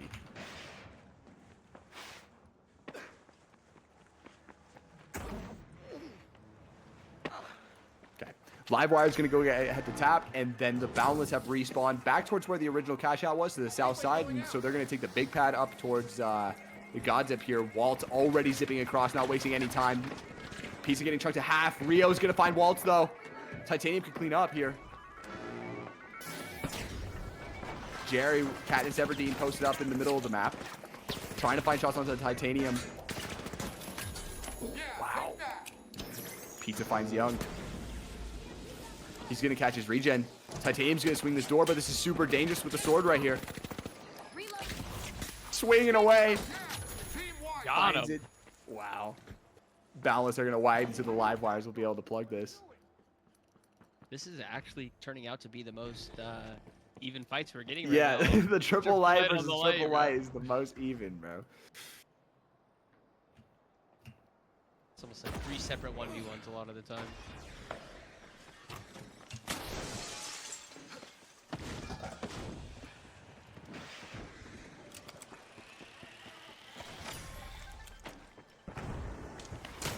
Walt's talking a little bit of smack in chat. He said, imagine playing meta weapons, yet 2 of his opponents have bows, and the other one has a sword. Bow is low-key meta, though, as Young finds a huge pick right nice and early onto Jerry. Holy moly. So neither Rio or Pisa are really in position to reset Jerry here, so it's a comfortable 3v2 as they push in. Boundless could just force box here. Rio getting chunked down to half HP. He's going to get chased down. Titanium's going to find that kill. 2 fall. It's just Pisa left. Jerry's piece is now unattended, so he'll go ahead and get the reset here. So all you need to do as the Boundless is just steal Young this box. finding him. Wow, Young him. with the read. Honestly, really well done. That's a huge wipe here, as there's only going to be about 20 seconds left on the box after they respawn. So just the live wires would need a miracle to be able to win this box, honestly. Hopefully they get a decent spawn. If they get a decent spawn, they might get a Yeah. little 40-second fight. They might.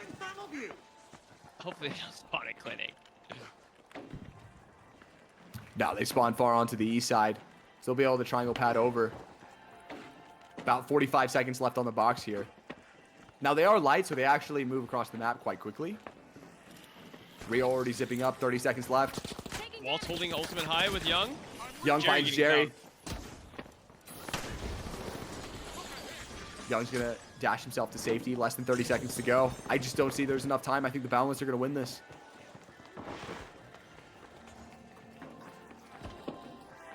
They're gonna head straight to the point. I don't know if anybody. Pisa's hopping. Pisa's in Big a Blue is nice spot actually right good. now. Young getting 6 around second it. steals. He gets it. the steal. Wait. That Young, if Young holds this, he gets the box. It's over. It's so close. Oh my goodness. Told you. Let's Wow. go. 6-second steal in the final round. Clutching up for his team. Pisa had the right idea. He was in a really good spot to steal that. Damn. Half a second. 1 second. Yeah, wow. That was crazy. That was crazy. Okay. Young well, getting his get back. he Boundless coming in with the 0.1 millisecond steal. It really, I thought they didn't have it. I thought they didn't have it. As an avid box hopper, I saw the vision. So that is what I know. I think that's That it. might be a good place to end it, bro. Yeah. That might be a good place to end it. Some crazy games. That was a ton of fun. Casters putting in that work, the triple light, all the way down to the last second of the game to end the stream today. How Wow. awesome! Well, guys, But I mean, tomorrow is gonna be huge. Champion Series. Yeah, I mean, tomorrow's just the final day of PHL. It's been a crazy journey. Thanks, Pro Hubs, for putting on this event. Hopefully we get another, because honestly, just being able to compete and have like a good system in place to exist within the competitive community is just a huge W, bro. So appreciate it.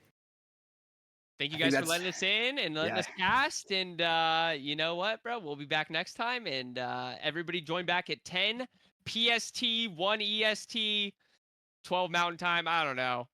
But the finals is tomorrow. So let's run this up. It's gonna be huge, bro. Thank you.